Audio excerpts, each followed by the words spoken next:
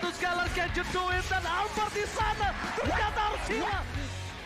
Ledge fight is long, gets instantly shot down by the Blazing Duet, as well as the Electo final blow. This is going to be easy cleanup for Todak as most of the... Apat yun, pero nasipa din siya. Yung ninakaw na sipa, buhay pa rin. Ang 41! Backline already, and you're running for the lives, gunning it. David trying to drag the members of RG right underneath the turret. It's not enough though. Gray coming all the way, and he cleans it all the way up. Just no way for him to run. Just Kita kata ada satu body weapon di polisi membuat pergerakan dari Mika tuh langsung benar-benar slow. Rafanya sudah tumbang.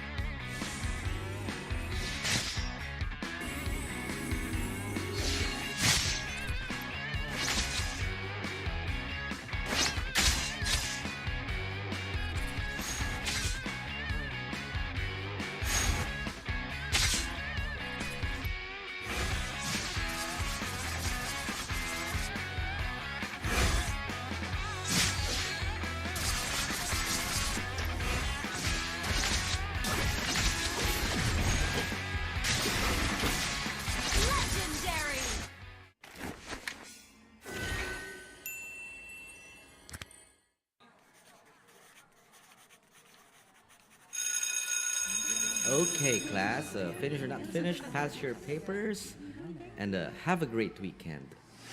Mahiwaga ang mga araw na ito.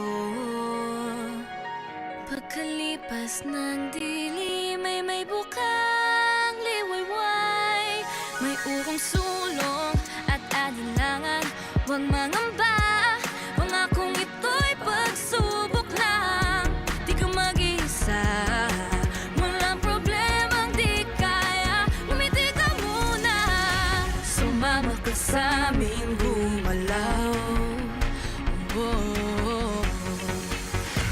Ibang lakas pag may kasabay. Tara laro, sumayaw tayo kasama ang buong mundo. Iparinig ang tinig ating himig. Di ka nag-iisa, sumabay sa musika. Kaya tara lumaban pa, laro tayo. Tara laro, tara laro, sumayaw tayo kasama ang buong mundo. Hatawag at sa umpisa, laro tayo.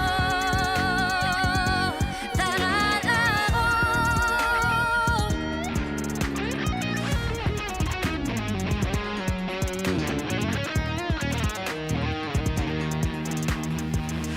Sumama ka sa'min gumalaw. Abatin ang bituin, kumikislap, nagniningning. Hawakan mo aking kamay, umindak sabay-sabay. Lahat naghihintay, handa na ako sa here we go. Tara laro, by the sumayaw mid-season tayo job. kasama Basically, ang he buong broke- mundo. Hatawag at sa umpisa, laro tayo. Tara laro. Ang pinapangarap ko, kasama kang manalo. Sama-sama ang laban natin ay gagabayan ng iyong puso. Tara laro, sumayaw tayo kasama ang buong mundo.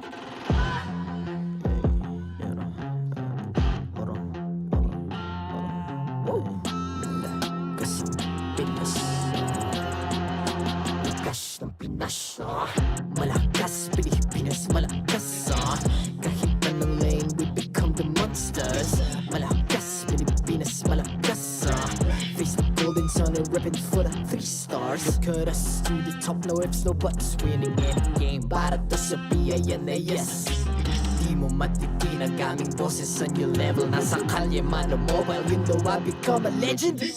Open fire, we unite, we winners. Built with pressure, the diamonds are made of. Switch in a lane na parang gera. HP racing, may reset up. Built agad ang buhat, we hear the full load SS parang Lyra. Susundan ko ang iyong bakas, kasama patas. Tagumpay natin doon ay tayo'y malakas.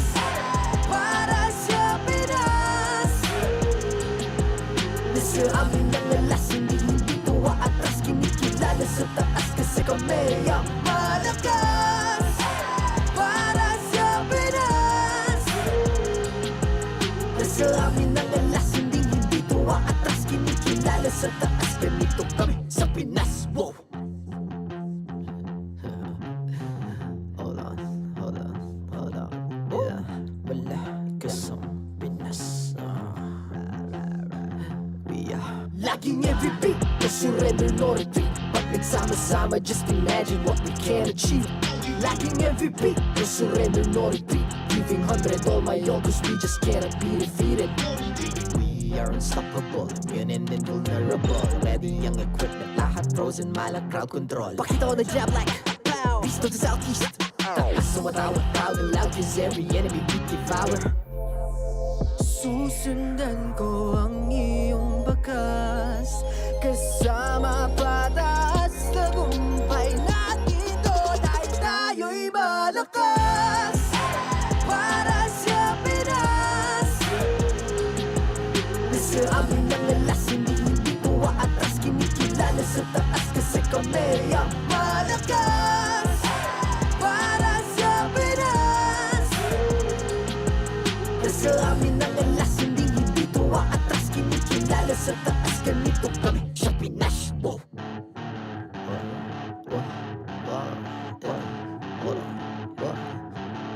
Malakas, Pilipinas, malakas kahit anong lane, we become the monsters. Malakas, Pilipinas, malakas face the golden sun and weapon for the 3 stars.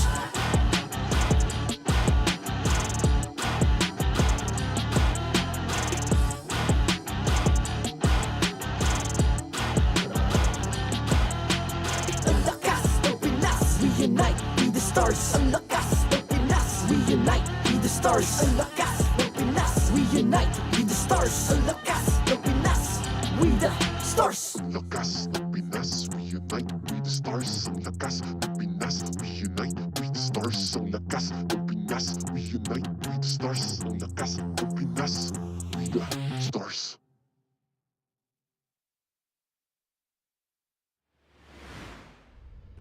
The 13th season of MPL Philippines is brought to you by the following sponsors. Smart, the official telco partner of MPL Philippines Season 13. Infinix GT Series, outplay the rest. Experience the MPL PH Season 13 action live at Shooting Gallery Studios. Tickets are now available on our official ticketing partner at /event.com. Don't miss any MPL PH action by following our official Facebook page and subscribing to our YouTube channel.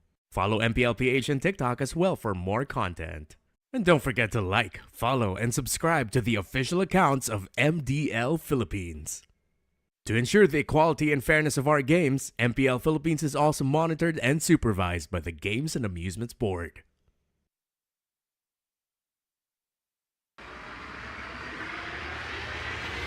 PM MPL na 4 PM MPL na 4 PM MPL na 4 PM MPL na 4 PM MPL na 4 PM MPL na 4 PM MPL na 4 PM MPL na 4 PM MPL na 4 PM MPL na 4 PM MPL na 4 PM MPL na 4 PM MPL na 4 PM MPL na 4 PM MPL na.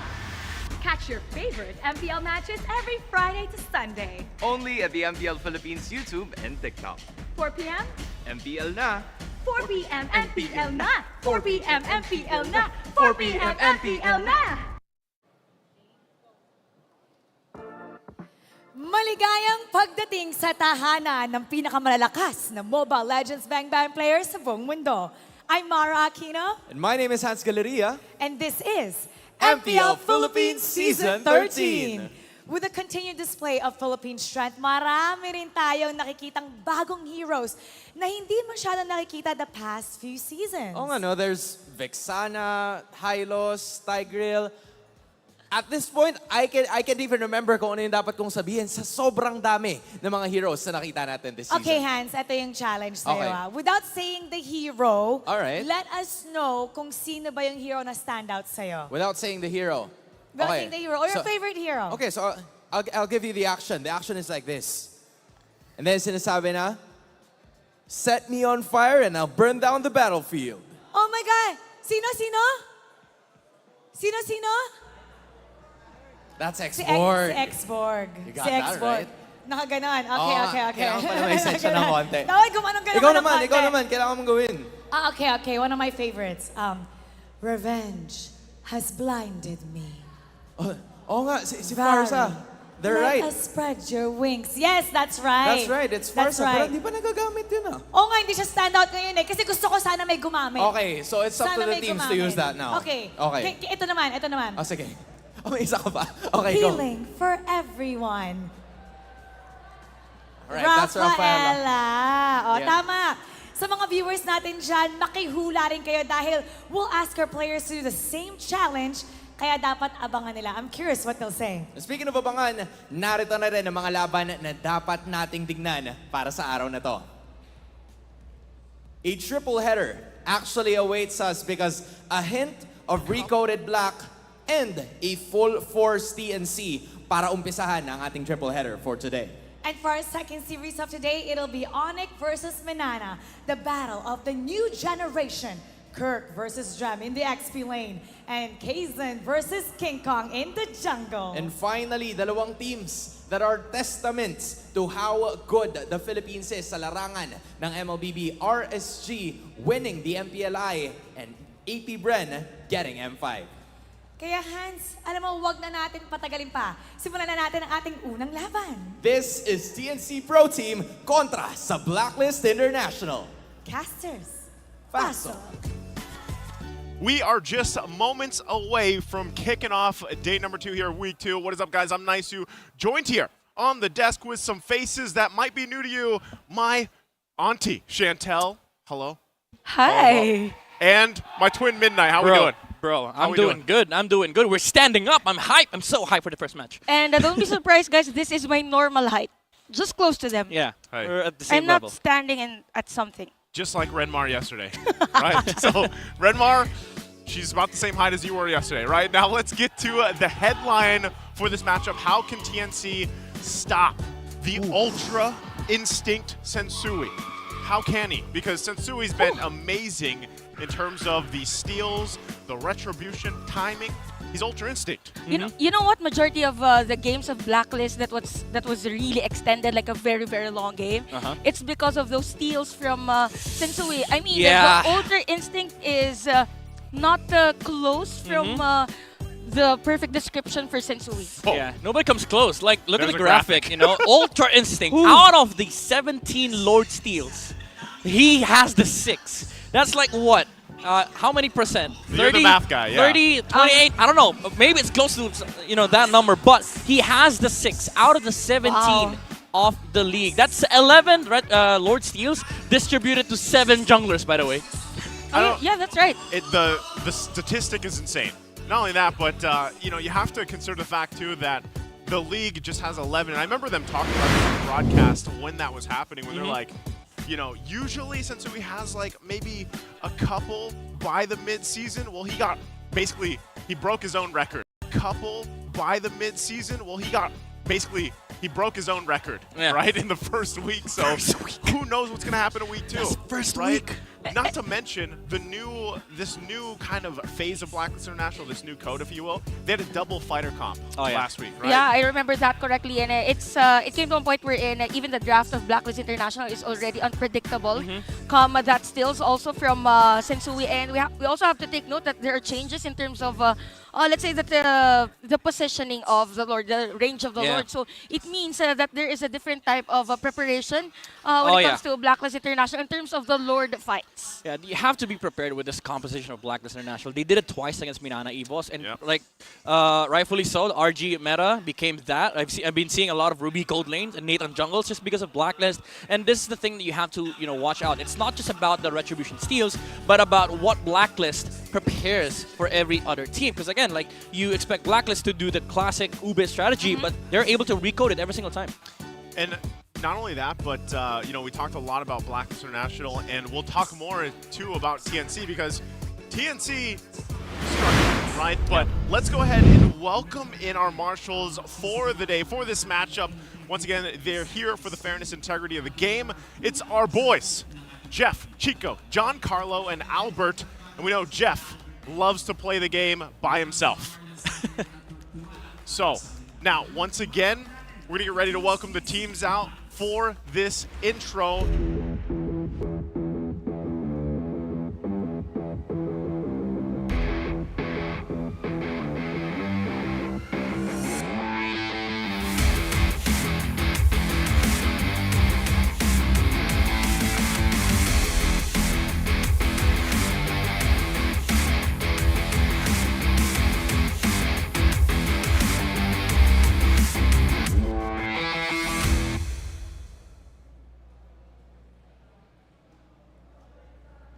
The Phoenix still looking to set ablaze their wings. Bringing in a new lineup, have they found the right ingredients to take off against a formidable opponent? Give it up for TNC Pro Team.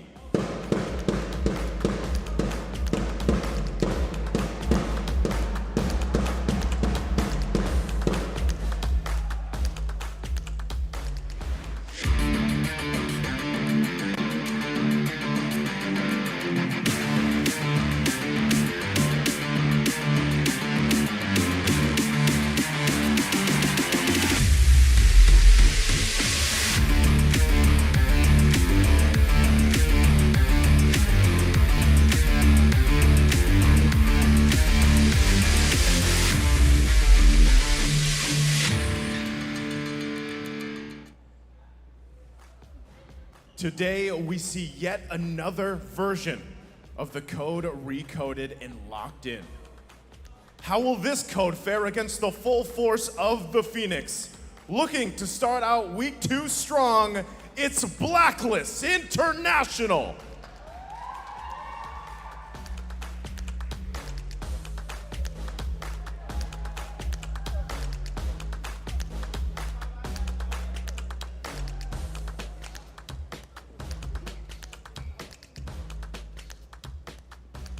And their coaches, Coach Bonchamp and Coach Ben Things.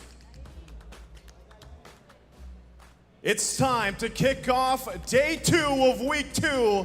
Will it be TNC or Blacklist International?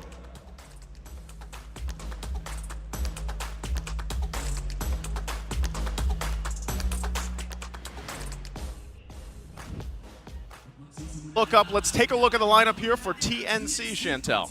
Okay, so for this lineup, we have Super Yoshi in for TNC Pro Team. So Nomad is back at the usual position for himself, which is the goal lane. So this is very interesting for TNC because we saw the potential already of this team and the progress itself from the preparation prior this season. So we're really looking forward on the performance today, knowing that Super Yoshi has or had a very nice performance last season. Yeah, now looking at Blacklist International, again, the recoded agents now rocking in Kimpoy on the roam. This is going to be a different variant and version of Blacklist International. Again, this is the strength of this lineup. Like, you get to the fundamentals, it's all nice, but if you think about how Blacklist fares against other teams, they are able to switch it up. And for the past season, we've seen them switch it up a couple of times. The terrifying thing about this lineup is that they don't really mess up.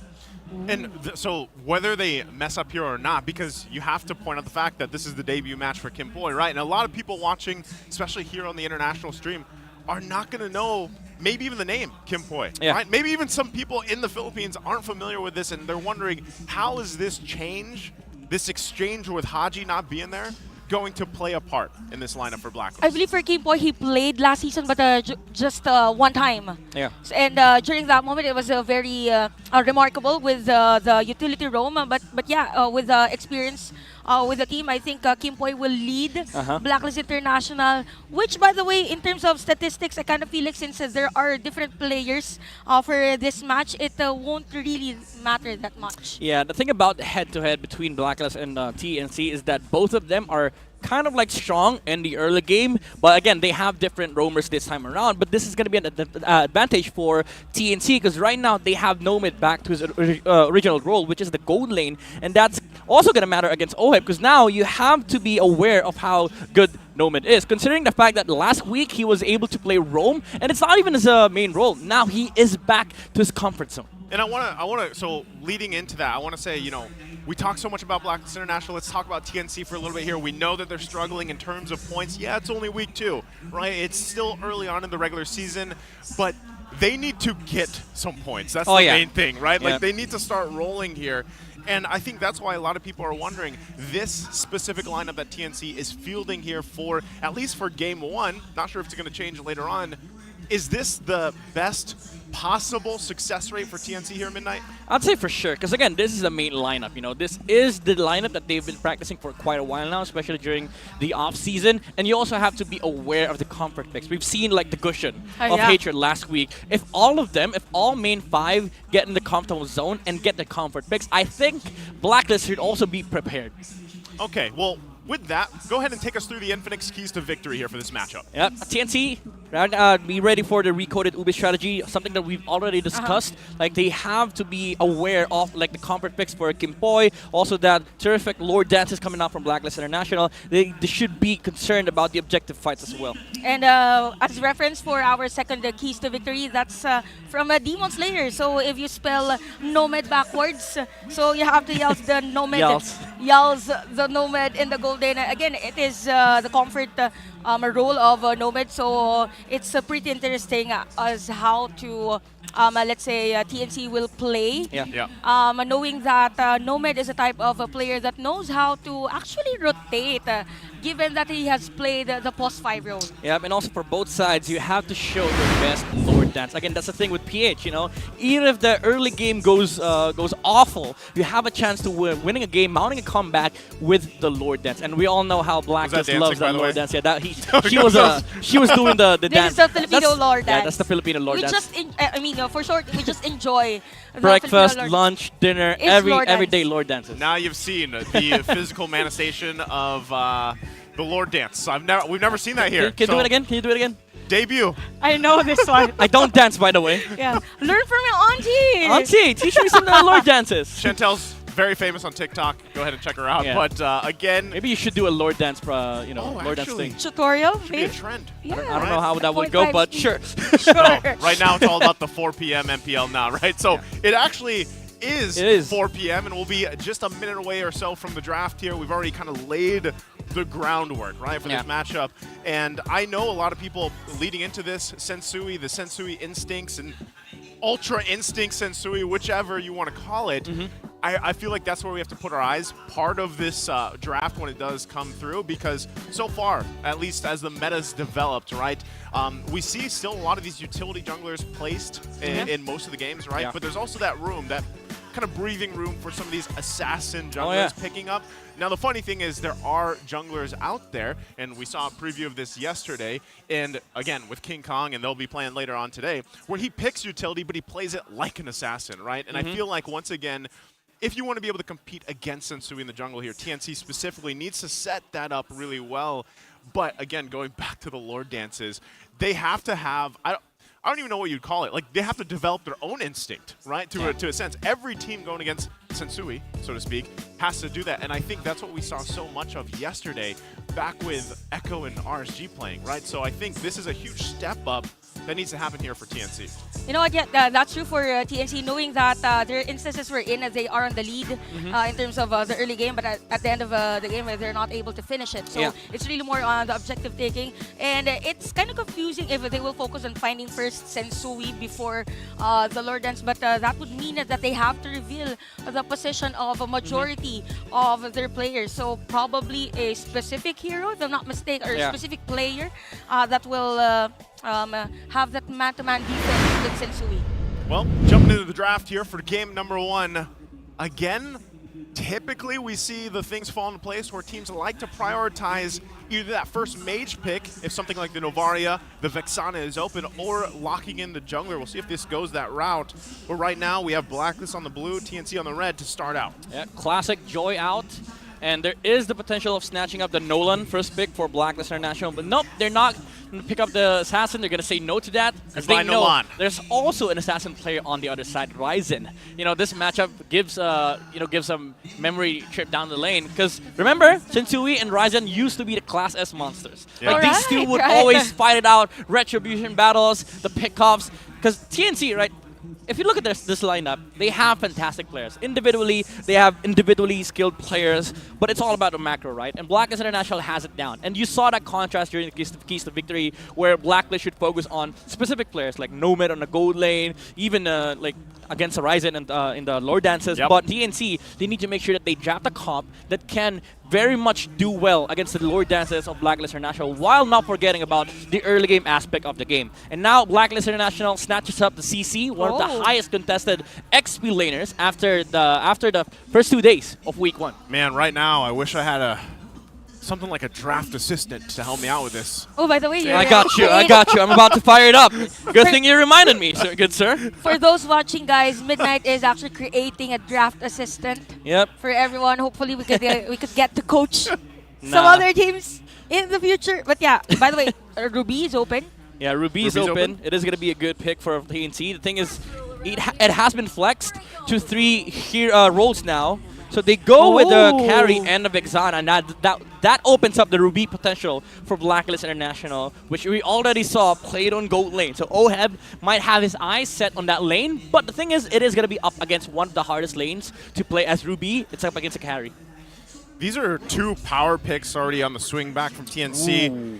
Baksha, I feel like this is once again the rise of the Baksha, you know, this season. Yeah, it's even weird. Yesterday, it was prioritized in the first pick. And Rafaela, so this is a usual Ube strategy. I mean, if we go back to the time where Wise was still the jungler of Blacklist International, it's either Baksha and Estes or Baksha and Rafaela. Yeah. Very interesting because, like, week 1, we saw the priority over Fredrins, over still the top utility junglers, you know, but now teams have started realizing that Baksha does provide more early aggression to provide that space to amplify the pressure in the early game so that you get to transition better towards that mid to late game. We've seen that yesterday too, like the Baksha always invading with with some help from the Roman support.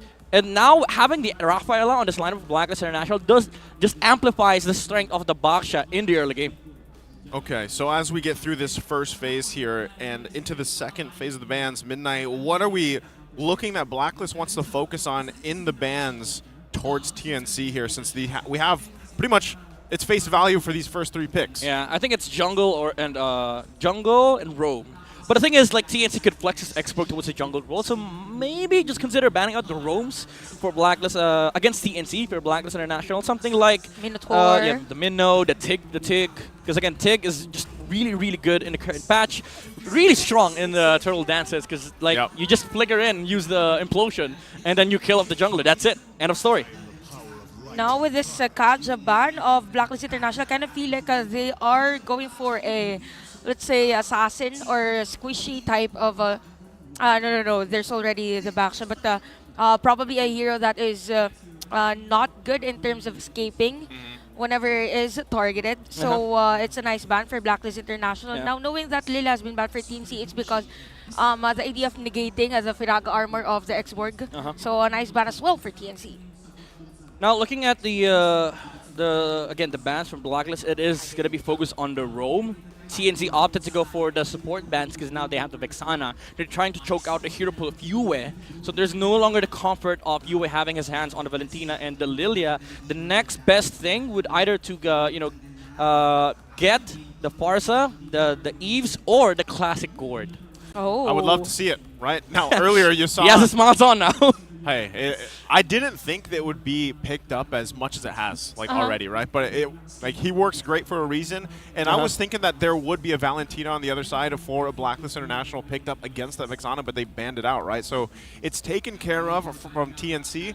And yeah, it leaves to question exactly how do you want to round this lineup out from Blacklist International. We wait for their last ban, though. And if they're still going to go roam, there's the kick. Yeah, you mentioned it. So Minotaur is open now for TNC, which is actually good here Even for the them. Ruby. Ruby and Minotaur knowing that there's no Valentina on the other side. So there's no IMU copying the ultimates of the other or their heroes. So probably Minotaur or Ruby, yes, for TNC. Oh, they go Fred, all right? Oh, okay. They then flex the X-Borg towards the jungle role. They showed the jungle. So now the last pick is going to be Roam. I think it should be Minotaur against this lineup of Blacklist. So they would be prepared for this. Claude is open for OHIP to take. Either the Claude or the classic Bruno answer against a carry. Yeah, I was kind of thinking maybe just go with the Bruno, right, for the most part. And if they, one of the great things is they have the Rafaela, right? And typically, we talked about this yesterday over here on how much the Brave Smite is picked up, right? In terms of that Fighter Emblem, man, it is on point. So you throw in the Rafaela in the mix that provides that movement, provides that sustainability. You know, Bruno's fine. You can move around and your auto attacks will hurt enough, especially locking in those first two items, right? And the Gourd maybe for Yue? There you go. Oh, there you go. Okay. Claude Guard. I don't, Thank you, draft assistant. I have this theory now that whenever Naisu's casting, there's a high chance of There's a Gourd. high chance. And it's funny because this, I was just looking over here on the side. Rockhart mentioned this earlier on. Oh. Shout out to Rockhart because he's like, every single time I'm on the desk. Every single time. Even yesterday, there was a Gourd. That's what I'm talking about. The assistant did recommend the Gourd pick for Blacklist, but it also recommends Minotaur for TNC. So I think they should get Minotaur. I think you might have to add a little code into that assistant here, Midnight, that if Nice is on the desk. Oh yeah. the percentage goes up a little bit. It recommended the Gourd, but on the second recommendation. Now I gotta tell it, yo, Nice is on the desk. Oh, okay. Okay, let's have Gourd for let's this have Gourd. or for this game. Either the teams will get it. So yeah, Minotaur. The assistant says, I'm sorry. Oh, okay. So, Ruby.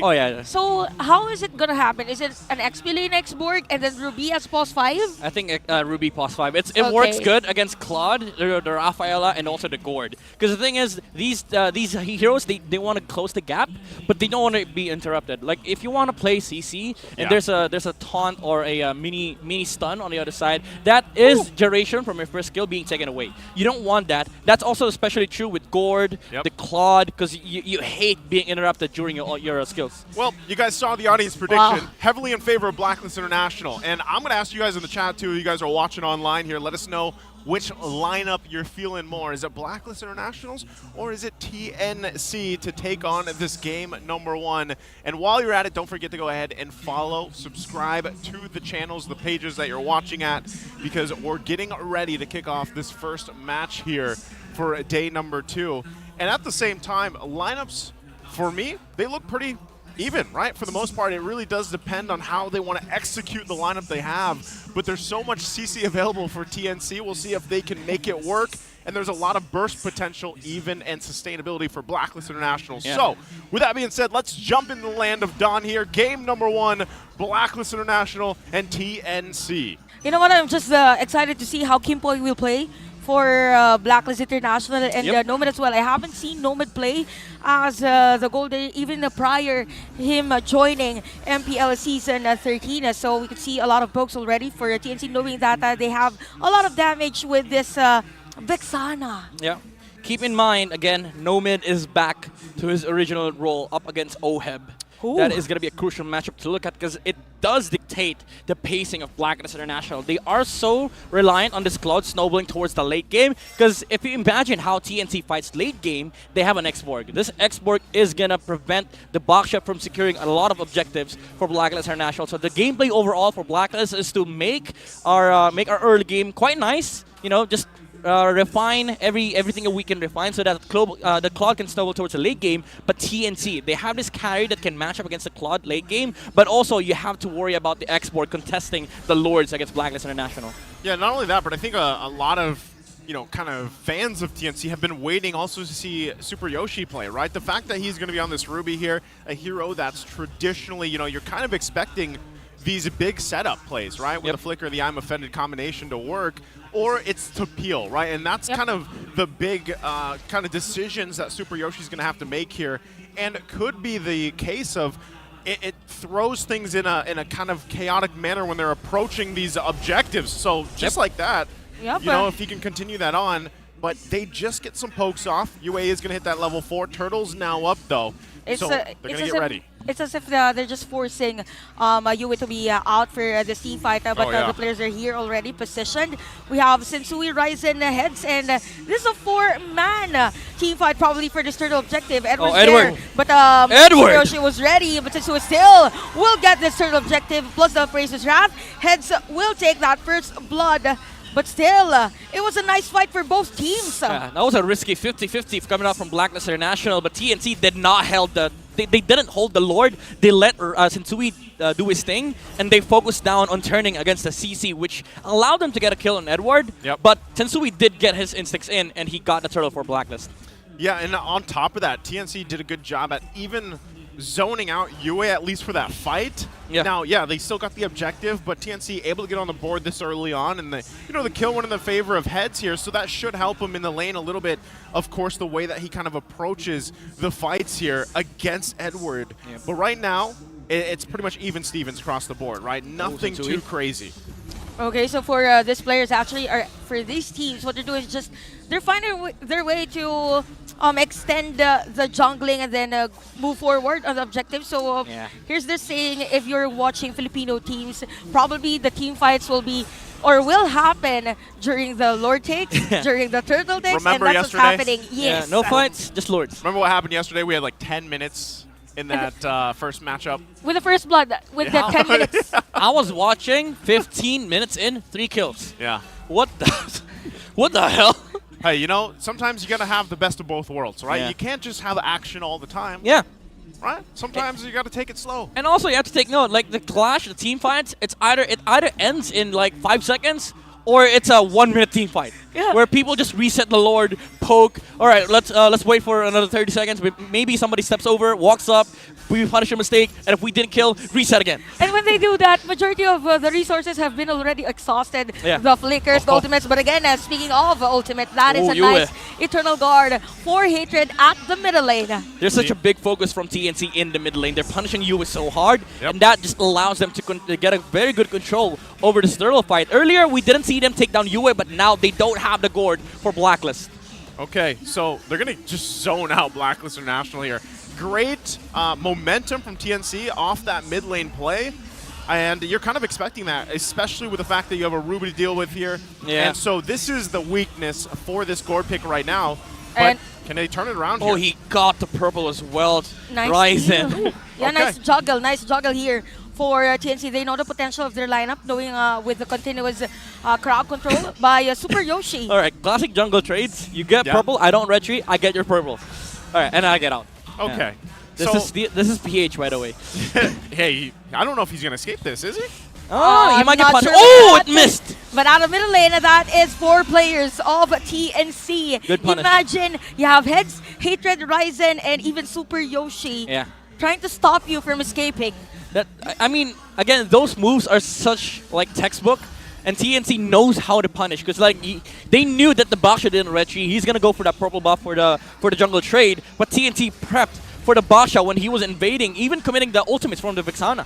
There's another one actually, probably Oheb. for TNC. Look at the damage with the Praetor's Wrath. It's just TNC all over the place in this jungle area of Blacklist International. You kill the jungle, you get mid control, and you transition towards the gold lane to camp against Oheb. This is such good macro gameplay from TNC. Oheb was leading by 500 gold, yeah, but it does allow for TNT to kind of slow down the tempo of Blacklist International because, again, they're very Claude reliant. This game is all on Oheb. If they are going to be able to slow down Kim Poi by camping that lane and removing the towers from Blacklist International, essentially the map is going to be choked out. And even if you're like leading by 500 gold, what comes next is if TNT is able to get more towers, that is going to reduce the amount of farm that you are going to be able to get out of the map for Blacklist International. Yeah, I love the pressure that TNC is continuing to put here on Sensui's resources, right? Sensui's kind of tired of it too. Yeah. And get out. Keep him at bay, but get out of my jungle, bro. This is what they have to do, right? Put the pressure there. Turtle's now up.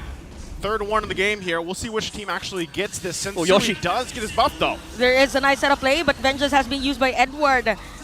The sustain is not enough though. Goodness. Ryzen with a kill again. It's just TNC forcing to get a kill prior an objective against Blacklist International. This is such good macro gameplay from TNC. Oh, Flicker forced out from Nomad.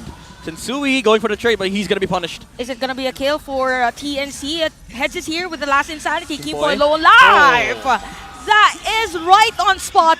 Plus a Flicker from Heads to escape the threat from Blacklist International. And we have Ryzen as well taking this surge home. Again, TNC is very good when it comes to the early game. You saw how immediate they turned on the CC right there. They were like, okay, we're going to have to deal with you in the turtle anyway. Let's just throw our spells to kill the CC. And if he dies, Turtle's free.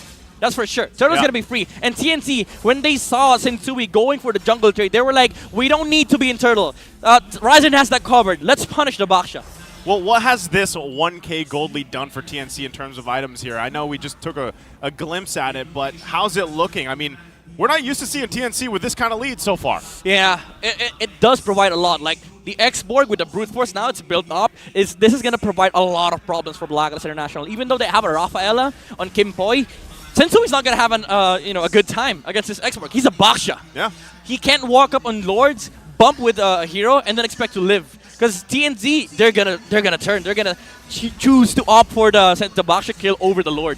Okay, look at that. Look at the zone from TNC Ryzen. just to force and take a turret here at the top lane. Blacklist International. It's as if they're playing passively against TNC because there's no answer. Yeah, oh, no. They can't. They're trying to go for a split push Yeah. at the bottom lane and give space to Oheb. Yeah, this is the trade coming out from Oheb. He cannot farm top lane anymore.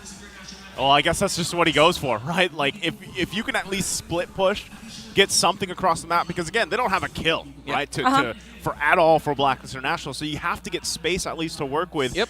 Leading into that first Lord especially, right? This is the time where, we'll, again, referencing the graphic we saw earlier, Ultra Instinct Sensui. Oh, yeah. If it's, early game is done, you get to these Lords now, you really have to pull something off. Oh, Yoshi! Speaking of pull, that was a nice pull, by the way. Good Purify use. Yep. Yeah. He has no Purify Lord, mind you. Yeah.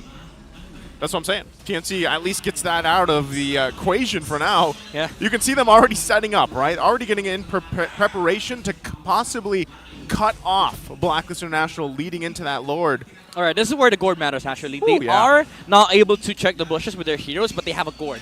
He can freely just get some vision and some pokes onto TNC. But again, this X-Borg is a huge problem right now for Blacklist International. The pull! Oh. Okay, that is a nice setup play. Eternal Guard has been used. Edward is down for Blacklist International, but Sensui will find heads.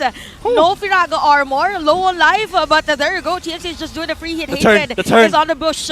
The Lord is still here, so Blacklist International, are they going to force a Lord contest? I think they're not going to make it happen. Oh TNC will secure this Lord. Okay, Super Yoshi quite low. Oheb gets a kill, though, so they turn something around. Sensui still on the hunt, not going to find Super Yoshi, but hey, they get something out of it, but TNC so far still in control. It's an XP for XP trade. Heads did walk up a little too far, but at the end of the day, TNC got the Lord. Now they can use this Lord to wipe out all the remaining towers of Blacklist International, and again, choke out the farm of Oheb. But Oheb has been doing fantastic on this Claude. He is a whole 1K gold ahead over the carry, which means that he is kind of snowballing into the late game, but right now, TNC does have the chance of taking the entire outer base of Blacklist International. Well, they have to make quick work of it, right? You can see Blacklist International bunching up that Ube strategy they love to have.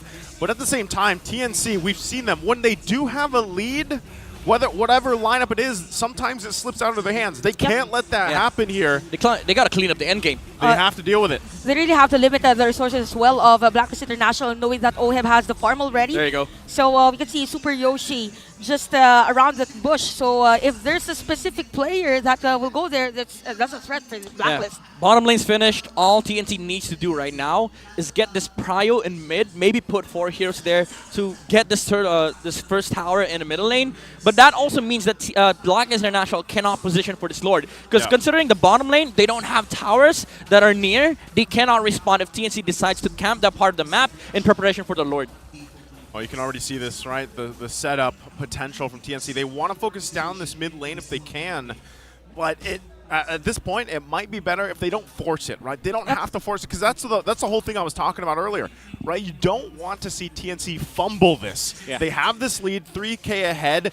They need actually Nomad to catch up a little bit more. That's why he's continuing to farm up, because you pointed out earlier, Midnight, he's down about 1,000 gold. That's huge. I mean, look at the Lord advantage. It was only 450 gold that they benefited from that, right? Yes, they did a ton to the turrets, but still, Blacklist International finding some way to hold on to this part, because as we are 40 seconds away from that Lord, that tier 1 will actually help them a little bit in the mid lane, right? Yeah. Dealing with the space that they have to work with. Well, honestly, I think they could have pushed middle lane, but the carry decided to farm some greens. That might bite them in the end for TNT, because again, Blacklist is making a lot of use of this tower in the mid lane. They just protect it and let OHEB split push the side lanes to get some farm, and again, to put some pressure so that a hero from TNT reacts to that. And you know what, since Blacklist International is able to extend this game, it means that we will come to that ceiling point wherein a gold won't even matter for TNC. So they really have to secure this Lord. And when we say Lord, again, there is the Sensui instinct. That's a threat for TNC. They're going to go right for it, actually. Yeah. The expert got poked and the carry showed himself on top lane. Oh no, TNC! They want to go for it right away. TNC, no. They know it's going to take some time here. TNC, though, they want to contest this as well. Ryzen, look at the damage he takes already from OHEB. Okay, look at the heads as well. So Edward is in front of the majority of the players of TNC. Forced to back away since he's there. We have the Eternal Guard. Keep boys low on life, but the Lord is still half alive. Is this going to be a reset for both teams? They have to reset it. Okay, this is the Filipino Lord dies. TNT, they made a huge mistake of showing the Ruby and carry top lane. Blacklist immediately went for the punish. Fortunately, the damage wasn't near enough for Blacklist to burst that Lord, so they have to reset it. 50-50 this time.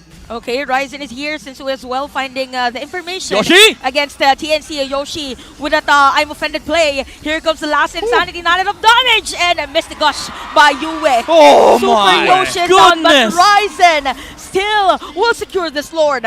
Good job for TNC to secure the objective, but they got to hold on to some turrets. It looks like Blacklist might want to make a play further here if they can, but again, they're respecting the lead that TNC has right now. It was a good play from TNC. Yoshi caught off the CC, and they were able to try and burst him down to Blacklist International. Were forced to fight, but OHEB committed for the Blazing Duet on the backside. He was trying to take off the Vexana, but the early winter Truncheon purchase allowed TNC to kind of negate the Claude's existence in the team fight. And again, they had to 50-50 it against Ryzen, but you know, Fredrin has a better chance of getting the Retribution steal because of that first skill Retribution combo. Hey man, Ryzen right now has got his own Ultra Instinct going for it, right? That's twice now they've gotten the Lord at least secured here.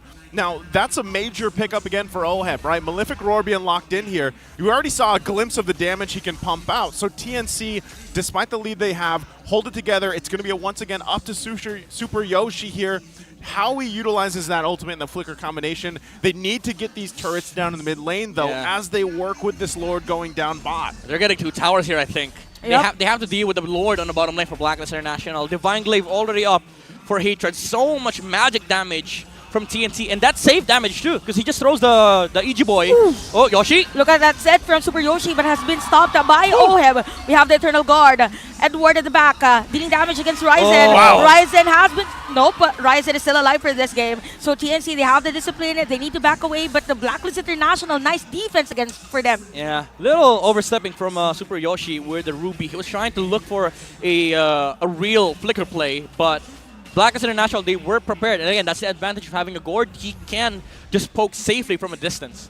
It's kind of crazy, right? Because when you look at TNC and how they're approaching this base, you're thinking, all right, they're surely going to get at least a base turret down here. But again, the lineup that Blacklist International has and the way they're holding it together speaks volumes for the sustainability that this lineup has and the damage potential, right? We talk about true damage a lot. There is on both these lineups, but it's a little bit harder for Nomad. He has a shorter range, and he's got to get in the right positioning to pull it off. Yeah. That's why I keep saying for TNC, it's so reliant on Super Yoshi. Now, it might be a lot of responsibility on his shoulders, but he's got heads doing the scouting for him, right? Play into that.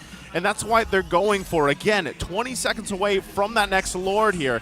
TNC still holding on to a small lead. That's great, but you can see it back and forth when they actually get ready to fight here. This is where we get to that point in the game where, okay, it comes down to conceals, the positioning of these roamers. How are they going to pull this off? And once again, getting through those purifies on top of it. There's 2 across the board for Blacklist International. Now up, Oheb just got his online. So for TNC, how do they approach this fight? Oh, is this going to be a play for TNC? A lot of damage already for Nomad for this one, but a lot of pokes as well to answer that one from Blacklist International. It's interesting because you see both teams have priority on the opposite side of the Lord. Usually you'd see teams, setting up for the Lord play here, but they know that Edward is going to go for that slow push on the opposite side. That's why you saw TNC also eyeing a pickoff on Edward, but Blacklist International, they knew. They knew that they had to protect Edward at all costs, so that both teams were just standing on the bottom lane. Look at the mid lane positioning right now, right? Super Yoshi alongside Nomad trying to get their own position here. They're going for a surprise if they can. They checked. Oh my goodness. That's the vision, right? That's the vision that Gord provides. You don't have to get too near to those bushes. You can just lay down the zones and deal with it. Dude, this is such a high-level play. They count heroes. Blacklist International, they saw 3 on the Lord for TNC, and they already knew that there were heroes camping on the bottom side. I think they will force this one. We have the Gush already, and Ryzen is already low alive. Is it going to be a kill? Ryzen again with a steal. Oh, this time around with a killing spree, and we could see Edward at the back. Hatred uses that flicker, and TNC forced to back away. Oh no. Done. Even Ryzen is down. Super Yoshi with again, Nomad is down as well. Super Yoshi without that immortality with the winter. If they take Yoshi down, that's it. Hatred is down as well. That's it. And it's gonna be a wipeout here for Blacklist International. Oh my goodness! It doesn't matter for the Ultra Instinct from Ryzen to get the Lord. Blacklist International wins the fight. Oh my goodness! No one will defend the base against Blacklist International. He will use the Blazing do it one away to end the game as Blacklist International takes game number 1. Man, oh man! What a turnaround from Blacklist International in game 1. You saw how committed Blacklist was for going with the fundamental plays. They turned on the Lord. Screw the Lord. Whoever gets it, we don't care. We're winning the team fight. TNC, you go take it. We wipe you out. Even if we don't wipe you out, we're just going to reset the game. Because the thing is, TNC's not going to be able to utilize that Lord anyway. Ryzen died. Yoshi died. Everyone died. That was it. He got the wipeout. I just got to say, ladies and gentlemen, that last glimpse of the Gord, getting the stun, flickering with the ultimate. Yeah, you're right. You're right. Chef's kiss, right? Approval. That play against Yoshi, chef's kiss. Because he knew Yue was like, this kill matters. This ends the game right now. It does. And he did it in between the turrets. Again, this is the strength of the lineup that they had. And I said it earlier, I don't know if I'm jinxing it at this point, guys. TNC has the lead, and it slips out of their hands. Why does it happen? It's as if it's not the idea of not them knowing how to end the game, but it's just the other team knowing the strength of their lineup and the weaknesses of TNC's lineup. But every single time, every single time. I don't know what it is, and I have to commend Ryzen, man. Like, he was on point with his own retribution battles, right? Yeah. And that's what we painted the picture of going into this, and Ryzen pulled it off completely fine against Sensui. It was the rest of the team from Blacklist International, and Midnight will break this down in the analyst segment on what happened here exactly for this game one. Well, the MVP of the game is going to be none other than Edward.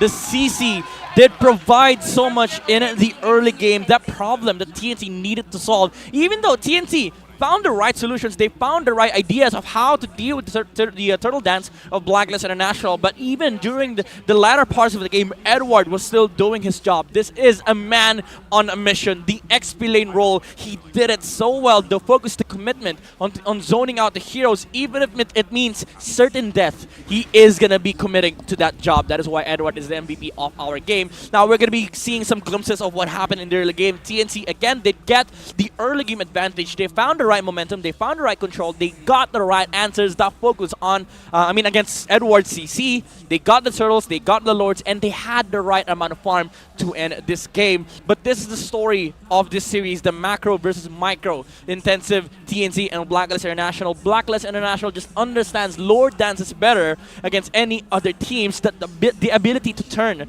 on the lords is what made this game possible for Blacklist International. Again, the crucial pickoff against Yoshi delayed the game enough so that Blacklist International came to this Lord dance committing for a team fight. They didn't care about the Lord at all. Even though Sensui did try to get the retry from Ryzen, that was still a very good retry steal from Ryzen. But again, the overall idea for Blacklist is that we're turning on this fight. Since Sensui was left alone on that Lord dance, and Edward and the other players were committing for the team fight against CNC. We are going to be looking at the emblems right now. Interesting to look at is the build coming up from Nomad. This is the classic fighter tank carry build that has been going on for quite some time now.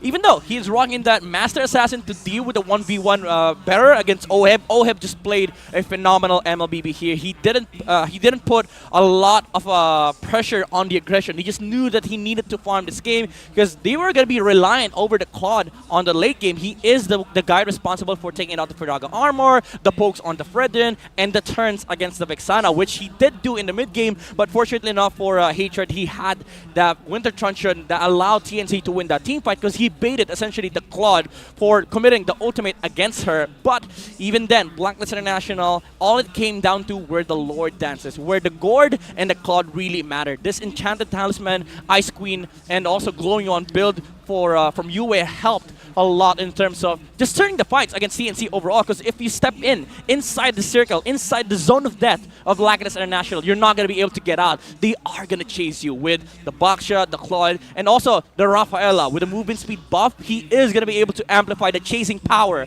of Blacklist International. So TNC didn't really much have of a choice in the late game, because with the X-Borg, yeah, he is going to be zoning out the Baksha, but Oheb and Yue committed for taking out that Firaga armor. They didn't mind about Sensui at all. They were like, okay, Sensui, you got the Lord. We are going to be setting up for the team fight here. If they come close, we are going to be turning, and that is what happened, and that's what helped Blacklist International secure game number 1. Great breakdown there once again. It's weird to think that at one point Blacklist International was not on the board at all. It was like 0-5 in terms of kills for TNC, and then they kind of flipped a switch, right? And it's again, how do you adjust from that going ahead? Because TNC had a great start of the game into the mid game even, right? So before we talk more about that matchup, we want to go ahead and let you guys all know that Leslie and the Chang-E, or Chang-E, however you pronounce it, the Spirant skins are available now. The first 1x draw every day and the first 10x draw during the event are 50% off. On and on, the epic skin is guaranteed on the first 10 draws, so grab them now. Yep, get them. Get them. Channel's gonna be meta next patch. Oh, really? I guarantee it. You know hear from we here. Don't know, or? You heard it from here. Clip it. Channel's gonna be meta. Apparently there's something new that we don't know that only Midnight knows. But speaking of that, the Infinix GT Series, Outplay the Rest, brought to you by Infinix, the official sponsor of MPL Season 13. Be unstoppable and outplay the rest with the Infinix GT Series. Yeah, you gotta outplay them with the Chango Aspirant skins. Using the Infinix. That works. Yeah, right? Hey, we did get a chance to play on the Infinix, yeah. by the way. The GT All right, Series. really? Yeah. During we did. the rehearsals. Dude, it's so good. How I wish so I good. can play during rehearsals. I will say that. You'd know how good it is. How good impressed. this is. Impressed. 120. Yeah. Were you able to play Gord? Yeah, I did play Gord. Felt awesome, right? Yeah, I did. You outplayed the enemy, right? I did outplay the enemy. Who was our enemy? Who was our enemy? The production. The referees. The referees, actually. Are you low-key? We were up against the marshals, bro. That's right. Our great marshals, keeping the fairness, integrity of the game. We love you guys. Right? But going back to it, okay, game 2 ahead of us. I honestly, for TNC, it just felt like even with the lead that they had, the way that it slipped out of their hands is they didn't keep, you mentioned this earlier, Oheb in check for one. You know that he likes the quad for a reason. The Gord was a little tough to deal with too. And I know before that last fight broke out, before the Lord, they wanted to make that play. Super Yoshi went in with no med, had the conceal. But the map awareness from UA, you can't discount that, right? I mean, it was just, it worked out great for him to stay alive, and that's one very important thing about the Gord. But speaking of Nomad, let's go ahead and head over to hear what Nomad had to say about this matchup. Yung sa MPL po ibang level na po eh. Parang kailangan mo talaga maging fully committed, tapos doon lahat ng free time mo i-google mo sa paglalaro, or kung hindi man sa paglalaro, sa pag-aaral kung paano ka lalakas, ganun. I-review mo yung mga games mo, kung ano yung mga naging mali, ganun. Kaya masasabi mo na talaga na kapag nasa MPL ka na, ibang level of practice and grind yung kailangan mo. Here from Nomad there once again, comparing what it's like playing in the MPL. And it's funny because we had a discussion about this on the desk yesterday, and even off the desk, I was like, you know, for the players that go from, let's say, MDL into the MPL, it's like, how does that feel? Like, what is the difference, right? Because most people are like, yeah, it's more intense. And as you take a look at the recap from the draft from game 1, that's the thing. When you step into this professional league, there is a different, I feel like, responsibility, intensity to everything. And you're seeing it. So I think this is kind of the pressure that you see from a lot of these newer players stepping into the league here. And I guess for MDL and MPL players, it's really more on the experience, I think, over the different slice. Because for MPL players, there are instances wherein we get to choose this hero, but at the same time, it's not the usual play style that you see. Whenever, for example, for the Gord, everyone was surprised when Gord was being used way back in the seasons, right? But yeah, it's the ideology that you get to use heroes that are unorthodox. Yeah, I mean, nice and new, definitely. You know, I have to just throw this out there once in a while, because some people, when we talk about Gord extensively and I'm on the desk, some people actually message my page and they're like, oh, for real? Why is everybody talking about Gord? Okay, I'm just throwing it out there. There was one point in time, guys, I played only Gord, that's it, and I managed to get global number 1. Give you a background. There you go. Yeah, nice who loves the Gord. So he's the one from the future. Yeah, you're the guy. He was playing Gord. You were playing it like 2 years ago too. I remember specifically saying too one time on stream, being like, one day you're gonna see this guy in MPL. Dude, I wasn't even casting yet. It's crazy, you know, because the thing is, like, Naisu kept spamming the Gord. Baksha, Baratz, Xbox, they weren't even meta back then. Yeah. And now you start seeing them heroes, and mages, like mages today, think that, why not Gord? One proud dad. That's right. Why not Gord, right? That's right. And you saw the effect earlier. Like, Heads and Sensui couldn't walk up. I am personally happy that we're in a meta where you have these variations. Because, hey, throw it back a couple seasons, guys, and all we saw in the mid lane was Faramis and Valentina. Oh, yeah. You remember that? That was season 10 Season or something? 10, season 10. That's just him.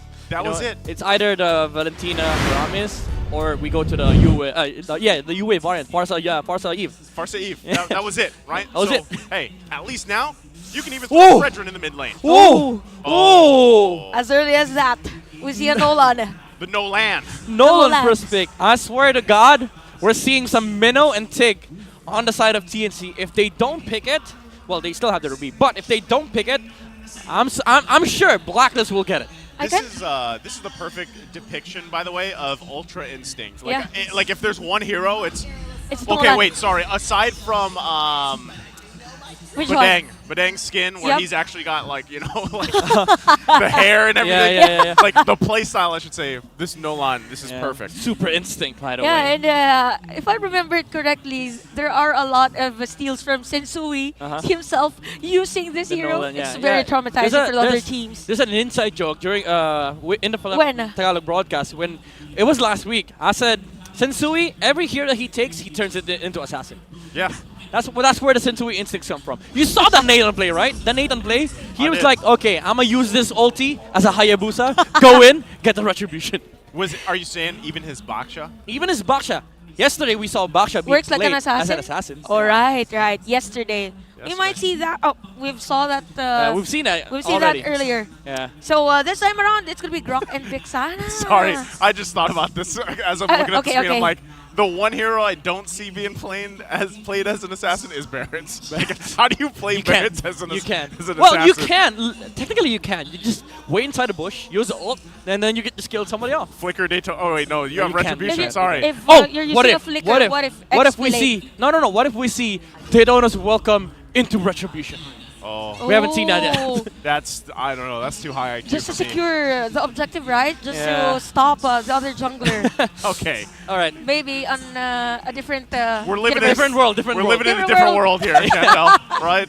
Let's take a look here again at the stats. This Cho pick, which we actually saw yesterday as well, pop up here from Super Yoshi. This is from season 12. Played 13 games there. Yeah. Found some success, Yep. right? But, at the same time, I still feel like, I don't know what happened to Cho. I still like it when he's picked up. Pick-off potential's great. But I feel like right now, with things kind of settling into place, it's a little bit harder for him to work. Yeah, because the thing is that there's a lot of heroes in the current meta that are good against Cho, like the Ruby, even the Grok. Because what Cho does, every other heroes in the current meta does it better. Yeah. If you want to pick off, Tig is a walking pick-off teamfight machine. If you want a zoning hero, you can just go utility, Matilda, Rafaela, again the Grok, and the Minotaur. Now Tig's banned because they don't Blacklist doesn't want to see a Tig on the other side, especially up against Nolan and Vex. Because if TNC jumps with Tig, game over. That's it. So Black International, that's a very good heads-up ban. Now TNC, they did remove the Harith and the Claw. This carry is going to get a good game in the laning stage. But also keep in mind, there's still that Bruno that could come out from Blacklist International. That is a nasty early game comp. I'm thinking the Bruno, right, for Blacklist International there. The other thing for TNC is really, again, with what we just talked about with Super Yoshi, what do you want to plant in that roam role to help with this? Minotaur right now? Probably Minotaur, right? But Diki's still open for Blacklist. Still Ruby, so they're just really confident with the Ruby carry idea. Yeah, it was effective earlier. It works against Nolan, and it is a combo with the carry. And also, removes the flex factor coming out from Blacklist International, because they could also get the Ruby on their side. Maybe flex this Grok onto XP, although we haven't seen Edward really do that. Now, Blacklist International, they can get the Paquito or the Benedetta for Edward. Oh, right. Both heroes are really good against the composition of TNC. You have a split, you have a way of relieving pressure against the map, and you also have a snipe capability against his carry. So maybe it's that, Paquito and Benedetta. Maybe Gord again, actually.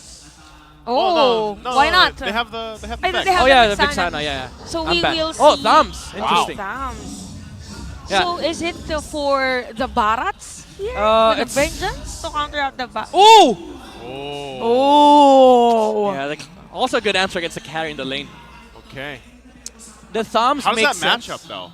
It's very much the laning stage, it's skill dependent, but carry mostly wins the lane. But if the Nathan is any better, he's just gonna clear the wave. And if carry decides to freeze the wave, the roam is gonna come to reset that wave. So I would say it's a wash lane. But honestly, the scary thing about Nathan is he is the fastest scaling marksman in the game. Is that fact? That's a fact. That's a fact. That's a fact. Even for he snowballs way harder compared to a Bruno. Wow. A Claude, a carry. I experienced that even on ranked games. I could say that Nathan is a deadly hero. Yeah. Specifically with the idea of being snowballed. Okay, they took the Benedetta instead. This could be deadly too with a 100% win rate, by the way. I know it hasn't had a huge sample size, but the fact you pick up the Benedetta, going against Blacklist International, who obviously Edward loves that hero as well. This is, once again, it's a little, this lineup from TNC's, there's some risk factor here, right? And at the same time, again, I feel like a lot of this, it falls on the shoulders once again of Super Yoshi, just like it did in the previous game. So if he's not able to get those pickoffs or the setups he's looking for, they could struggle. Whereas when you look at Blacklist International's lineup, they have so many options, man. I mean, like, there's a great front line tankiness to it as well. And then a lot of burst damage. I mean, we're talking about a ton of even magic damage being thrown there. There's a ton of peel for the Nathan. And speaking about options that you mentioned, they don't even have to get this turtle, because with a Nolan, with an assassin on the jungle, they could just go gold lane, assassinate the carry, and take over with the Nathan. They have that aspect of the comp in their game. Like, they could just opt to not care about turtle at all, and then look for the snowball on the Nathan. I think we saw that type of play yesterday with the Omega versus ONIC, wherein ONIC was not forcing any team fight, but rather forcing a gap on the gold laners. Yeah. So probably that's another variation for the Blacklist Ube strategy. Yeah, given that too, in just a second. We'll be taking a look at the emblems here on how that falls into place. There it is, Midnight. Anything that sticks out? Oh, tenacity on the Nathan. Oh. He wants to fight against this carry head on. But, and you know, it's a tank carry, so it's going to be, again, a wash lane. But I'm looking at the emblem for the Nolan. He's opting for maximum damage here with the Thrill and Lethal Ignition. Sometimes players do go for the killing spree for added to stay in the team fight. But no, in this game, he just wants to assassinate someone, get out. Yeah, you already saw a little preview of that. Yeah, that damage already early on against Super Yoshi top side. He does hit that level 4 now, so Ryzen as well. Kimboy, though, should be fine. It has to flicker out. Ooh, that's big. So, yeah, they hold it together. That Daytona's Welcome was trying to get him too. Not going to happen. So all this, again, 30 seconds away from this turtle. First big objective of the game. Oh, I like this play coming up from Nomad. Look at top lane. He was holding that mini bush near the gold lane so that he knows if the Nolan is going to go up there. And he was right. Sensui was heading towards that gold lane. Yep, and here at the bottom lane, it's actually the same rotation for TNC, but there's no trade or there's no objective secured on that one. So it's going to be TNC first on this position at the turtle pit. They're playing this very, very good in the early game. They prevented the Nolan from coming up towards the top lane. Now he's kind of winning that lane against the Nathan, and they have turtle prio. Okay, half health here. Does Blacklist International go for it? Oh, here comes one charge from Hater. A nice setup play from Yoshi as well. Ryza will take the turtle. And we have 2 players down from Blacklist International. That's going to be Sensui. Sensui. Yeah. Sensui. Sensui. They're taken out of the picture just like that. Sensui. I mean, you're right. Those 2 heroes got caught out by TNC. And the thing is, like, looking at the comp, there's no way you're fighting objectives against this lineup. They have such amazing CC with the Petrify. The Valentina could just copy the Eternal Guard, and also Ryzen with the Daytona's Welcome against your jungler. Blacklist had no business being there against the turtle fight against CNC. But again, it was because of what Nomad did earlier on that prevented the Nolan from taking advantage against the Nathan lane. Again, as things fall into place, GNC's finding themselves in a very similar position from the previous game, right? They've got 2 on the board. They have almost a 2,000 gold lead here. And once again, it's Super Yoshi looking to just kind of plant himself in these strategic positions. Hatred holds on to the wild charge as well, right? Which works really well in conjunction with having that I'm offended available to you. So real quick, let's take a quick look how these items are falling into place. Yeah, the Nathan is getting behind. He's trying to complete the Feather of Heaven before the Corrosion Sight comes out from Nomad. I actually like this build coming out from the carry. Tough boots first, just to be able to get a little bit of damage reduction from the Nathan, and also some CC reduction, because the second skill is really annoying from the Nathan. It does get reduced. Like, you would be able to dash out of that combo. So that's a really good heads-up item build coming out from Nomad. Wow. Okay. A lot of pokes actually from both teams, both the bottom lane and even the top lane, but still TNC is at lead. 2.3k gold, and we have another turtle spawning at around 15 seconds for this game. It's just Super Yoshi and a key point battle in terms of the information in between each other. Yeah, they're gonna have the carry as well with this turtle fight. TNC, for sure, they are taking this turtle away from Blacklist, unless Sensui is able to miraculously get it once again. This is crazy. Look at the pressure TNC is able to just put there by just standing, right, menacingly. And right now, Turtle's going to be up here, so this time, Does Blacklist International have what it takes to actually contest this? Or is it a little too risky, right? You can see Sensui going and getting the buff. Looks like TNC is just going to grab the objective as they do, furthering the gold lead a little bit longer. This is one of the downsides, I guess you could say, about some of these assassin junglers who are very reliant on those buffs for them to work. You know the pressure is going to be there, right? But again, you can't count out what happened the previous game. Blacklist International flipped the table very quickly. So once again, TNC, the biggest part here is discipline. Can they keep it together? Can they keep it under control? Sensui, I think he got a purple of the Barats. They saw Ryzen pop up for a second on the top lane, and he retrieved the purple, his purple buff, and then went straight towards that purple buff of TNC. I kind of feel it for Sensui is trying to have more lead in terms of the jungle against Ryzen, so there's a high potential for the steal again with Assassin. Oh, he didn't get it. Okay. So still Blacklist International is more on the safer side in terms of rotations, just Sensui pumping his gold against TNC. That's a nice attempt though from Sensui. Like the idea is there, like what Chantel mentioned, he's just trying to use the clear speed of the Nolan to like make sure that he gets ahead by just farming. Because again, early game, you can't do anything against TNC, like around objectives. And the workaround, or the trade, is that you just farm. You know, you farm not your side of the map, but their side of the map. Have you seen that damage against Nomad? That's 4. I counted it. 4 hits from OHIM during that moment. We have the Eternal Guard already. Super Yoshi is already low on life. We have Edward with the Counteract Inferno. The Freed as well. Kimboy with a wall charge. It's going to be Sensui down, by the way. Solo kill at the middle lane. And Blacklist International is forced to back away. TNC now positioned on this purple buff. They just don't have enough damage. Under the turret, though, they're going to force Heads back a little bit more. But wow, tough. Wait, did Heads solo kill Nolan without committing ult and Petrify? Yes, out of middle lane. Oh my goodness, TNC. Again, I talk about how good these players are individually from TNC, and now you're showing why they're so good. Like now, the macro does favor them in the early game. Turtle is going to go towards them, but Heads. Heads. There's no wall charge though from Kimboy. Could have been a kill for them. But yeah, everyone was grasping for breath during that moment, even the Heads and Kimboy. This game from TNC is better for them compared to game 1. They're just getting everything. But what Blacklist has in this game is the ability to once again rely on OEB. This time around, he's not with the Claude, but he's using the Nathan. We all know how strong Nathan is. Like if you come close and if you underestimate the damage, you're just gonna get deleted. He has the nasty combo with the Starlium side build, which is now is getting built up. He now has the Feather of Heaven going to the Starlium side. Probably Holy Crystal is the next item. Yeah, good choice too. Again, there's so much magic damage that they're going to be thrown at him. So TNC right now building a little bit in that defense in that department, especially for Ryzen, already has that Radiant Armor. So still, he's up to that front line for the most part, right? Dealing with it, but the pressure, man, from TNC.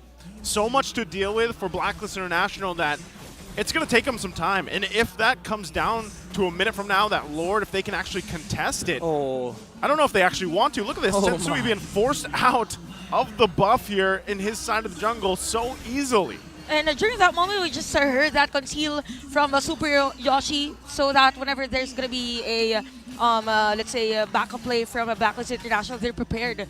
Or any retaliation from Blacklist International. It's just a map awareness here of a TNC that is very visible, which leads them to this 5.1k gold lead. 8 minutes in, we have 3 kills. We've rarely seen a team fight or a skirmish from these two sides, but TNC, again, they are playing the macro game earlier on. They are just punishing Sensui. They stole their the purple buff away from the Nolan, which means that it's going to be hard for Sensui to kind of cover the mid game for the Nathan. So it's all on OHIB now. But the difference from game number 1 is that even though he's rocking that Purify, there's a lot of catch on the side of TNC that can threaten the Nathan's position. Yeah, this is tough too. Once again, now that the Lord is up here, I'd rather just see Blacklist International give us one. Wow! Oh, that hurts. That hurts. That's supposed to be your front line right there, by the way. Right? Lord. Lord is going to be up. Look at the positioning, though. Look at the damage here. And OHIB almost No way, they dead don't. Oh, okay. during that moment. But Super Yoshi saw, since we have Edward as well. So it's going to be TNC this time around who will take this Lord. So that was a nice zone out by 2 players of TNC. Okay, so let's think about this. They got the Lord. It's better that Blacklist International didn't contest that midnight. How's their wave clear, though? Like, the defense for this lineup for Blacklist International? I mean, it's bad. Because the way you cleared the waves against TNC is that you have to show up. But you really can't show up against TNC, especially with Yoshi having a flicker. That Ruby is going to be able to set up a lot of plays for TNC. And you know what comes next? After the Ruby pull, Electro Final Blow into Petrify. Yep. That's a deadly combo. But with that, again, Lord is going to be making his way top side. You can see Sensui trying to do what he can, scrape up what he can from this, even cutting the lane, cutting the wave here to manage it. But bottom side. Ooh, that's a bit far from TNC, and it's going to be Blacklist International this time around. We have the wall. Oh, no, so TNC. Sensui is there as well. Will TNC be able to back away? But Blacklist International, they know that there is a Lord, so they have to defend this time around against TNC. This is just impatience, honestly. Like, TNC could have waited for the Lord, could have waited for the Benedetta to come with them, but Heads was clearing mid lane, and Blacklist saw that. They count heroes. They knew that the Benedetta was not there, so they turned the team fight. Even though Yoshi got the pull, he was able to flicker in, but what comes next was the wild charge from Kimpoi, preventing the other heroes to respond to whatever TNC wanted to do. Yeah, a great play there once again, but even with that, TNC... Again, they can't keep making those types of mistakes, right? You gotta relax, They have dude. to, yeah. That's why I said earlier, minutes ago, it's up to the discipline and control that TNC's able to show here. That's the main thing. They get a pull, though. Oh, speaking of pull again, by the way, Kimpoi already used his wild charge. It's so it's Super Yoshi this time around that has the pressure and setting up play against TNC. We have the Tonas welcome. We have the Turtle Guard by Yue.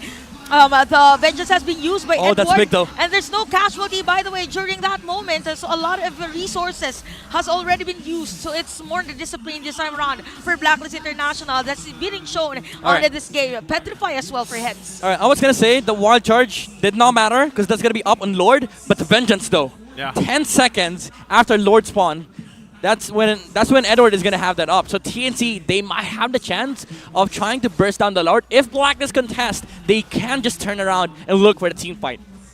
We'll have to see if they can pull it off. Once again, this whole time, Sensui has been trying to just make up for what happened, right? He's 0-2. He has to get these items some way, so he's been all over the map, honestly. Even farming on the side of TNC for a while. He's getting there, but actually, he's not too far behind even Ryzen, you know? And at one point, it comes down. Now that he's picked up the endless battle here, it could come down to a burst window if Blacklist International can pull it off. We already saw a preview of it earlier. So TNC, that's why I'm saying they do have quite a bit of a lead still in terms of overall, but they have to be careful how they approach the next Lord fight because it's Blacklist International. They will contest this. They're already getting positioned for it. Everything is online for them except the Purify from Mohead. Oh, Kimpoi, they see the Barats. Ooh, a wild charge. Cyclone Eye was there. So for TNC, they know that there's no ultimate already for the roamer of Blacklist International with Super Yoshi and Nomad. Here comes the Guardian's Barrier. Kimpoi is going to be the target here. But Sensui! That was close against Heads. But is this going to be a reset for both teams? I think Heads has to reset. He has to full up that HP bar again before this Lord the team fight. He's going to slow push the top lane again. So this resets the fight for both sides. Blacklist International, this allows them the time to let the Nolan get the purple buff first. I'm beginning to confuse the Nathan and the Nolan. They look the same. Nathan and Nolan. You pronounce the same. Oh, wild charge. Another wild charge again. Super Yoshi is going to be the target. We have a Super Yoshi! Down with the hands of Yue on that going one. Kimpoi is down as well. So this is going to be a 4v4. Ryzen hatred! The wild charge on an IMU. Sensui is down. So this is a perfect time for TNC to take this Lord objective. But I don't think Blacklist International will let them have this Lord without facing a fight.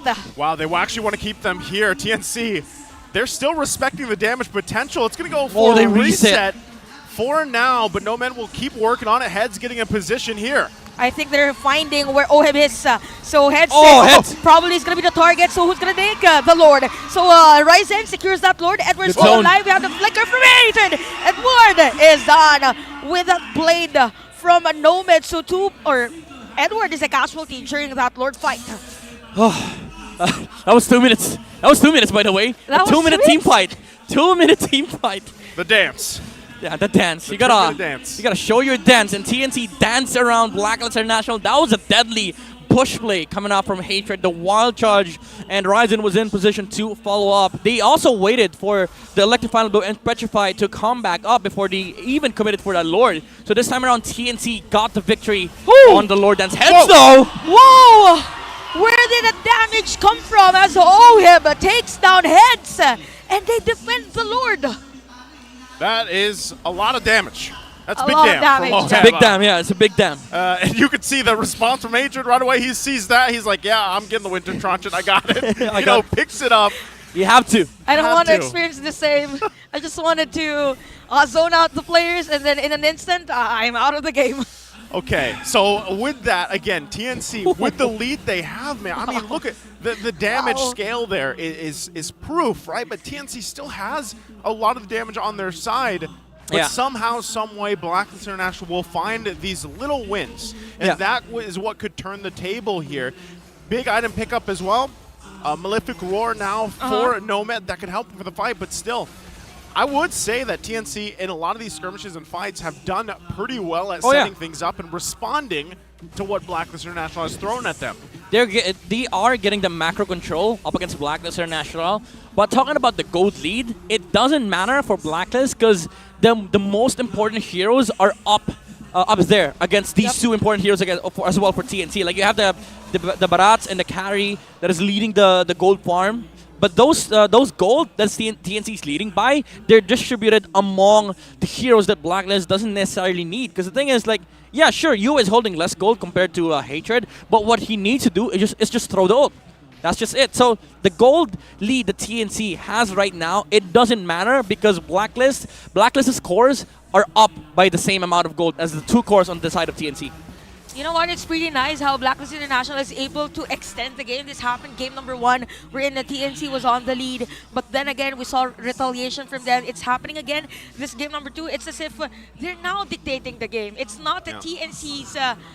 It's not TNC anymore. And Kimpoy just having the mission. We saw this earlier, We right? saw this earlier, yeah. That's a fourth wild charge being forced by TNC. The definition of insanity, right? But and that's the thing. They have to do this. Right now, it's TNC kind of playing this part of the map, dealing with it, getting out what they can against Blacklist International. Yeah. Lord's going to be up now on the other side.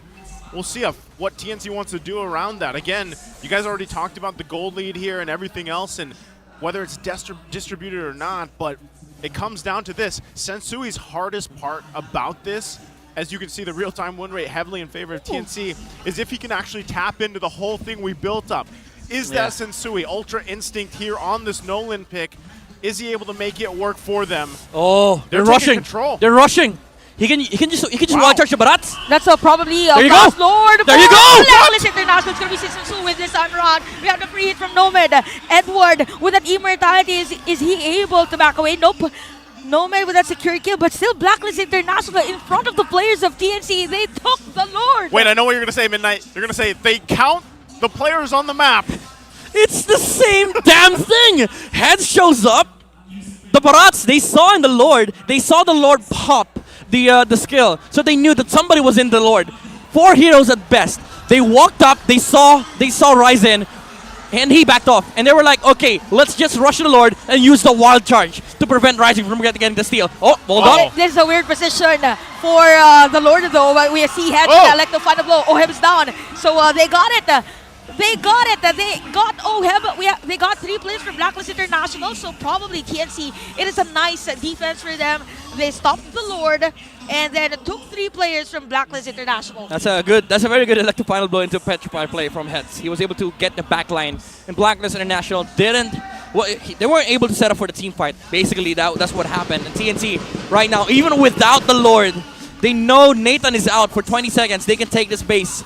Can they end the game, though? That's the question. I mean, they got 3 members here. Ooh. Oh, by the Not way, with that. Hatred used that Oh! one with the drone shot as well. So we could see Hatred down. Yue and the rest of the players are Blacklist International trying to force on this defense. Kill spree already for Nomad. Nice Eternal Guard by Yue.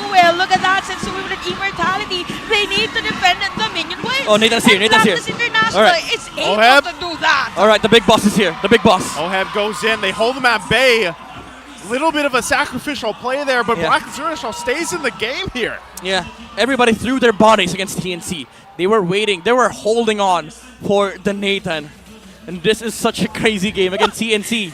They were fantastic in the first few minutes of the game, but that Lord play coming out from Blacklist International just prolongs this game, extends it for maybe 2 to 5 minutes even more. And I think during this one, it was a crucial flicker while charge IMU from from a Hatred could have been a safer play, or it could have been a better play for them. Could have been more patient, honestly, Yep. from the Valentina. But yeah, TNC, they will need to try again for this Lord, but they have to be aware of this place in place. Wow, I never thought I was gonna say that sentence. The place in place by Blacklist International. Like again, yeah. TNC has been doing the anti-slow push being done by Edward. That's why you saw TNC always playing on the opposite side of the Lord, so that they prevent Edward from doing that, so that they can actually fight the Lord dance. But Blacklist, after this one attempt from TNC, all right, you did it once. We know that this anti-slow push strategy is working. Let's just rush the Lord. Wow. Okay. All right, fifth time. Fifth time. No wild charge. Fifth time with the Super Yoshi and the Nomad combo. And it's as if Kimboy is also aware of the potential that he might be taken anytime by the anti-tank hero of TNC. Yeah. Oh, this time around, they're going to rush it themselves. They're going to rush it here. All right, you did it to us. We're going to do the same thing. But What's going to be the story this time? Oh, Kimboy. He has his eyes on it. Positioning from TNC. Take a look once again. They're going to play this round. Can they pull this off? They should reset this from TNC. He's taking so much damage. He's got immortality. Yep. Mid lane though, mid lane. Oh, they're going to collapse. Okay, we have the concealed play from Super Yoshi. Who are they going to find? Edward is in front. Ryzen is low on life. We have the wall charge already by Kimboy. Look at Oheb. We have Hatred. Nice Eternal Guard by Yue as Oheb has been defended. So we have 2 players down for TNC. And again, this is another Lord thing, I guess, for the side of Blacklist International. And look at the formation that Blacklist has been doing for this match. That was a nice try from TNT. They were trying to use the Lord to turn against Blacklist International, but that wild charge with the wall shut them down. And also Ryzen, unfortunately, was holding the Lord by himself, so he took so much damage. Since we didn't even need to combo the Barats, he comboed up against heads, and that's why they were able to take out the Benedetta. There's a pull. They're going to hold it at bay once again, but they have the numbers advantage here for Blacklist International for the They're Lord. rushing it. TNC can't even get close. So this is going to be a Lord now for Blacklist as they look to turn the game around at 22 minutes in. You know what? Blacklist International, they're just taking the objectives when it's needed the most. Yeah. That's why this team is called the Masters of the Lord Dance. From Master the Basics, by the way. Yeah, this is, okay, yeah, that's true. That is true. That's like, for Blacklist, Lord Dance, basic. Because they have Master the Basic, you know? I see what this season, he's now Master the Advanced. Master the what? Advanced. The Advanced. Ah. Because you need to level up. I asked him from one the time. basics. I asked him one time. I was like, when are you going to be Master the Advanced? Or Master the Pro, you know? He's probably like, you know what, I just can't. I can't go through it's my renaming idea. all my oh yeah, all my socials. So, well, again, this time around, it's Blacklist International marching towards the base of TNC. At the 23-minute mark, does TNC have all this that they've built up to? It comes down to possibly this defense. Can they pull it off? For Super Yoshi, holding on to this I'm Offended flicker combination in just a couple seconds. Going to come up here. That turret is gone, though, on the top side. Conceal comes through. Okay, we have heads at the back lane, finding the members of Blacklist International, but Sensui is there as well. So we have a lot of pressure from Blacklist International on this TNC's base. So we could see Super Yoshi on that I'm Offended. Kimboy with a wild charge. It takes 2. We have the Eternal Guard again from Yue. Takes 3 by the way. And we have Heads out of Immortality. Heads is going to be down probably, but another Immortality propped by Edward, and Sensui is going to be down. So TNC my this time around goodness. is hanging by a thread. Both junglers are down for this game. Oh, Yoshi. Still going to be keeping him there. Oh, he has to go out. He has to go out. Oh, he had to go out. They had no minion waves. Oh my goodness, hatred. Breathtaking. It's Hatred. even. Hatred is doing work, man.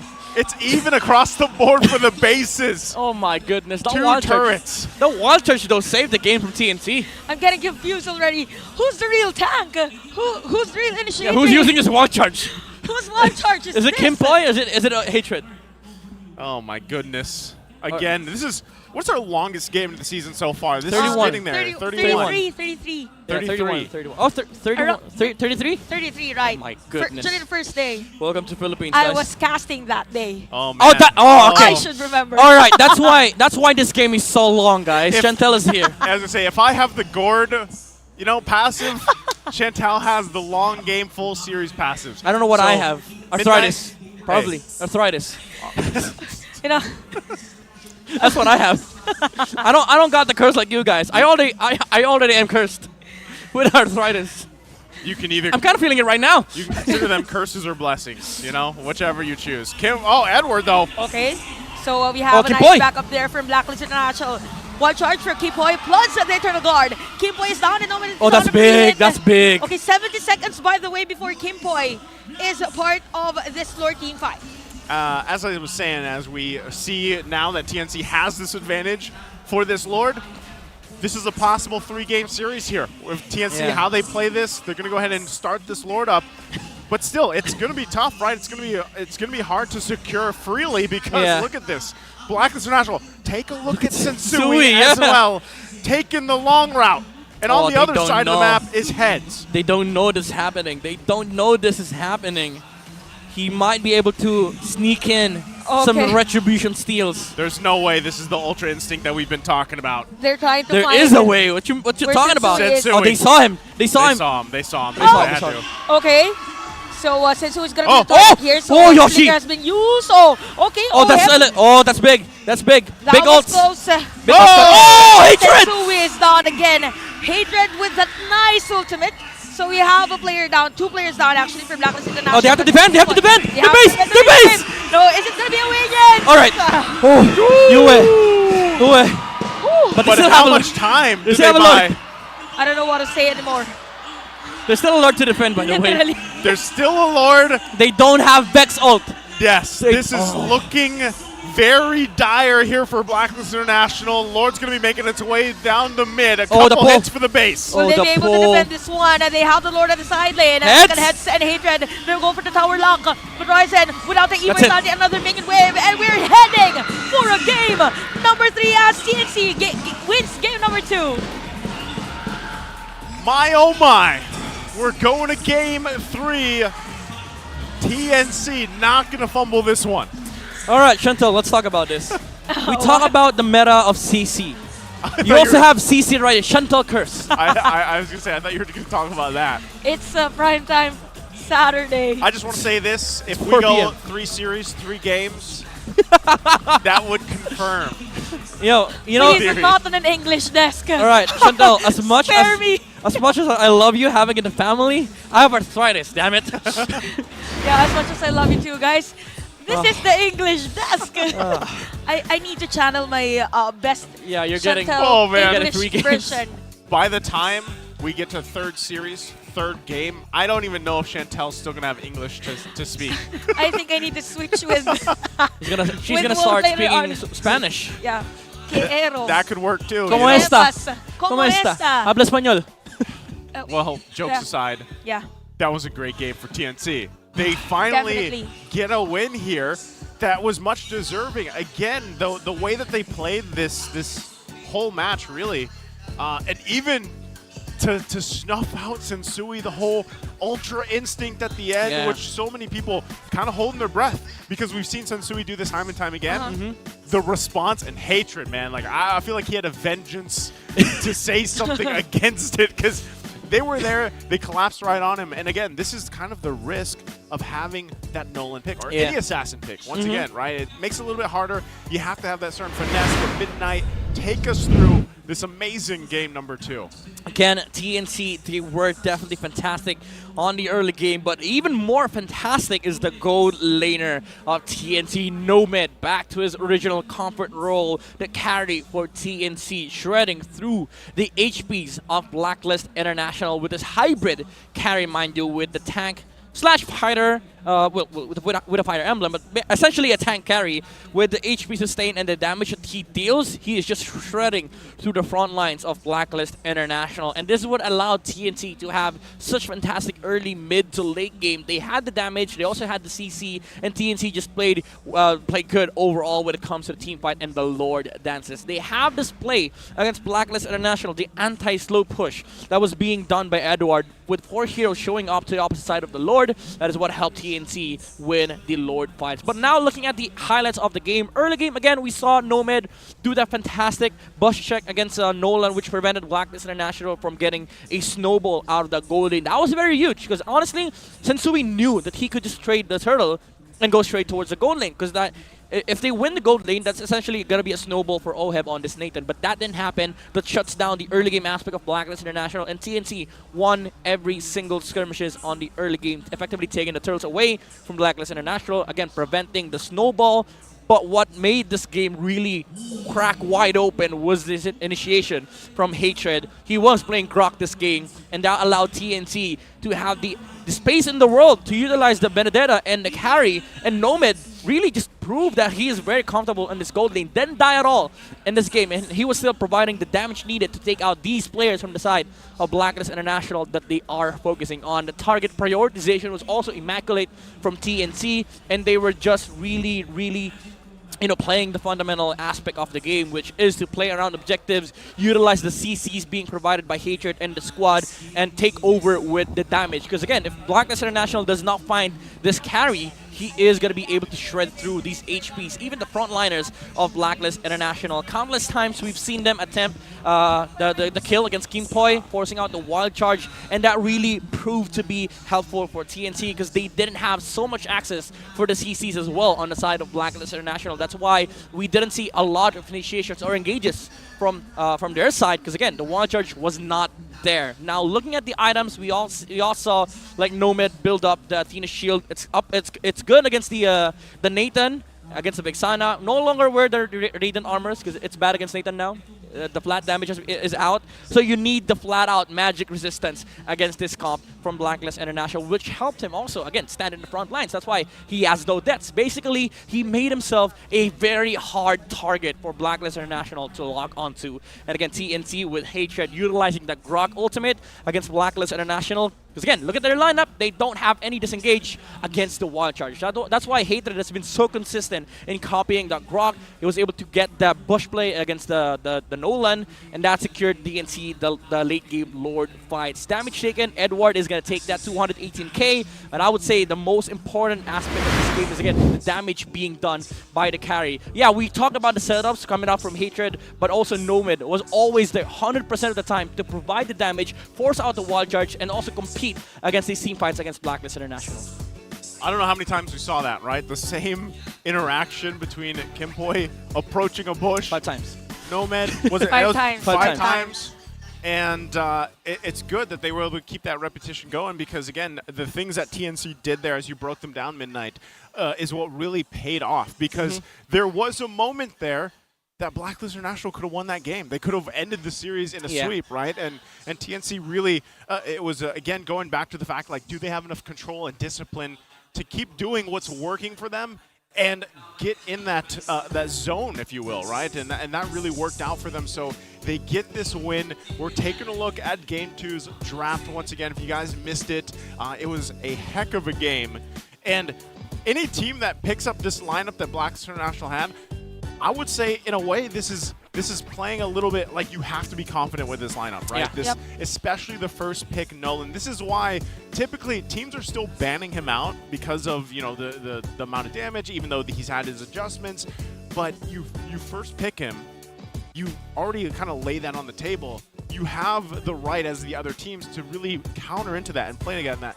and even Heads, like he did an amazing job on this Benedetta. You know, able to provide a lot of damage output early on, allowing them to just kind of fall into place here. So with this and knowing that, okay, we're going to see the swapping of sides for the most part, right? And then now, what is the game plan for Blacklist International? Do they actually adjust to, all right, let's go utility for utility? I kind of feel like they better go for the utility because it's kind of risky, right? With the Assassin and knowing that it's Sensui that will use the Assassin. Probably TNC had prepared already as how Sensui plays with the Nolan or any other Assassin hero that Sensui plays. I just want to say maybe Blacklist were blindsided because, again, they're up against TNC and they didn't think that TNC's not going to abandon Nolan. So maybe they were forced to also pick it. But even then, like if it was part of the game plan to get the Nolan, I was just surprised that they first phased the Grok, which essentially gave TNC the opportunity to snatch up the Valentina. Because if you look at the matchup, yeah, for sure, most teams would start picking up the Novaria against the Vexana. But no, you get the Valentina, you copy the Grok, you essentially have a CC against Nolan. Because the thing is, when it came to the late game, yeah, sure, Sensui had a lot of farm, he does so much damage. But if you manage to lock him down, especially with the Valentina, of course, after the wild charge, even though the wild charge is a big stun already, you also have to consider the fear factor coming up from Hatred. He's going to be controlled for a long time. And that's why you saw TNC focusing down the target so heavily because that they just need to take down one target. Basically, you know, that was it. That was the entire team fight. Even if you try to debate that there's a Nathan on their side, there's also Ruby that can just shut him down. Like if you use the ultimate, Ruby just shows up, Oheb has to go back. And it's not a Claude wherein you BMI out, you can just BMI in. Nathan is very different. You entropy out, that's it. You basically have to give up the team fight. Yeah, and that's kind of what we saw with the struggle. But again, they had a lot of damage. When you looked at the breakdown in the graph there, the damage was almost even between the two goal liners, right, for the most part. And that's the thing. So when you're TNC, I would feel like the lineup that they had was very counter towards what Blacklist International had. Like you mentioned, Valentino worked great. Again, Hatred. This guy's a great player himself. You know, he's made waves already, and to see him play like this and have this game, even to an extent of shutting down Sensui's Ultra Instinct, worked out great for them. And that's why I'm saying, like, if you're a Blacklist International fan, you're an agent out there, you're kind of wondering too, like maybe it is up for Sensui to just pick the utility, let the rest of the team build a little more of a standard lineup. Whether that's, again, their own version of Ube, like we saw in Game 1 where they had the Rafaela pick. We know, too, that Kimboy can play even an Estes. Not sure if they're going to throw that out there, right? Probably. But, again, could work if they want to. Now, TNC, if they replicate, honestly, Game 1 to Game 2 has been very good for them early to mid-game. Game 2, they held it together for the whole game, right? So TNC obviously has found something that works out for them. And maybe part of this is, again, we're seeing Super Yoshi in the roam. Nomad's back in his lane, right? I was just about to say, again, this is the TNC with comfortable players on their own respective roles and with their maybe signature heroes. Because, again, we've seen Yoshi last season. He was able to perform so well on the Cho and the Rubies. This is the playstyle that they're used to. This is the main five that they have been practicing for quite a while now. And TNC, this is just a statement for them. Even Blacklist International, yeah, sure, you're very good at the macro, the lore dances, but we can do this too. Now that they've mentioned the comfort heroes actually for these players, I'm thinking, how about we have a Yue on those heroes that are really nice in terms of poking other heroes? Because with the with the Vexana, you still have to wait for the perfect opportunity to use the Eternal Guard. Not unlike the Valentina, he uses the Valentina as well. So maybe there might be chances wherein we might see Yue this time around to use the Valentina or probably what are the heroes? Lilia. Anything that could poke, anything that could zone out the players of TNC just to force them to a bit slow down in terms of their rotation. Probably. Oh, I think either way you look at it as we jump into the draft here for game number 3. Blacklist on the blue. Again, both of them actually want this side. Yeah, that is just what it means. Which is interesting. Games.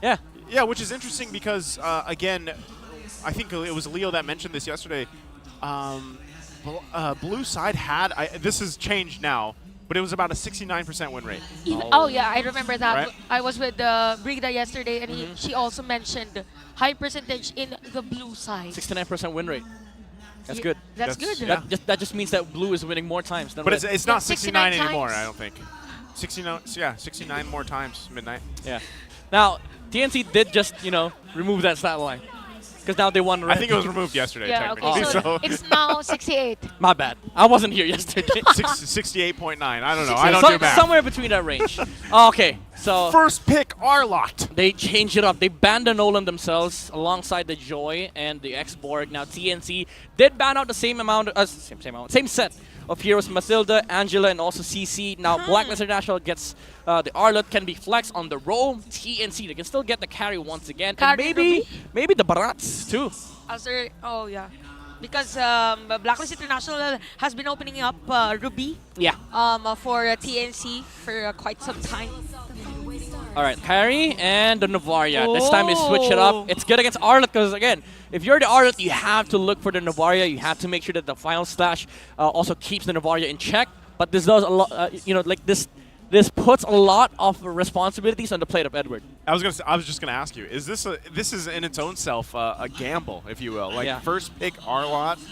We have not seen that. I think for a bit, you know. Yeah. And teams that do that. Wow. Okay. Now, this is the Sensui instinct. This is the Sensui instinct. This is what he was known for, like the Akai against the Fredrin, even against the King on the Fredrin. And also now you have the Harith on the hands of Oheb against the carry. Already a good matchup, but keep in mind, like a couple of seasons ago, Oheb was once known as one of the best Hariths in the Philippines. All right, I remember that when a majority of the gold lane heroes are somehow mage heroes. When they won M Series, yeah. When they won M Series. So this is going to be a Kaja, particularly for this Harith pick. I see the face, I see the expression from Midnight's face. I don't like this too early. He doesn't like it. Because He TNC, doesn't like it. Maybe TNC were thinking that it would get banned out by Blacklist because they have been, Kaja has been banned for 2 games now. But I think it's just too early because now they have to ban Minotaur. Minotaur is so good here for Blacklist. It counters 2 heroes. Doesn't give 2 cents about the Novaria. Because, like, yeah, you get Vision, we got heal, we got team fight. I'm thinking too. Now that you have Vision, like this works so well with the Kaja, right? I mean, for the most part, your whole goal whenever you have the Kaja is to like, oh, how do we make this work? How do we get those pickoffs? You know, because usually he's the one scouting, right? But now that you have the Novaria to complement it, it makes it a lot easier. And then again, right? Because the fact is, Blacklist International game 1 and game 2, we're losing early game to mid game. Yeah. Like, so is this the formula where they're, what I was saying earlier, like go back to some of those basics, you know, in a way, whether you're throwing it way back like OM on the Harith here? Yeah, fundamental, basically, like comfort heroes too on the Arlott, for Edward. But also, yeah, I do respect the fact that Blacklist International is going for the early game. I like this Barat's ban. They're forcing the Fredin and the Baksha on the side of TNC. 2 heroes that the Akai can deal with. Although the Akai does deal well with the Baksha, but it's just a much nicer time if you're up against like heroes that don't force your ultimate, because Barats can actually force out the heavy spin. Now they did ban the Minotaur. That's kind of required, but also you have to take note. Tig is up for Blacklist International. What if, it was Blacklist International actually banning out the Tigreal earlier. So they predicted that we don't really have to ban this time around because of the Kaja. They forced TNC to take this Kaja. Yeah, I'm not gonna be surprised if Game Boy just decides to go Grok here, because again, it's nice. I was gonna say, how's that look though? Like, let's just say it is a Tigreal, and then you have an Akai. I'd say most of the time this Kaja's getting implosion. Honestly, like you lose the Akai, you lose the team fight anyway for TNC. That's just it. That's just a natural progression of how the team fight should go. So Blacklist, they do want to force out the Baksha and Fredrin. Oh, good ban, good ban. All right, so now they want to play against the Fredrin. Sensui knows that matchup so well, like the Akai versus the Fredrin. But the XP lane does matter as well for TNC. Xborg's already out. They can go for the Benedetta still, but it's so bad against the lineup of Blacklist International. Heads has like 2 decent choices. He can either go Paquito or maybe the Thumbs. I'd say Thumbs is decent here. You basically just vengeance through the duration of the Zaman Force. You play that front line for this. Again, the whole concept so far, even with just these 3 picks, is let's get that numbers advantage. You know, anytime the Kaj is locked in, and that's what you're hoping for. So if you throw a Thumbs in there, you're playing what we saw earlier, right? Where you pop a Vengeance, you throw yourself with the Countering Inferno in, you last as long as you can, you right? try to force out the heavy spin too. Oh, yeah. There's the answer, though. Big old Marty. Is Martis a good choice? I think it's decent. It's better, especially against a Harith. But I'm afraid that he's not gonna have a good time against this Arlet. Because Fredrin, at least he has a dash. Martis, you commit. If you commit the coil forward, you're gonna get slashed. Oh! Alright, the Valentina was kind of like telegraphed because you get a copy of the Divine Judgment, but the I Estes, called it. though, I called it. Yeah, you did. But Estes, though, you have to engage. Although for the Estes, as much as possible, Kimpoy has to be really fast on having that favor boots up Yeah, for the activity against Martis, yes. This is such a huge counter against a Martis. Early game, probably TNC. Oh, even mid game, they'll have a harder time to dealing with this Estes. But it's a carry Kaja. It's a KK. You get a pick up no matter what, they die. I think that's what I'm afraid for with this Estes pickup from Blacklist. But again, you never doubt Estes Blacklist. Yeah. You never do. Now he gets the Benedetta. Would have rather preferred the Paquito, but again, it's the same concept. You are able to split. It's a decent lane against the Ardent, and you have that anti-slow push strategy against Blacklist International. And probably they're forcing to use that ultimate already with the Estes, using the Electro Final Blow. But it's just so bad against Blacklist lineup, honestly. And Like- knowing that Blacklist... The Benedetta? Yeah, because like if you want to split, I would have preferred Paquito, honestly. At least he has the Petrify on the Benedetta, but the thing about Benedetta is that he has to like commit into a team fight. Once you've burned out Electro Final Blow, that's it. Paquito is a very different archetype. He just waits, he pokes, he gets out, he pokes again, he gets out, he pokes again, you get out. You can find the Harith in the middle. Yeah.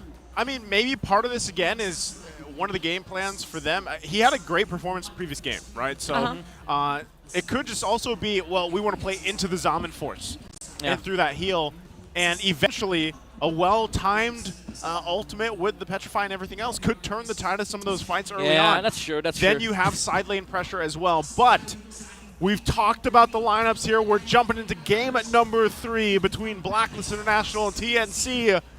Who will win the series here? So far from game 1 to game 2, TNC has been on point in the early to mid game. Will things be different this time around? You know what, for Blacklist International, they just have to face a TNC early on in the early stages of the game. They just don't need to wait for the time for, let's say, the Lord dances. But look at Nomad. So look at the pokes against Oheb. So probably Kimpoy will be at the bottom lane to force that heal or use that heal. So Oheb won't be forced to back away. I like this aggression coming out from the carry, because usually you'd see Harith win the lane versus the carry, but if you're like patient enough to wait for the spells coming out from the Harith, you could actually win the lane with the carry. Because like before, it used to be just a one-sided matchup. Now it's very skill-based. Yeah, comes down to that the micro pretty much. You still lose mid-game though, but you know the laning stage could do a lot of taking care of. Well, part of that too is like, okay, we know we have an Estes on our side. Like, if I really need, I can just have Kimpoy visit down the bottom lane, right? That's kind of what he's doing right now, going back and forth between that mid and the bottom to support both. Because right now, the whole point of this for Blacklist International this time is to have control over these early objectives, right? To be able to contest them and win those objective fights.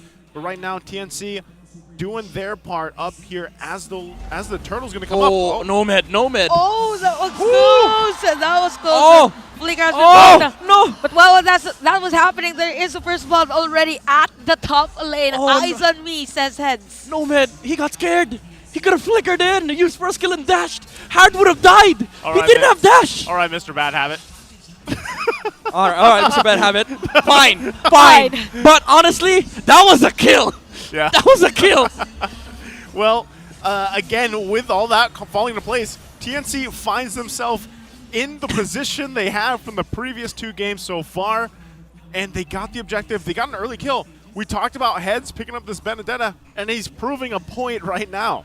As to why they chose the Benedetta. And look at now, Blacklist International, they're now leaning towards the bottom lane. So new gen Ube, last pick by Kimpoy. Oh, last season. Last season.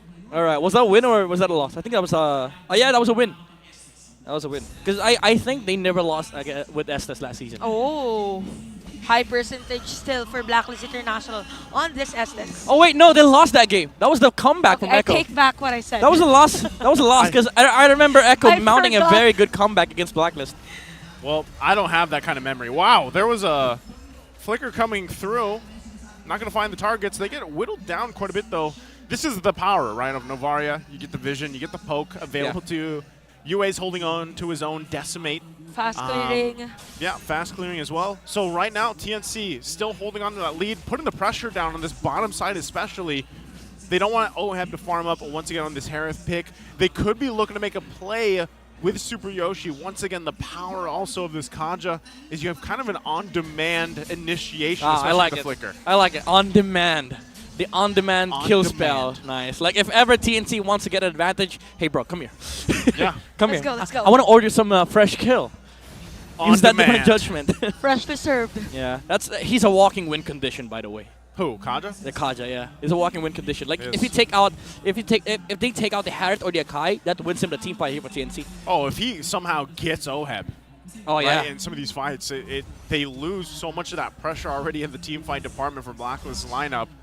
And right now, you're kind of, and that's what Edward's purpose is, right, with the Final Slash. Like, his job is to do the same thing, but it's not like this on-a-point demand. Like, he's got to land. Oh, hold on, there it was. We saw a Divine Judgment, by the way, on the turtle area, but Nomad. Nomad, is 1v4? 1v4, by the way. Uses that flicker, and he is going to be down. All right.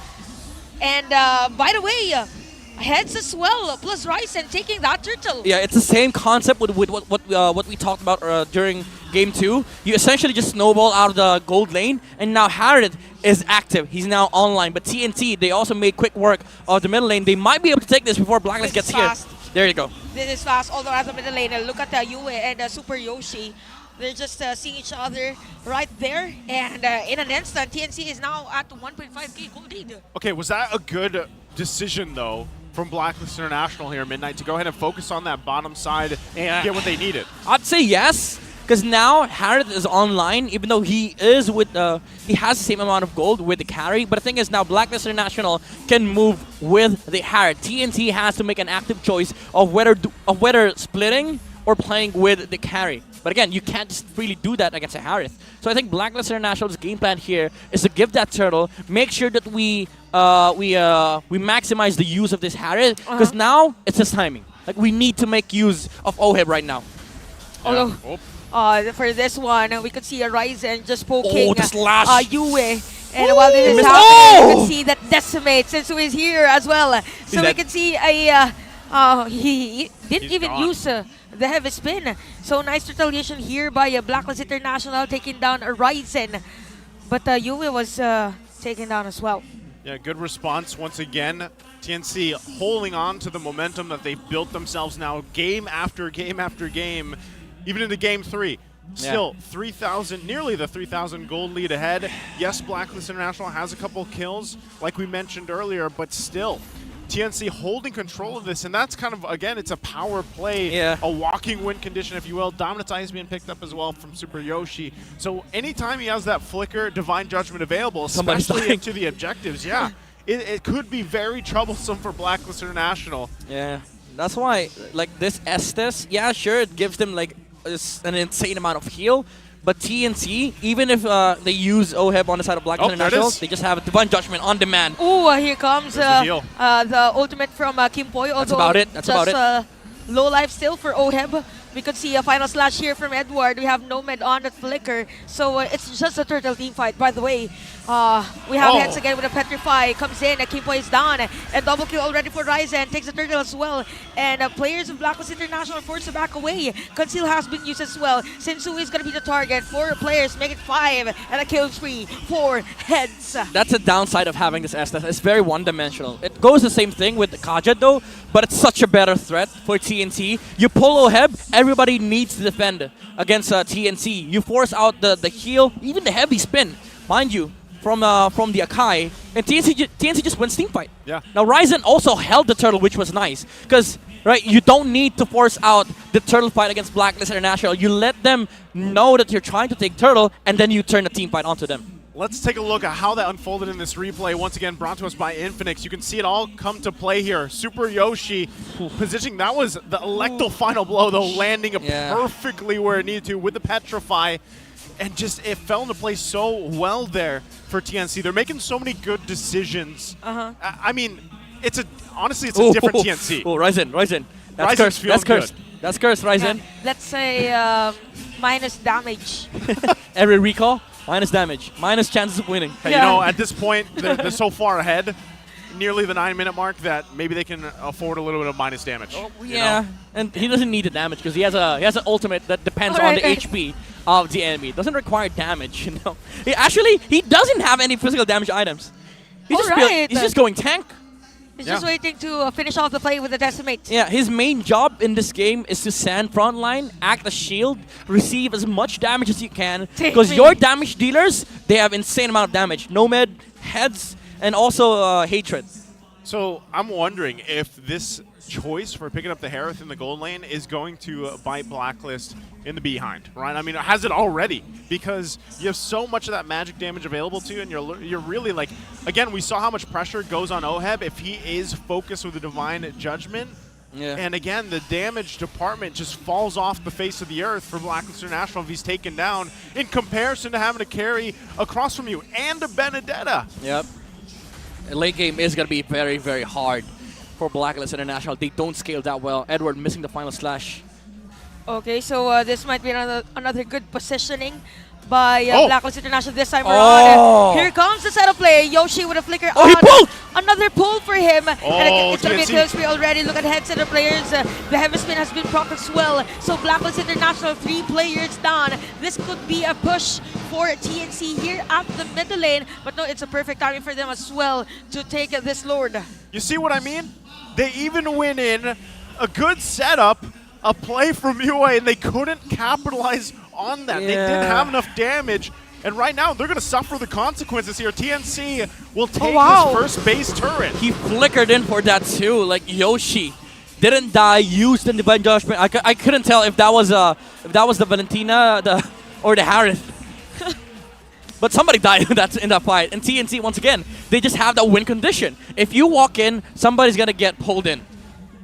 And imagine the displacement or how far the Divine Judgment is for Super Yoshi. So it's hard for Kimboy to have the Moonlight or Blessing of the Moon Goddess to save his teammates. So right now, Blacklist International is a bit confused on how they will take or how they will go for the counter engagement against TNC because TNC is just really aggressive. The BMG is not enough. BMG. The BMG can't reach. Yeah, it's I like that you're throwing it here, you know, the acronyms. Yeah, it's too long, bro. It's kind of like Ube, you know? Yeah, it's Ultimate English bonding experience. It's an English desk thing, too. Yeah, you know, BMG. Throw everything out there. You did that earlier with the KKs. KK, yeah. Because it's so long. Like, well, it's not too long. Carry Kaja. FLI. KK, yeah. First Lord in. Oh, the lane. Here goes the final slash.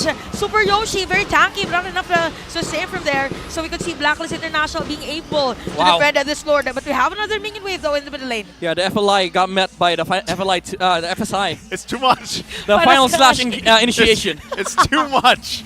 Midnight. It's too much. ITM. It's too, yep. Well, NDB, a nice defense bottom. Wow. NM, no more. No more. All right. Let's go back to words. Actual words. Well, speaking about actual words, you know, TNC, they're putting in the actual work. They are. Because now they are utilizing this Kaja to its maximum potential. I'm not saying that every Divine Judgment cooldown they get pulled, but every team fight has been phenomenal for TNC because of the fact that Blacklist cannot engage. TNC knows the proper use of this Divine Judgment. They know when to rush in and they know when to hold it. Because if you hold it, the idea is you cannot fight Blacklist if I don't use my Divine Judgment. Oheb cannot go in. That's why almost all of these engages in the Lord fights has been just TNC sitting around, you know, walking for Blacklist to engage. Guys, this is crazy. This is, again, TNC. TIC. This lineup. What's the I? This is crazy. Yeah, this is okay. crazy. This is crazy. I'm getting confused now. It's crazy because this is TNC, guys, against Blacklist International. 3 games in a row have had a lead. on Blacklist International like this. You just need to finish this one if you're TNC. I'm telling you. It's going to be frustrating if they extend, or Blacklist will be able to extend this game, let's say 13 minutes, 15 minutes. Well, Chantel, don't throw that out in the world. I'm not surprised. I mean, I've been here. Here's I've the thing. been there. Here's the thing. TNC, they have problems with endgame engages. Like, they need to polish that up. But Blacklist International, their endgame isn't really that strong. Compared to Game 1, Game 2, they don't have that big wild charge that sets up for team fights. They're basically just reacting to what TNC does. That's the downside of having an Estes. Oh, Conceal. Going to come through. There you go, the pull. We heard the conceal, by the way, but Edward's going to be able to flicker out. The sustain is not enough. No damage. Nomad with a kill. Not enough damage for the side of Blacklist International. Heads, it's going to be down, but we have 2 players down for Blacklist. They don't have the down force anymore. And TNC right now just finding the players of Blacklist. And look at Nomad out of middle lane. Just free hitting the base as a TNC. Oh, minions! Minions! No! Minions! It's not endable yet as One more. TNC. One more. Minion wave, we have Kimboy and Oheb. Horizon and TNC takes the series win against Blacklist International. The Phoenix is set ablaze here as they get their series win against Blacklist International. Phoenix rise up. 3 points for TNC, mind you, against Blacklist International. They feel good. Yeah, it was I mean, for that last part of the game, it's just Nomad. Okay, I'll just focus. You're busy there doing the team fights. I'll focus on finishing the game. And this has been a very long game for both of us. Oh man, again, you can see Blacklist International, they have some stuff to figure out as well. They're going to take their bow here. And, you know, again, Midnight, you'll break it down later, but the 3 games, look, they're waiting for Kim Boy. I think he's already inside. Yeah, okay, they bow out, but going to it, TNC played this so well. We're going to hear from them in just a second, but, you know, it's that lineup, you know, that we talked about leading into this whole matchup. The switches that they made for the roles, it obviously played dividends here. So let's go ahead and throw it on stage over with Mara and Hans. All right, TNC, let me hear it from you. TNC, always rise. Congratulations. Job well done. Welcome back to the Philippines, ha? Okay, kay Nomad naman, Nomad. Si Nomad nandito. Nomad, congrats. Okay, nung una, yung first 2 series nyo, last week when you played, nag-roam ka. Ngayon, balik ka Comfort, Gold. And it seems to be working kasi ikaw ang MVP nung first win nyo today. So, how did that feel? Balik ka sa Comfort mo? Okay lang po. Kasi ito naman po talaga yung role ko eh. So, hindi, parang yung, wala pong pagbabago gano'n. Okay lang? Okay lang po. Ayos lang. So, ano yung feeling na ikaw ang isa sa mga main reasons kung bakit naging successful ang inyong series today? First win for TNC. Ano po, doon, feel ko naman po hindi lang po ako, buong team po kami kasi pare-parehas naman po kami nagbibigay ng idea sa isa't isa, tapos parehas po kami gumalaw as a team po, ganun. Nung nanalo kayo na sabi mo, nakita kita. Yes. I-describe mo yung feeling nun. Ano po, masaya kasi first win ko po to sa MPL eh. Yun lang po. Nice. Kailangan mo sana ikaw ma-interview kasi magaling ka eh. Lalo na, si Bren. Matik yan, sure. But speaking of which, Super Yoshi, parang ang tagal ka namin hindi nakita. First week, what happened? Ba't ngayon ka lang naglaro? Wala, nagkasakit ako eh. Nagpahinga lang, pinagbigyan ko muna yung mga... nagkasakit lang nagpahinga. But how are you feeling now? Sumakit daw yung tiyan mo eh. Sumakit po yung tiyan ni Yoshi nung first week. Sumakit pala yung tiyan. But how are you feeling now? Kamusta pakiramdam mo ngayon? Ayos na po, kaya nga po naglalaro na ako ngayon. Okay. Well, talk to me about your responsibility being captain. Kasi hindi kami sanay for someone to transfer to another team and get that responsibility kagad. So what does being a captain mean para sa'yo? Baga yung pagiging captain, parang parang shoulder ko yung buong team na parang ako yung magko-command and kailangan ko matuto na magbigay, parang i-command yung team talaga para, Commander! Commander-in-Chief. Commander! Ito yung kailangan kong tanongin. Real. Hey, Coach! Coach! Hello. Kumusta being a coach? Mas stress po sa pagiging player pero masaya. Mas stressful pero masaya. Okay, kanina ba, last week yung mga moments na ikaw usually, marami kang ginagawa for your team. May minsan ba parang gusto mong pumunta, umupo doon, maglaro? Anong nararamdaman mo, anong iniisip mo? Yun, ganun na ganun.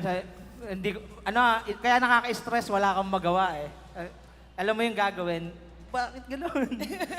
Parang dumadating na sa point na gusto ko silang bigyan ng example para maglalaro ko. Pero hindi, kaya niya yan. Kailangan niya tumayo. Okay, ngayon, siya si Coach eh. Kunyari, nasa huddle tayo dun sa Players Lounge. Nanalo yung TNC first win of the day. Can we hear kung paano mo sila kakausapin? Ano yung pep talk mo?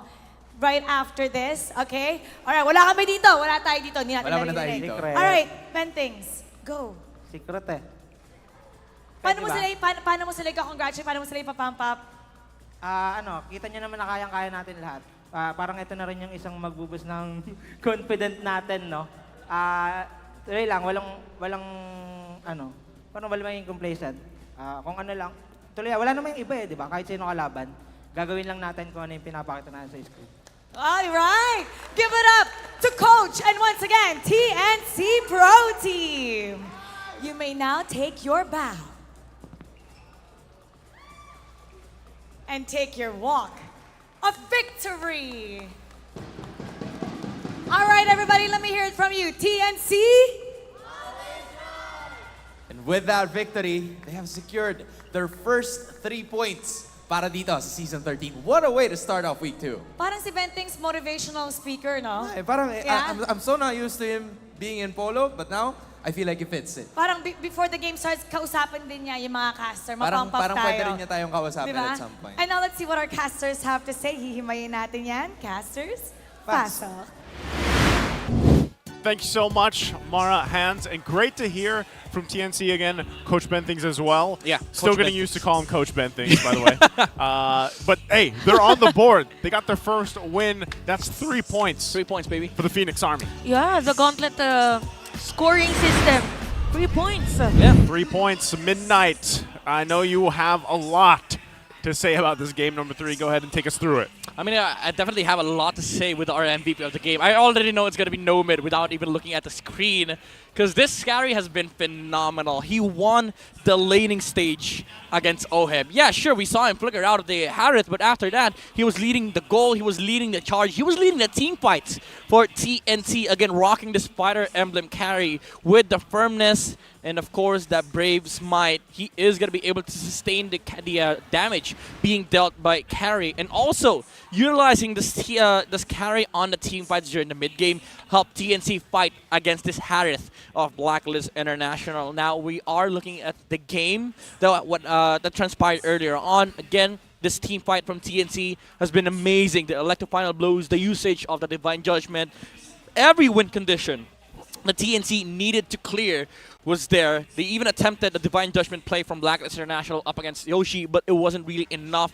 And Nomad standing on the front lines, dealing the insane amount of damage that Carry was able to dish out against Blacklist. They did not have the sustain, even though they had the Estes. This is the downside that we were talking about earlier on. Like, once you've burned that heal for the Harith, yeah, you are amazing as 5, but with sustain, but the damage, it has to come out from the Harith. But most of the time, he gets shut down. The only time that we saw OHEB found a good team fight was when they took down the Benedetta. But even then, TNC was not fighting around the Benedetta. They were fighting around Sensui, and that just meant that they could have just waited out the Zaman Force. After that, when the Zaman Force was timed out, TNC went in for the engage because they have this amazing damage coming out from Nomad on the carry. Now, looking at the emblems, even though we saw Oheb rock that Master Assassin against the carry. Again, this is now a skill-based matchup, especially with the Brave Smite and Fighter Emblem on the carry. You are able to sustain that lane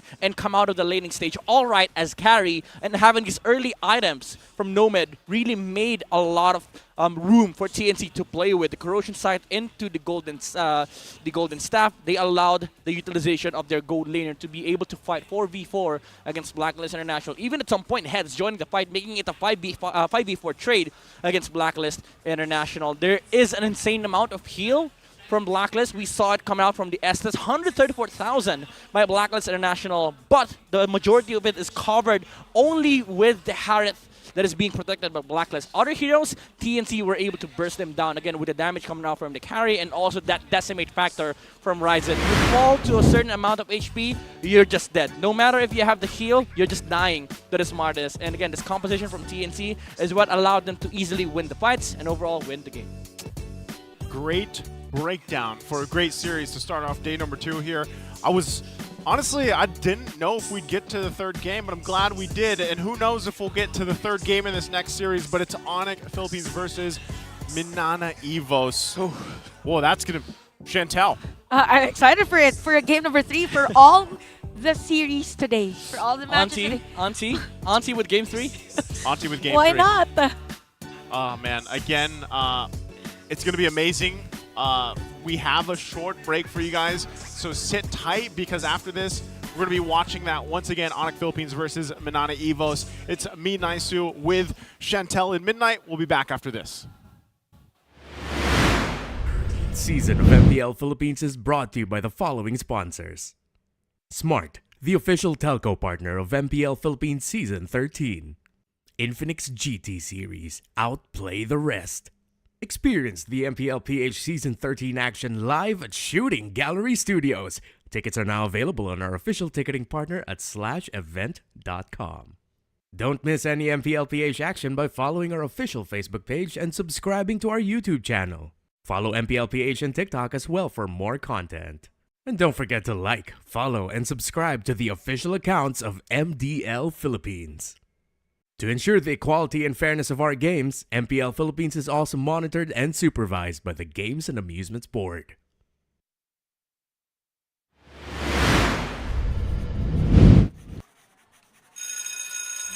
Okay, class, finish or not finished, pass your papers, and have a great weekend. Mahiwaga ang mga araw na ito. Pagkalipas ng dilim ay may bukang liwayway. May urong sulong at alinlangan. Huwag mangamba, pangakong ito'y pagsubok lang. Di ka mag-iisa, walang problemang di kaya. Lumiti ka muna, sumama ka sa aming gumalaw. Ibang lakas pag may kasabay. Tara laro, sumayaw tayo kasama ang buong mundo. Iparinig ang tinig ating himig. Di ka nag-iisa, sumabay sa musika. Kaya tara lumaban pa, laro tayo.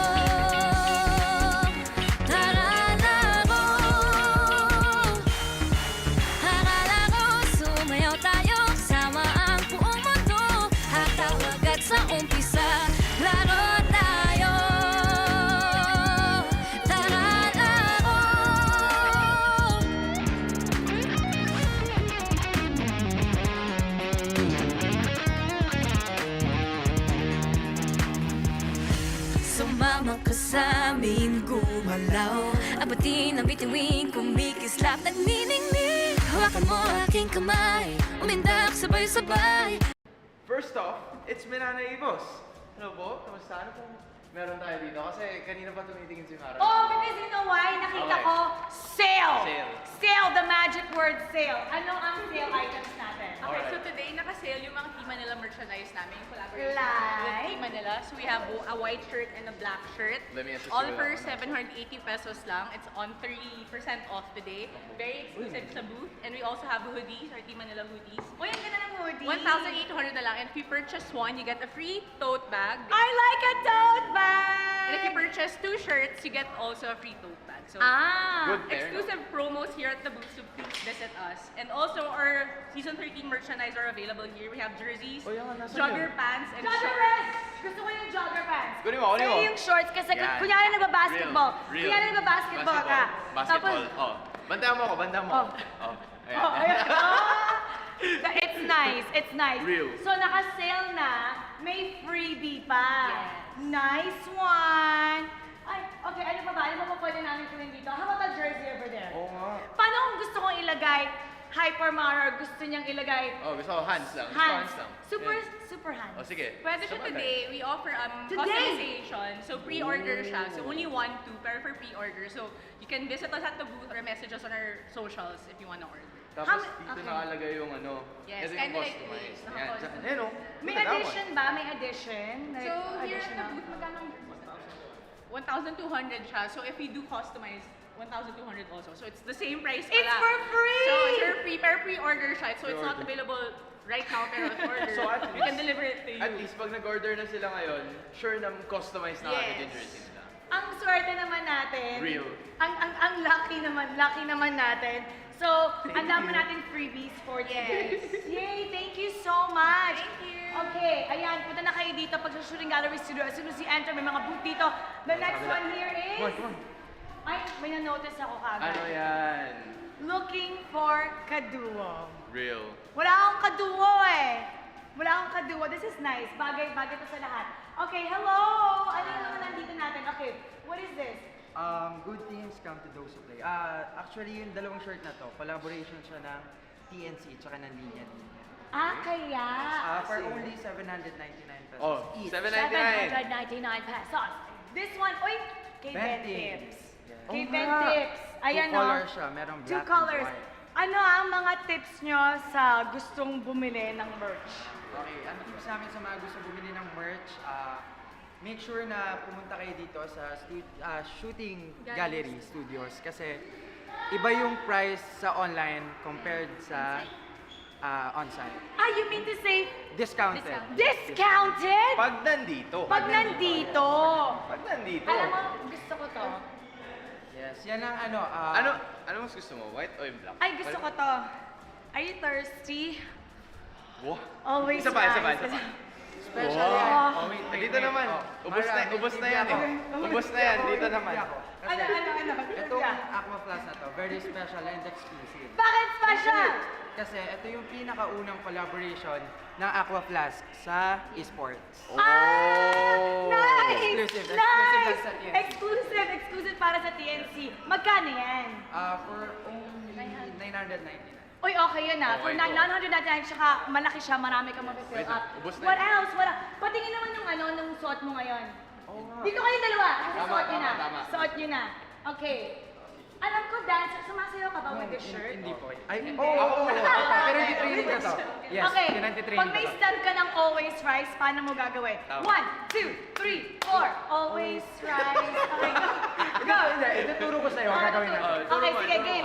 1, 2, 3, go. Always rise. Alright. May ganon. Sabay. Okay, sabay. 1, 2, 3, go. Always rise. Okay, nice. Nakalagay, pwede pang ipa-custom also. Yes, customize. Ito, ang dami. This is the talk of the town Real. last season. Kita ko Magkano yung to ngayon? Ang trademark ng TNC. Magkano siya? 3499. 3499. From 3,999. 3499. So guys, pag nandito kayo sa Shooting Gallery Studio, when you're watching MPL, mag-stop by na kayo sa ating booth and you get lots of discounts. So see you here! It's the zone out to you women. Naku, medyo malalim ata dahil pag na-eternal guard, pero Sensui pa rin ang makakakuha ng unang certain ng area. Pero nandyan si Sen, nahuli siya. Hahatakin kagad na din yung nakamula sa eternal guard habang sasaloy ni Mystic Kush. Napakakunat ni Ryzen dito. Talagang sobrang tiwala niya pero hulihin ang ata nila ni Edward. Wow. Nagamit na rin yung vengeance Ryzen, huwag kang pupunta dyan. Sasalubungin na kagad kinaban si Hens. Gagamitin niya kanyang lost insanity. Ubus pa ang buhay dito. Kinpoint Bang! heal.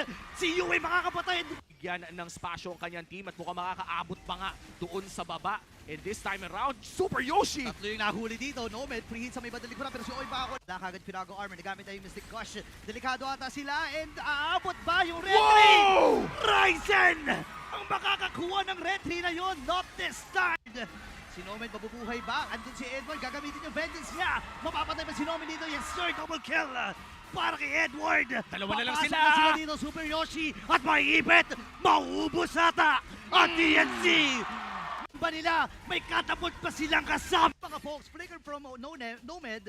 Pero hatak mula kay Ryzen. Nandito si Heads. Alek na Wow! kasabay na Petrify. Wala nang blessing from the Vulgaris. Bagsak si Yue. Same with Kim. Hahanap ng target si Yue. Since Yue hahawakan yung Lord. Pero siya ay aatakin. Super Yoshi flicker. Babawi din ang hatak dito. Andun yung burst. Successful yung pag-depensa dun sa Yoshi! Hoy, Yoshi! Mahuli doon pero ma-ultimate din. Dito ni Edward, Super Yoshi Bob. Pero kung sila gagamitin nila, hahatakin. Itong si Edward, flicker na magagamit. Pero yung poke, nagamit na rin niya yung kanyang ultimate pero hindi siya aabot. Kasi makakapatay muli dito ang TNC. Si Ohem ay lalayo. Nag-remains lang na! Kaya ba? TNC! Wala silang minions! Nomad ay lalayo na rin.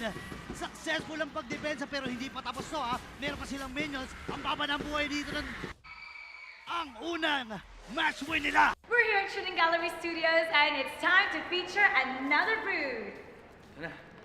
First off, it's Minana Evos.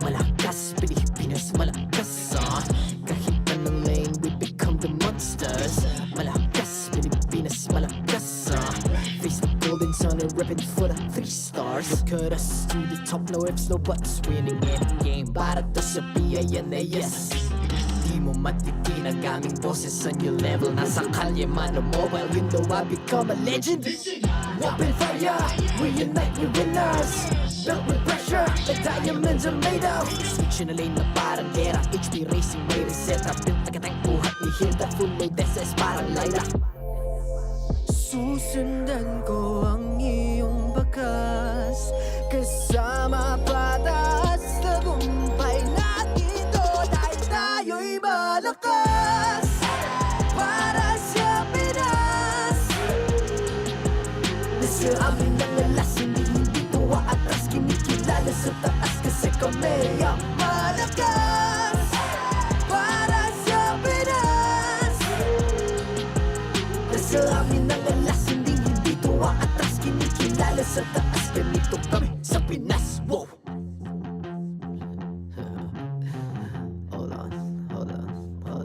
Yeah, wala kasang Pinas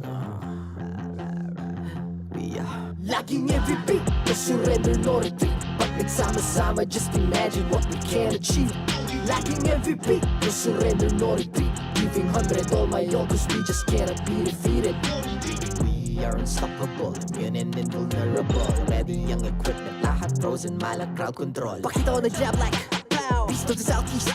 Takas sa watawat, proud and loud, cause every enemy we devour. Susundan ko ang iyong bakas, kasama patas, tagumpay natin ito dahil tayo'y malakas. Para sa Pinas, nasa amin ang alas, hindi ko aatras, kinikilala sa taas kasi kami ang malakas. Para sa Pinas, nasa amin ang alas, hindi ko aatras, kinikilala sa taas, ganito kami sa Pinas. Wow.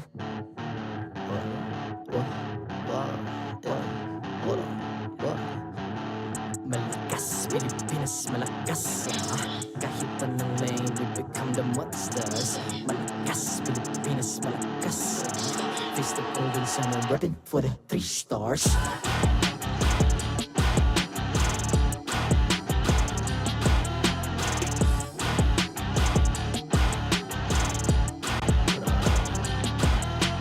Ang lakas ng Pinas, we unite, be the stars. Ang lakas ng Pinas, we unite, be the stars. Ang lakas ng Pinas, we unite, be the stars. Ang lakas ng Pinas, we the stars. Ang lakas ng Pinas, we unite, we the stars. Ang lakas ng Pinas, we unite, we the stars. Ang lakas ng Pinas, we unite, we the stars. Ang lakas ng Pinas, we the stars.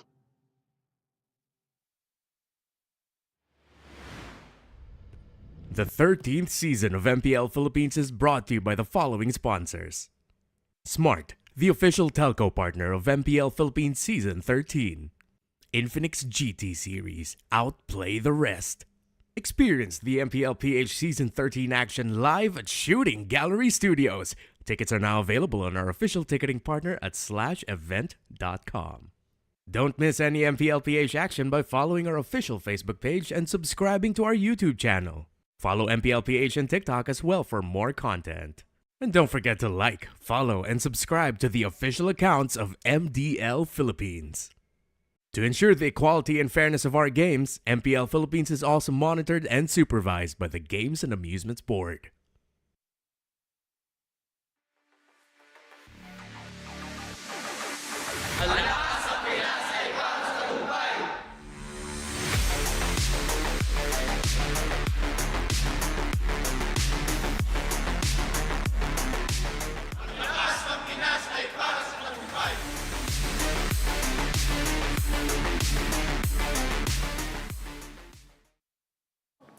Welcome back to MPL Philippines. Kasama ko ngayon ang mga manlalaro ng Minana, Evos, Spider Miles, and Doming. Kamusta na kayong dalawa? Okay lang po. Okay lang po. Okay lang. Hindi ba din better than okay lang? Ready na. Ready na. Ready na din. Okay, ready. Parang mas ready siya sa'yo eh. Ready ka ba talaga? Ready na. Gamitin mo yung mic mo. Ready. Ito, meron tayong tanong ngayon. Ang ating mga madlang people gustong malaman kung sino ang favorite heroes nyo, but here's the catch. Kailangan hindi nyo sasabihin kung sino nga ba to. Okay, bigyan nyo kami ng dalawang clue. 1 action and 1 hero voice line. Ikaw muna mauna, Spider Miles. Okay, ganyan? Healing for everyone. Healing for everyone. Oh, sino yon? Sino? Rafael. Si Rafaela. You can type down below kung sino nga ba ang hula nyo. Paano nga ulit? Healing for everyone. Alright. Okay. Si Doming naman. Okay. Ano yung hero, yung line mo? Oh, but before the line, action, tapos yung line. First clue, action. Hindi mo alam kung paano? Oh, okay. Okay. Gayahin mo, gayahin mo. Kaya mo yan. Ganon. Pag ginanong kita, anong gagawin mo? Wait. Pag ginanong kita, anong gagawin mo? Okay. Voice line. I'm a partner, Dexter. Ano? I'm a partner, Dexter. Okay, sino yung hero? Claude. Claude! good. Okay, nahulaan niyo ba yon? Nahulaan niyo ba yon? Now, sa kabilang panig naman, nahulaan natin kung sino nga ba ang kanilang favorite heroes. Thank you guys. Pupunta na tayo kay Hans. Pasok. Okay, so this time, andito naman tayo sa ONIC Philippines. Tapat mo dito konti. Okay, King Kong, ikaw na to ha. Say us or tell us your favorite MLBB hero without saying it. Go. Ito daw yung number 1 eh. Meron siyang dalawang option. Ayan, saratayo siya. Isilip lang ng konti. Okay, feel ko Ling yan. Ling, tama. Tama, okay. O sige, baba ka na. Meron pang isa. May baon si King Kong eh. May baon si King Kong. Okay, harap ka sa camera. Tapos gawin mo yung pangalawa mong ML hero. Okay? Go. Okay. Eto na yan. Yan na yun mismo. Hindi lang siya nagte-teleport, pero haya yan, di ba? Hayabusa. Okay. So, ang paboritong mga ML heroes ni King Kong ay Ling tsaka Hayabusa. Lipat naman tayo dito sa kanan. Okay? Kasi si Kelra naman ang gagawa. Yung isa feel ko matic na eh. Okay? Gawin mo na yung isang pose. The classic one. Itutok mo na camera. Yan. Exactly. Beatrix is the man. Or the woman, rather. Isa ba? May isa pang hero, di ba? Ano yung inanda mo? Okay. O, lipat sa kabila. May dash yun, di ba? Yan! Okay, balik. Yan! Okay. Carry yun, guys, ha? Carry. So, Beatrix, tsaka carry. Game na. ONIC versus Minana. Casters, pasok.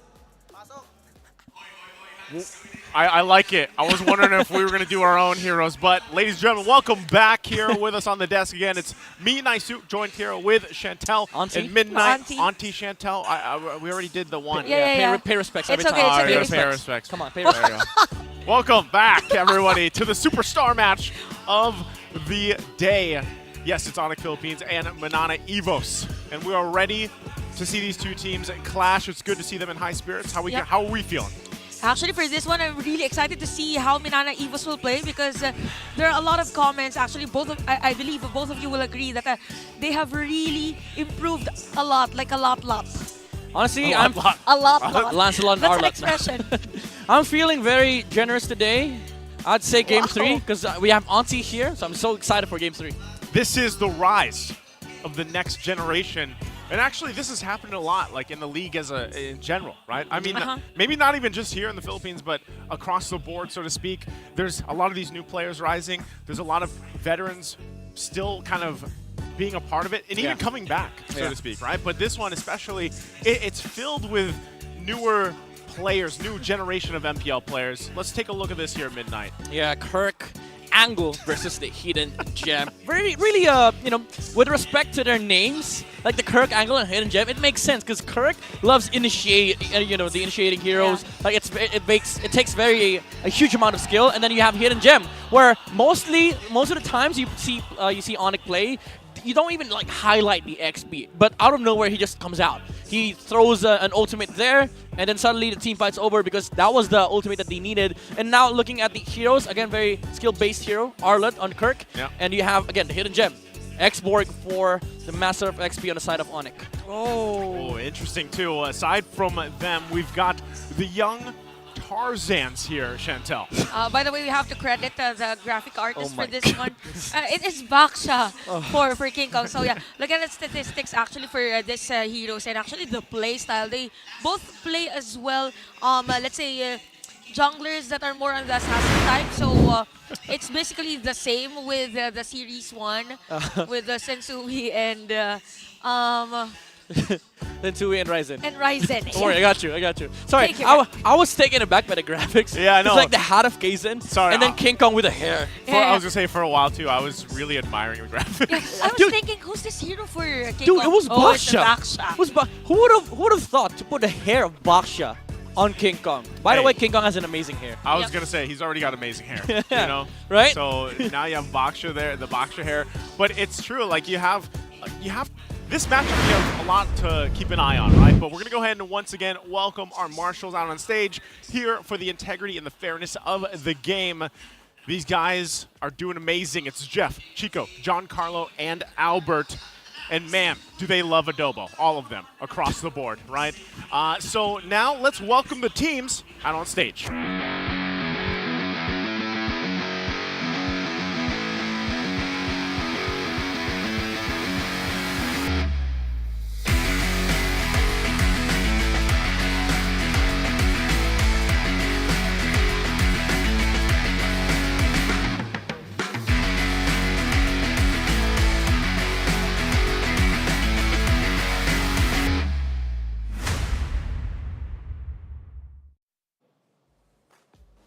They proved yesterday just how strong this super family can be. Can they replicate that amazing synergy we saw yesterday against this new generation of rising names? Ladies and gentlemen, it's time to find out for ONIC Philippines.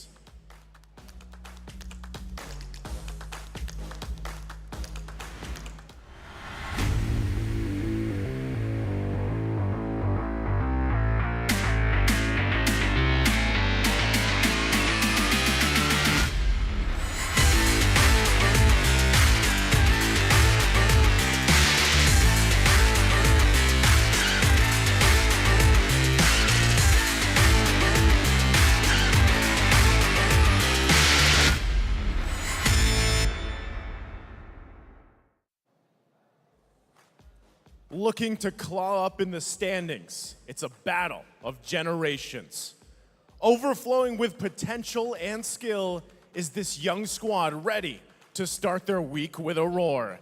Give it up for Minana Evos.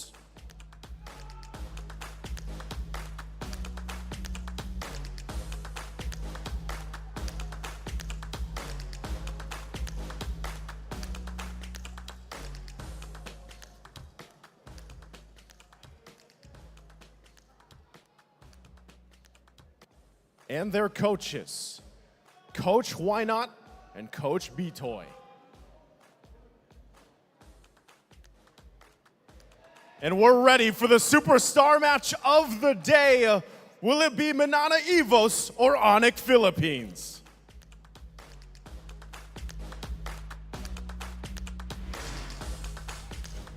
And we are taking a look at the lineup here for ONIC Philippines, Chantel. Fresh from a win, we have Kelra King Kong, Super Prince, Gemini Escalera again.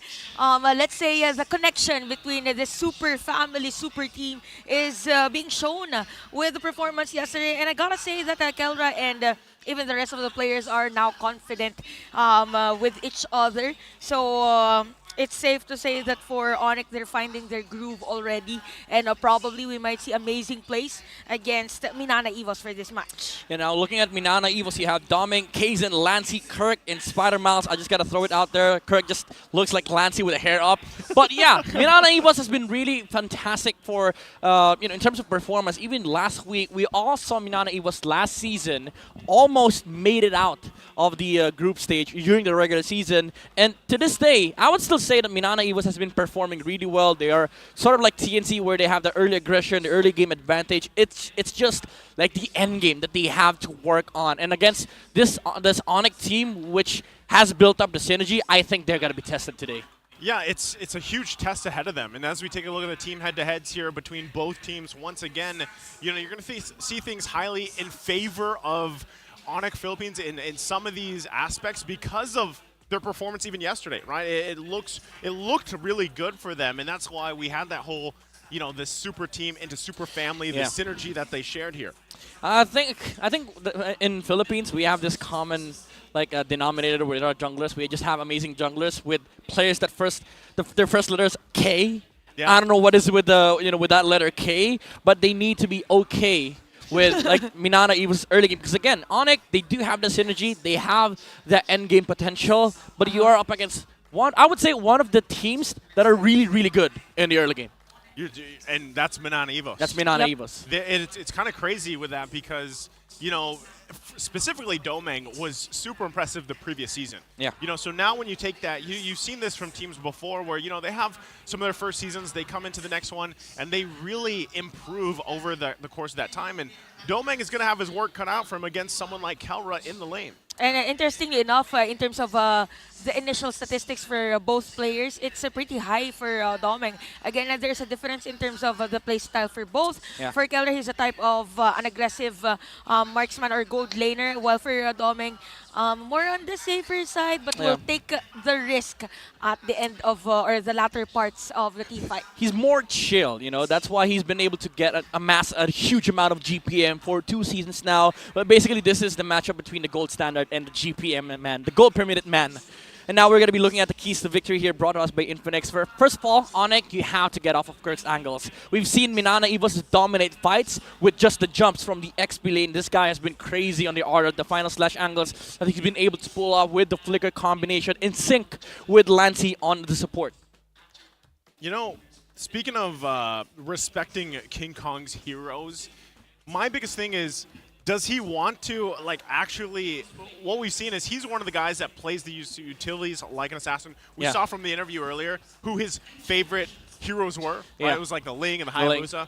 Obviously, that's not going to come into play No way, here, no right? way. So I think that's the one thing, is respecting his heroes. And if that means the box show with the hair, either take it or Why ban not?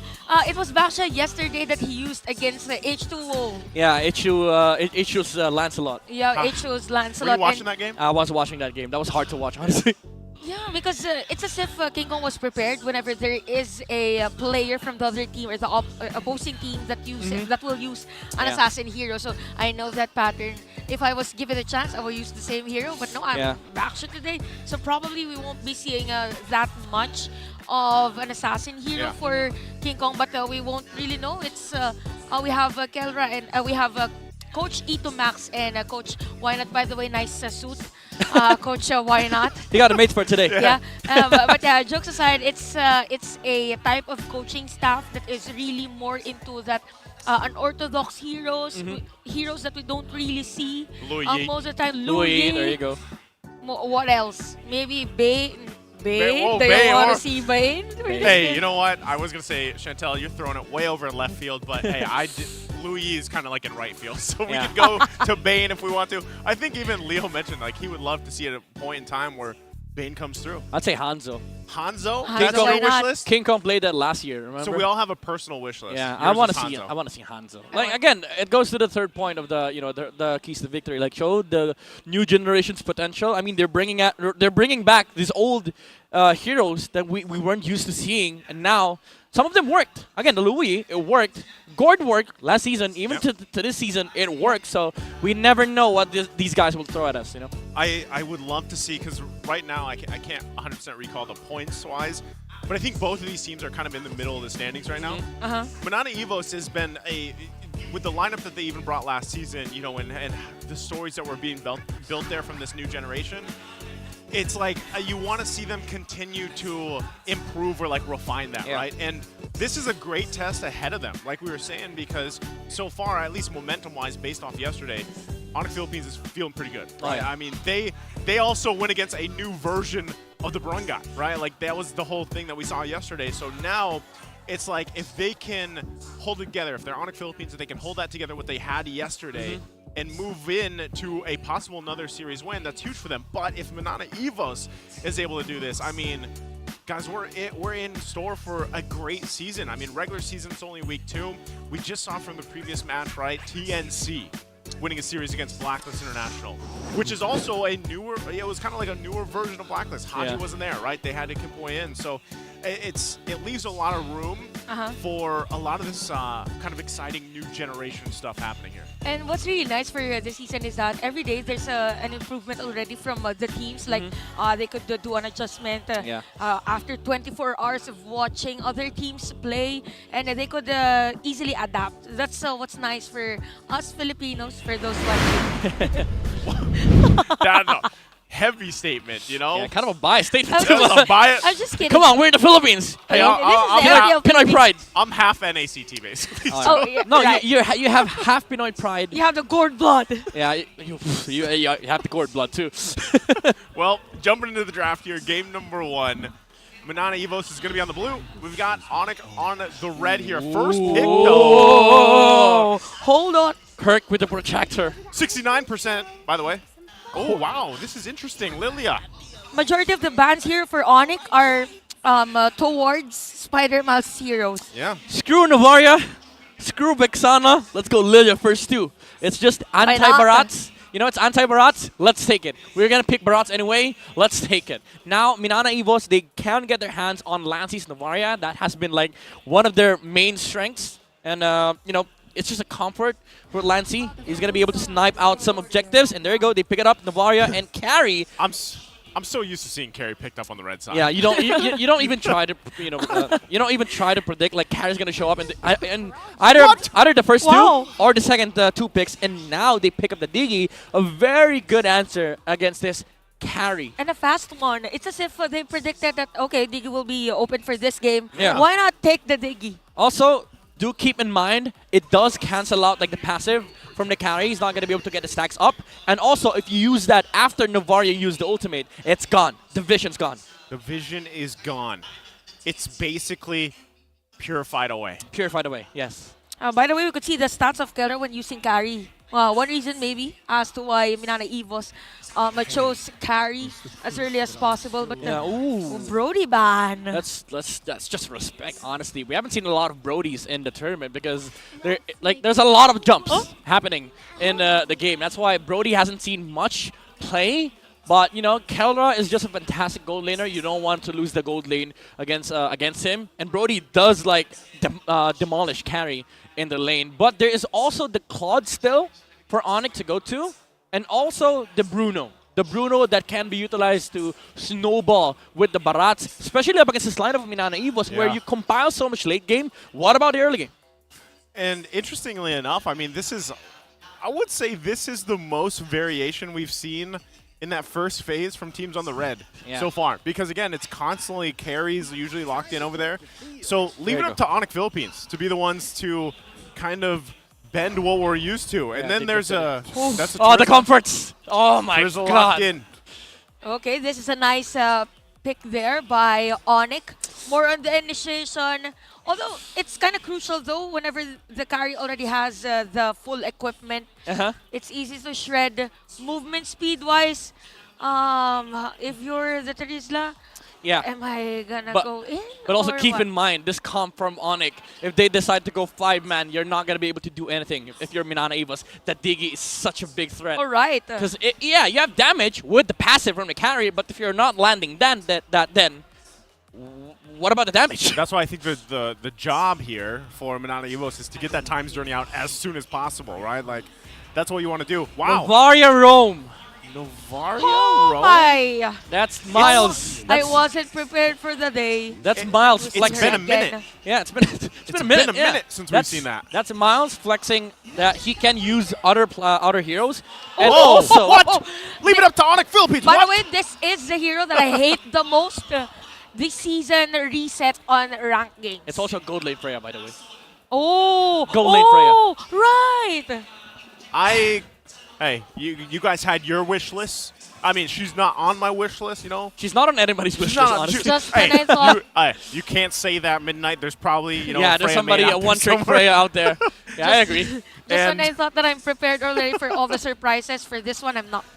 That's 70%, by the way, audience prediction. Yeah, it does go with the idea of having this amazing early game. Because Freya, if you leave her lane, you're gonna see 2 towers being taken by one hero. 2 towers.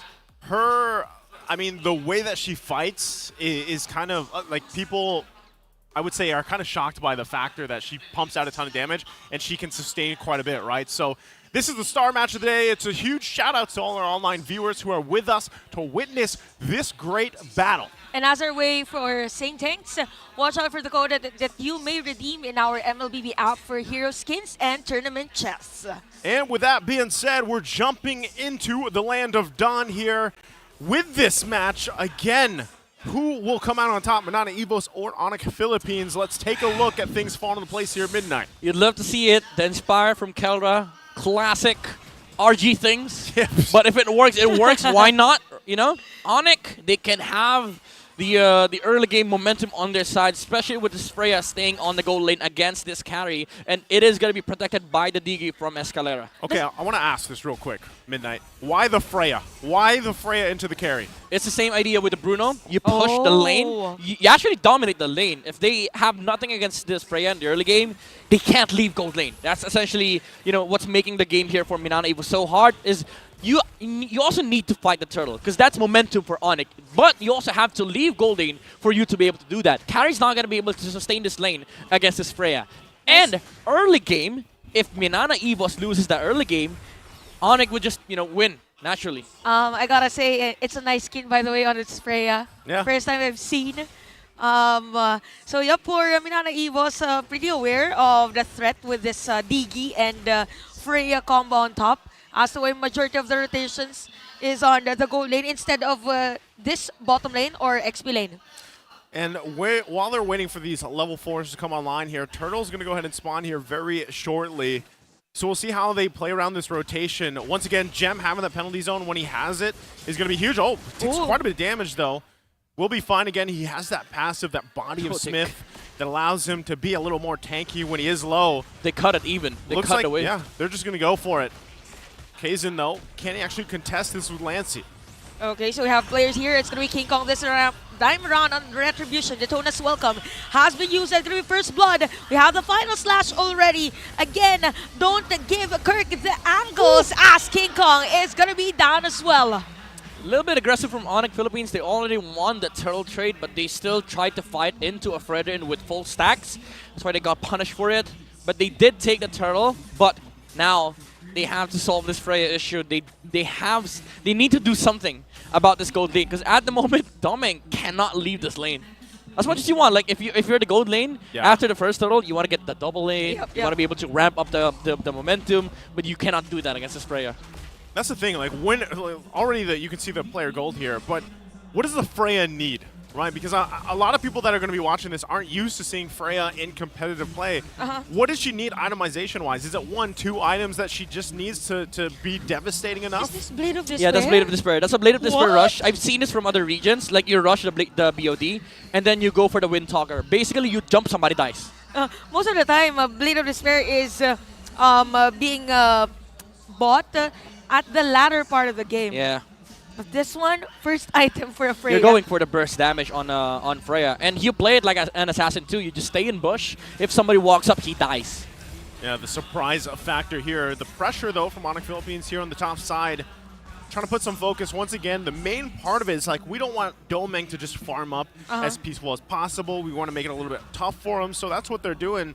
And even with the Diggy pick, it allows them to help support this Freya pick from Kelra, right? Yeah. But ultimately, for Minana Evos, they just have to buy some time. They know scaling could work in their favor as well. They have the Navaria. Once we get to that mid to late game, they have the vision, they have the poke potential. But really, once again, the job for them when it gets to that point is let's get this Times Journey out. Not only that, but we have to work against the Black Shoes from Super Prince, and then the burst potential, right, with this Kelra, with Kelra's pick here. So Turtle for the taking, the second one of the game. Kaizen still having trouble here. Okay, Daytona's welcome again. King Kong with a secured turtle take, and Kaizen might be down. Time Journey has been used, and look at Kelra just in front of the players of Minana Evos. Make it 2 casualties for this one, 1 for each, and a gem with a penalty zone, conscious none.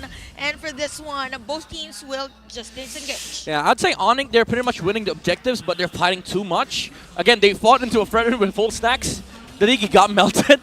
With just one ult from the Fredrin. But yeah, Minana Evos, they're doing a fantastic job of sort of like forcing ONIC to deal with these frontliners that they have. Even though naturally you don't have that great of a front line, but Fredrin is capable of turning team fight around. Yeah, and with that, Kelra in that exchange did pick up a kill. There's the code for you guys watching the Storm Match giveaway. This is one of the codes we were mentioning earlier, so grab it while you can. And going back to it, it was a great usage as well. Lancey took that Times Journey himself, tried to extend that team fight out. But that's the thing, right? 2 objectives locked in for ONIC Philippines. But when it comes to the team fights, you can see them struggling just a little bit, especially if that Times Journey's gone, right? Yeah. Range is going to be a little difficult for them, and that's why also they have to rely so much later on penalty zones. Are they able to land those? Are they able to land the stuns they have, or even the reverse times through that? Yeah. And again, a lot of things have to fall into place with this lineup. You can already see, too, the Necklace of Durance being picked up by Spider Miles. Yeah, they have to, because the thing is, the frontliners cannot rush the Dominance Ice. I mean, Kirk is trying to build up the Dominance Ice right now. Kaizen also has to buy one later on. But this Durance, this Necklace, is going to help them out when it comes to trying to fight ONIC, because they have a lot of sustain on their side, especially with the Freya. Hold that thought, though, Super Prince. But at the bottom lane, Super Prince Super Prince is down. No Blacklist during that moment. And Minana Evos will take a turret down at the bottom lane. Same for ONIC at the top lane. So Minana Evos, they're thinking, okay, majority of the players of ONIC are at the top lane. Let's do a mirror rotation. Top lane though, you have to fight Turtle without maybe the Navaria here. But also King Kong is doing the same thing. He's giving up Turtle for the tower. I think that's okay though, given the fact that you want to get more space to work around with leading into the Lord after this turtle's taken. Yeah. They already grabbed 2, so they might as well just focus on these turrets as they play into the objectives right now. Yep. Might trade the resources as well. Yeah, this also ensures that they don't have to worry about the top lane right now because there's no towers defending for Minana Evos on that side. So they can put the Freya on the bottom lane and then maybe group up as 5, controlling mid and bot, and then casually just sending somebody out to deal and push the top lane once again. Maybe it could be Super Prince, it could be Gem, but the point is, like, ONIC could start playing as 5 in the mid and bottom lane now. Okay. By the way, there goes the Blade of Despair. Berserker's Fury, interesting. Berserker's Fury next, yep. For the second item. I thought it was going to be Windtalker, but he wants more damage from the Freya. Again, the Valkyrie is back in the MPL Philippines. Oh, yeah, right. Freya was last picked in Season 6. Dude, we're getting so much old heroes now. Wow. Yeah. Hey, you talked about this before we went to the match, with the new generation. Yeah. Pulling out some of these heroes from way back. It's great to see. That's what I'm saying. It's very refreshing to be in a meta where we have that, where we have this room for flexibility, variability. Heroes, yeah. 10 seconds, Freya showed up bottom lane, tower down. Tower down. Tower down. Like, I used to say Bruno was the turret destroyer. Forgot about Freya, man. Yeah. It's because Freya hasn't been big. The OG turret destroyer. Yeah, because before, like, remember 3 years back, it was the Arguses and the Freyas that destroyed towers. Argus I remember Freya. Benecutie playing Argus as well. Because of the ultimate. I love me some Argus, by the way. Like, especially solo queue, you throw in the Argus. All right, I hate you, nice. People think you're trolling, you're not. Yeah. Oh, I heard the conceal play. Oh, somebody messed up the flicker. Okay, flicker, and the penalty zone has been used by Gem. So this might be a opportunity for Minana Evos, but nope. That was like flicker That's into reverse time, breathtaking. into penalty zone. Both of the 2 spells missed. Just kidding. Just kidding. That's when you throw that if out. it's working. Yeah, good try though. Good try. So now that the Lord is up, they're down the flickers, right? 2 for the side of ONIC Philippines. So and a penalty zone. That is going to play a part here. Penalty zone might come up if they extend this dance a little bit longer here. But already getting positioning. They're going to wait for it, trying to drag that out. Gem is going to be the one to possibly start this fight up. Once again, they have to cover the grounds. Good poke already, though. Even the damage of Super Prince against Lancy is very massive with this Lilia play. They're waiting for the penalty zone. Oh, Kirk! Final slash. Gem's gonna be the target. Oh nice my penalty zone. goodness. Here comes the retaliation from ONIC. Time's Journey has been used as well. The tone as welcome by King Kong. And Kaizen is look at Kelra on this Freya and Lancy finding Escalera as well. And Kirk finding that perfect opportunity for the setup play. Keller jumps in, or jumps out rather, and the Spider-Man is just dealing damage. But Kirk still will take the Lord. Kirk goes in. Everybody's oh my low goodness, here. Kirk! Oh, Domeng. Minana Evos just finding a way to equalize things after that Lord take from ONIC. Not gonna lie, Kirk's doing heavy lifting here. Yeah. For Minana, it was that final Kirk slash into Gem. Like, people would say that's a bad final slash, you only got XP. That forced the fight for ONIC. And as much as they got the Lord, they were forced to use the Time's Journey. Even the Daytona's welcome to, against Kaizen. But even then, Minana Evos, after all that, if everything has been exhausted on the side of ONIC, you just naturally win out the fights. Kirk angle. That's what he got there right now. Even with that final slash, the way he's utilizing this Arlot, again, it was picked up first. And he's making it work really well for them. So right now, they have to deal with the Lord, right? Minana Evos has to deal with this on the defense side. So we'll see if ONIC Philippines decides to put the pressure here, or they just get a little bit of these shields down, these tier 2s, especially in the mid lane. Lord's going to be made quick work of right there, so not even going to approach the base. But they should still possibly be able to get this tier 2 in the mid. And ONIC Philippines, they might just be happy with that for now as they make their way bottom. Yeah. You know what, for Gem, most of his penalty zones aren't right on spot. So for the next time, he has to be wary of, has to wear Kirk might be. Yeah.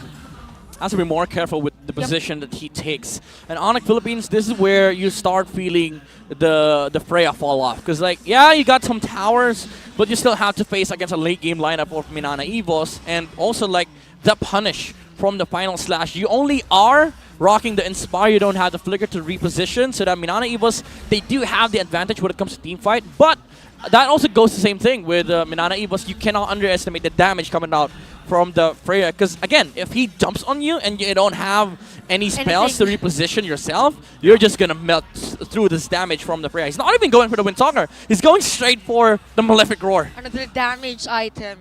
Literally just a big damn. Right? Big damn. That's what Kelra's going for. You know, he's sitting at 2-0. True. If you guys watched at the fight earlier on, he played it really well where he even timed the Inspire, right? Yeah. Like he held on to it. Yep. You'll see a lot of players, there's the Malefic Roar.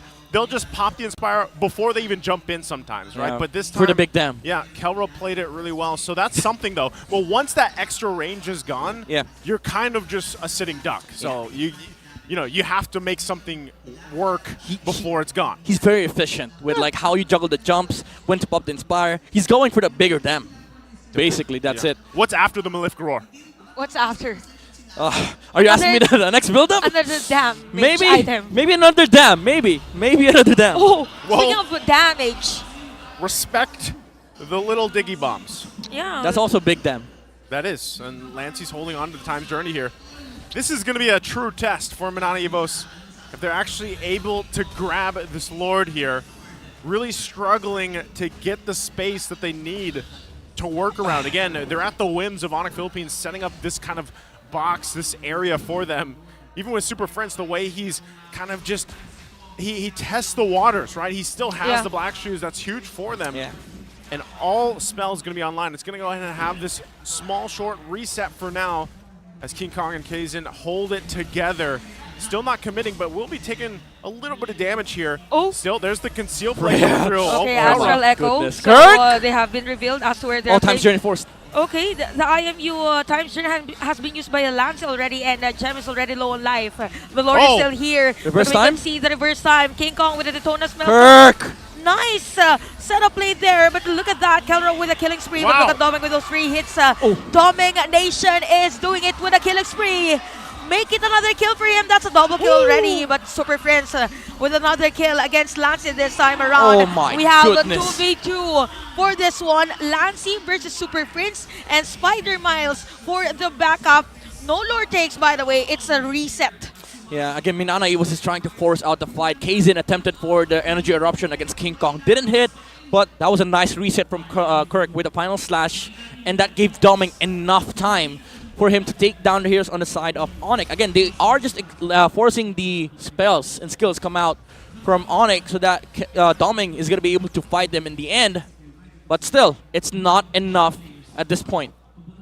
Interesting, too, because you saw what we were talking about. You know, the way Kelra played that, it is very glass cannon. That's what the Freya is, especially when you have the Inspire. You have the ultimate available to you. You can jump in. But quickly, you learn that, oh, we don't have the range that we're hoping for going against even a carry, right? So with that, again, the timing on a lot of this is going to be so crucial. Lancey, once again, getting his time's journey, dealing with the bombs, but they know the timing of their own time's journey will really turn the tide. Like we even saw that last clash go out. Still could be anyone's game here as they go in for it. Once again, the pokes. The Lord's going to be less than half health. Kaizen. He's dead. Okay, this is the bonus welcome from Kaizen. Times journey by Lancey. So no casualty this time around. What? It's going to be King Kong this time around with the retribution. Lord take. Kelra with a chase. kill. Kaizen is down. Look at Kelra again with the jump. Final slash by Kirk. Black shoes by Super Prince. And the players of ONIC Philippines are trying to force another kill against Kirk. But look at Kirk with those dashes. He is going to be down by the hands of Super Prince. And 3 players down for Minana Evos. This synergy from ONIC, that smart missile, you knew that the Brethren is going to die right there. And the jumps from Kelra, Super Prince with the slows with the Ice Queen 1, and also the Lightning Truncheon procs just shuts down Minana Evos' team fight. Well, let's see if they can defend here. The charge from the Lord. They got to deal with it quickly. Another penalty. Freya. The flicker has been used as well. Look at Kelra with those tower lock. And game number 1 will go to the Sonics as ONIC Philippines takes it. What a lineup from ONIC Philippines here. They're feeling good about it. And can we say the super family, the super team synergy comes out to play in this game one? This is just BDS. BDS. What's BDS? Big damn strategy. Big damn strategy. I mean, I think no one is prepared for it. Yeah. This type of strategy, the exotic. I'll tell you what, Chantel, no What? one's ever prepared for big damn anything. I'm not prepared as well. That's true. That is for true. that one. I mean, they did try to prepare for it. They banned the Bruno, but still, Freya break big damn. Yeah. Big damn. I don't know what I didn't get to see what the last item was there, the fourth one. Another BOD. Was it? No. I didn't see it as well. But he bought a Legion Sword, right? Yeah, he bought a Legion Sword. That so builds up into Halberd, Malefic Roar, BOD. Maybe he went for the Halberd. So pure damage Yeah, pure damn. items. Pure damn. Pure living damn. on the edge, Kelra. Might as well. But it was a ticking time bomb type It of was. strategy It was. for ONIC. A They- lot of risks. Yeah. High risk, high reward. They had to kind of like end it there. Otherwise, if it was dragged out, Yeah. like we were talking about the scaling, especially with the Novaria. Novaria, carry. Carry. It was already showing, though, like at that point. That's why, again, timing-wise, even the fact that they were able to get the Lancey's Times journey out early, you know, and they approached the fight that way and everything else, it was a well-executed, unorthodox lineup, let's say. Yeah, Doming had a 1v4 moment right there, right, during the Lord fight. But again, it came down to like the team fights that were very advantageous for ONIC because they did have the right to dictate how the team fights go with the jumps that they have on Gem, and also which is the Daytona's welcome coming out from the Barats. But again, MVP of that game is Mr. Big Damn Kelra on this Freya. Chantel mentioned it earlier. He's a more aggressive laner. Now it shows. Screw the Claude, screw the Bea, screw the. Even though it's his favorite, like the Bea and the Claude, but right now he's rocking the Freya. Like who would have thought Kelra would be using someday a fighter that just pushes lanes. He doesn't need to farm, he just pushes lanes. He walks towards bottom lane, takes that tower, and Minana Evos, they had to deal with him for the first 6 minutes. And that left King Kong and basically all other members of ONIC untouched. They just naturally scaled up. And the thing is, the reason why it worked, even though they didn't have a marksman, is that they have scaling mages, the Digi and the Lilia. This worked because both of them do enough damage in the late game, even though if you try building up Radiant Armor, it's not gonna work because they just do so much damage. And you also have like 2 utility frontliners, the Terizda and the Barats. They basically became the tank here for ONIC. The damage didn't come out from the marksman, however, it did come out from the mages. But again, this Freya, if he is given an opportunity when he's able to jump a hero, he's gonna be deleted in seconds. But as we've said earlier, Doming did have a 1v3, 1v4 moment right there. We saw a glimpse of how strong Minana Evos lineup is in the late game, but the power of the team fight here for ONIC is just so ridiculously good with the times journey, the jump, the setups. Even though they missed the last jump on Gem, it didn't matter because ONIC, they had the capability of chasing the heroes down with the reverse time and just with this sheer mobility coming out from the Lilia, with the slows as well coming out from the Ice Queen 1, which really helped ONIC in terms of actually utilizing these heroes and executing the team fights, because Minana Evos, the way they work is for them to deal damage and for them to participate in fights, they also have to stand toe-to-toe against these heroes, but they just naturally can't. And even though they had the vision and the pokes coming out from the Novaria, once ONIC decides to jump, that's basically the signal for Minana Evos to kind of utilize the Valentina with a Stolen Times journey. But in the last engage, in the last skirmish that we saw, that was forced out earlier before Minana Evos wanted to do so, and ONIC just naturally went in for the engages. And instead of the halberd, he actually went for the Dragon Spear, which gave him more movement speed, more chase power, with the heroes being slowed by the Ice Cream 1 coming out from the Lilia. Again, a very scaling mage alongside the Diggy with Enchanted Talisman, Genius 1, and Flask, by the way. He also had a Flask, which gave them a huge shield for during the times journey. That boosted ONIC's capability of team fighting, and he added even more damage with a Genius 1. And the thing about Genius 1 is that it reduces the magic defense of anybody that he hits with the bombs that allow Super Prince to deal more damage. And also, again, just the concept of the reverse time. You try to run away, they bring you back, they chase you, they slow you down, Keller jumps on you, you're dead. That's basically the story of ONIC's team fight. And that's what happened in game number 1. They just chase, kill heroes down, and basically win the game. Basically win the game. That's all. Yeah, If it was only so simple. With big damage. I was about to say with big damage. Big damage and big shields. Big shields. Right? That Big was- slows too. Whole lot of big. Everything's big. At this table, everything is big. Now, all right. Sorry, go ahead. Speaking of, the Smart Giga Arena is open to all Smart and TNT subscribers, where they can join the array of arcade games and esports tournaments, especially MLBB. Just create an account on GigaArena.smart using their Smart or TNT mobile numbers. With the new Smart Giga Arena 20, you can unlock the world of Giga Arena tournaments for your shot at prizes. Yeah, Giga Arena, of course, comes with 2 Giga Arena tickets and 100 megabytes for all sites for only 20 pesos. Valid for 1 day. Load Giga Arena 20 now in the Smart Online Store. You know what Giga is a word for? Big. Yeah, I know. You know- I was about to say. That's a big promotion. Very big. Sorry, guys. You're on point. You're on my. We're on the same page, Midnight. Yeah. I don't know why, but Why am I even you know here? what it's you know what's it called? What? Big synergy. Big synergy. Which ONIC has, by the way. ONIC had game number 1. Because the thing is, like, I'm gonna head down to analysis straight right here. Because the thing is, ONIC had to be really synced up with how you wanted to play that game. Because that team fight was all about, like, you know, syncing up your spells.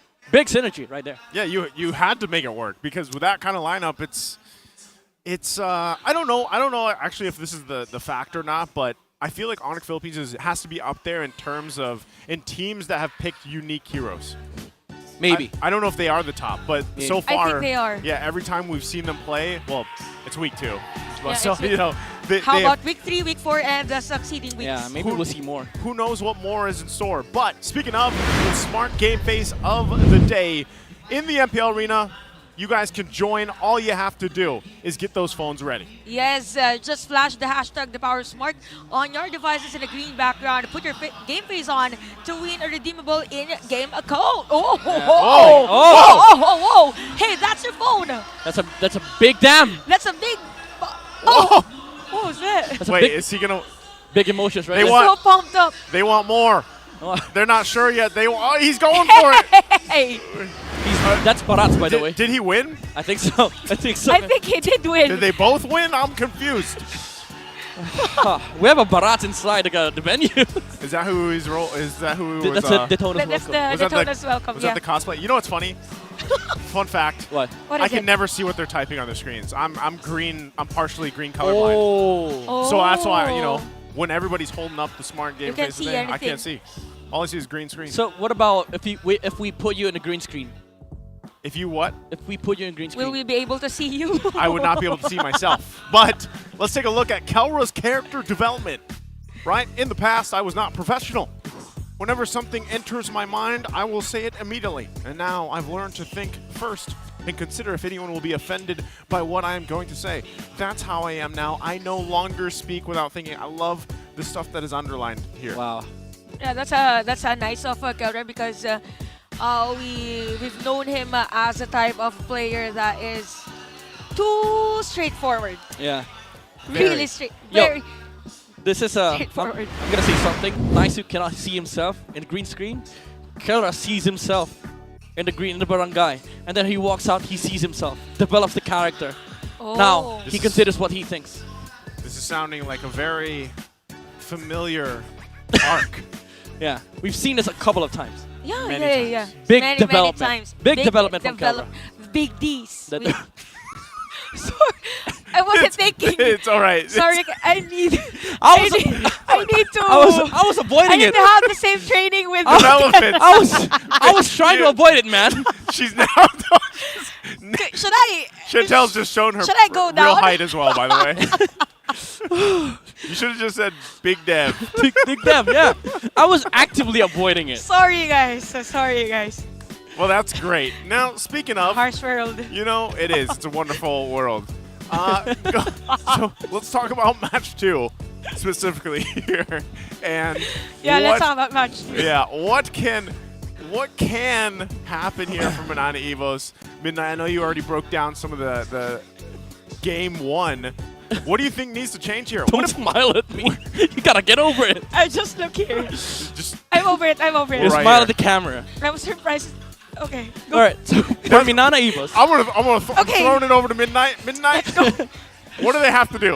All right. For Minana Evos, I think they have to get red side so that they don't get blindsided by the last pick, or maybe even consider banning out the Freya, because there is a small chance, however small it is, that they might pull up the Freya once again for the side of ONIC. Maybe even first two I mean, not first two, but follow it up with 2 picks Freya on their side. So Minana Evos does take red side this time around. They're banning out the Nolan, the Joy, the Fanny. This is directly answering King Kong's hero pool. It's directly related to our keys to victory earlier. Respect the pool of the King Kong, King of the Jungle.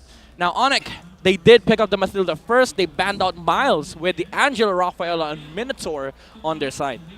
So more on the speed for the Matilda, with the Matilda being prioritized here by ONIC. So Arlott and Barats. So Barats has been used by ONIC earlier. Yep. So probably another Fredrine or X-Borg here. Oh, I by like ONIC. this. I like this. This is so fast. I mean, like this. Oh my goodness. They're going for it. Anti-Barats. Again, X-Borg, Lilia. And now, even if you say that they can flex the Arlott into Robe, I don't think Minana Evos will do that, especially with Miles specializing in utility. Now they show the Valentina. This is going to be good for Lancey as well. He gets a copy of either the Black Shoes or the Last Insanity. But still, you have to consider that Minana Evos will be dealing with the X-Borg on Barats. You can't even flex that onto XP, because again, if you do that, you're forcing Miles to play Arlott, and even if you force it to you flex it to XP, you're left with Fredrin, Baksha. These 2 heroes don't deal with the X-Borg that well too. That's what I was gonna say. So is this looking at least a little bit better for Minana Evos this time? Because so far for ONIC Philippines, like, this is a little more, I guess, standard in a way. They did lock in that Matilda, which is great. Smart ban, by the way. They take out the Diggy this time. So could we possibly see a curveball again from ONIC Philippines? And even despite that, is Minana Evos already looking good with their first 3 picks, Midnight? I think this time around they're going to have a better control of the early game, because there's a chance that this Barats can snowball if ONIC Philippines does not contest the early game Turtles. Because Expert's kind of weak early game, I'd say that. And if he gets poked enough, it's going to be hard for ONIC to contest Turtles. But again, late game is going to be a different version of what ONIC pulled off in game number 1, because this time they have a stronger late game compared to Minana Evos. I think with this Diggy ban, Minana Evos might need to get the carry first, but that also means that if they get carry, that's going to force ONIC again to pull out the Freya. Okay. So given that, we have to see if this last ban is once again towards that roam option. I mean, all of it so far. Oh, anti-Miles! 5 bans! Still. I feel like that's every team's game plan. 5 bans, that's crazy. Yeah. This strat, only people against Blacklist International pulled it off. Yeah. Now they're fully respecting Spider-Miles hero pool, and now the carry does get baited out. The question is, will ONIC pull off the Freya once again, or will they go back for the Bruno? Probably a marksman this time around, or we don't know. It's ONIC with There's a good Coach chance. Ito Max. There's a good chance. There's a good chance for another unorthodox hero for ONIC. Yep. So we're lacking on the jungler. Jungle, yeah. Martis, unless they pick... An assassin hero? No, unless they pick an XP, put X-Borg on the jungle. Oh. There is a chance they do that too. But for sure, Bruno or Martis, Bruno or Freya for ONIC. Either that or the Claude.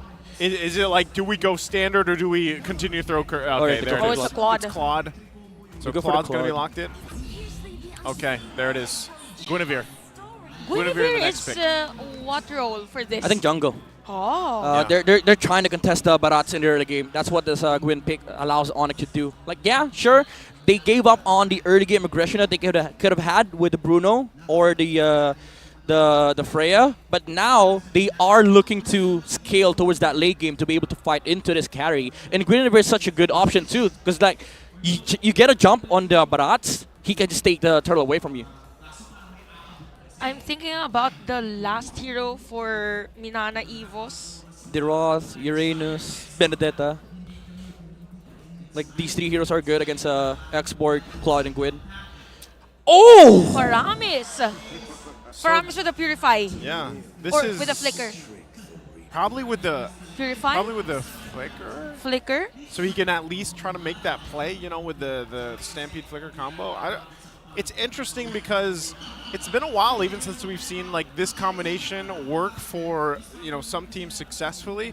We have seen it before in past seasons work really well, but, you know, now I feel like it could struggle a little bit. Now, also on top of that, it's like, well, you've got a Valentina paired up with your Faramis. You have a couple options in terms of ultimates you could take across from you. But, you know, still, how are we feeling about the combination here at Midnight?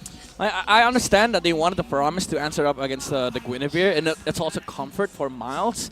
But the way the ONIC lineup is built, like their comp naturally just goes against what you want as a Paramus. There's an X-Borg on this lineup too. Even the Lilia. And the Lilia, the counters, it is a direct counter against a Paramus. And also you lost out on the early game that the Barats would have wanted. Because right now he is going to have to deal with the Gwyn, the Mathilda, and the Lilia. With just what, a Valentina and a Paramus looming around, they're going to get poked. Probably this will be effective as long as Spider Miles will build some damage items for the Faramis, because that's what's lacking, I think, for Minana Evos on the early game. Oh, look at the pokes from Super Friends out the middle lane. So we'll see as to how ONIC Philippines will capitalize on that, as King Kong will have a pick on this purple buff, which he will think, by the way. Yeah. Guinevere is such oh my god. Especially with the Matilda. Yeah, he's just gonna have a fantastic early game. Like look at the lineup of Minana Evos. Nobody can deal with the Gwyn early game. Somebody gets jumped, that's Purify being forced out. And even during the turtle takes, like if King Kong decides to jump on the Barats, the only save that they have is the Nether Realm. But he's not going to have access to that until he gets 4. Yeah. And first turtle, usually, roams don't get 4. Yeah, and, you know, having the 3 Purifies helps to an extent. But eventually, like, once those are down, and that's the thing that ONIC Philippines is going to have to do, right? Try to get those resources down a little bit. If Kelra farms up better in this matchup against Dome, oh, hold on. Oh, there's the drag. Nice Shadow Stampede by Spider Miles. What Escalera is going to be alive because of the shield as well from the Guided Wind. And at the other lane, Kaizen is the target here. Kaizen with the first blood. And another kill as well for Super Prince. Yeah, he was trying to invade and get the greens here. Kaizen is level 3. He's not going to get 4 in the turtle. So ONIC probably has this turtle for free. We'll see if that happens. Again, exchanges here across the board so far. Even in the XP lane, quite dicey, but they have to get those level 4s for this turtle. It's going to be up now as they make their way. They have the information they need, though. Orange buff still going to be worked on by King Kong. Gem will start it up, pulling the turtle out of the pit. And even on the cross-map side, they have the information that Kaizen is up there as well. So they might just go ahead and try to blitz this. They know it's going to take a little bit of time. So it's up to Minana Evos here to do something. They don't at all. So the turtle is secured there without any contestation. He saw King Kong. He even used ult just to make sure, because he didn't see where Kirk was. So the final slash could have gotten him out. And then maybe the Baras would have followed up. So they just, you know, they're just making sure that everything that they're doing, they get it guaranteed. Probably the play here for Minana Evos is to have their jungler offer them in time to cope up with the gap in terms of the level as well, and the farm with King Kong for the retribution damage earlier. So it's a 1k gold lead here for ONIC Philippines, and we can see the pressure at the top lane. So imagine as to how Doming will force a team fight against this Mathilda and Claude tandem, which could do a very fast double laning, by the way. The thing is, like, all Minana Evos wants right now is to scale, but that also goes with the SOP of ONIC. This Claude is gonna be able to, you know, go from gold lane to middle lane much faster than the carry. And Minana Evos, the way their lineup is set up is they just, you know, protect each other. They don't have anything against this. If Keller decides to go for the double lane or the double wave, both of the support and the roam cannot really interrupt wherever Claude wants to go. Yeah, we'll see if they can make a play here. Final Slash going to be used, but Gem still has the armor. Meanwhile, though... The tone is welcomed by Kaizen. Here comes Spider Miles as well. We have Gem on the last Insanity. The players of Minana Evos is doing the same last Insanity with the IMU and Escalera with the Circling Eagle, but doesn't force the team fight against Minana Evos. Okay, so a whole lot of happened there. No one falling though, No right? casualty? PH. That's PH. That's PH. Mechanical prowess, like we like to say. But still, I mean, given that ONIC Philippines holds on to that little lead that they have, and, you know, for both teams, really, the fact that both gold laners just get to have this experience in the top side by themselves, I call it the gold lane experience, they're fine. Later on, The that's GLE. when they need to shine. Yeah, the GLE. Leading into this, though, the Turtle, it's just going to be that 4 versus 4, which we're used to seeing. So we'll see how this one unfolds. Escalera already going to be jumping in with a guiding wind. King The Kong circling eagle. finds Kirk. He knows that he is the initiator. The Netherrealm has been used Oh. already and backs away with a guiding wind. So for ONIC Philippines, majority of the ultimates has been used. So why not? This I'm gonna contest. That's your team fight. For this turtle take, and that's the team fight. Kaizen or actually Kirk will do a reset. Yeah, and there you King go. Kong will force for this turtle take. Gem's just gonna burn the HP of the Barats. There's no Netherrealm here. Minana Yeah. Evos has to give this turtle. You got to give it up. So that's going to be the second turtle in the hands of ONIC Philippines. Giving them this minor lead still to hold on to. So really, where is it, Midnight, for Minana Evos? I mean, are they waiting for that certain power spike in one of these heroes that they have? I'd say they're still waiting for the carry, but as it stands right now, Claude is having a fantastic time of just farming up 2, like going from mid to gold lane, or maybe in the reverse order, gold lane and then to mid. And Minana Evos, as much as they want, they just have to wait for the carry to be able to, you know, get his items up and join the fights in the mid to late game. But that is also true with ONIC. Like, this lineup is way stronger late game, especially with the Lilia and Exborg. Oh, but middle lane, we can see a circling eagle by Escalera. And it's just them giving space for Calera. Okay, here comes the gold laner. He wants to go for the double lane. Every wave. Every wave.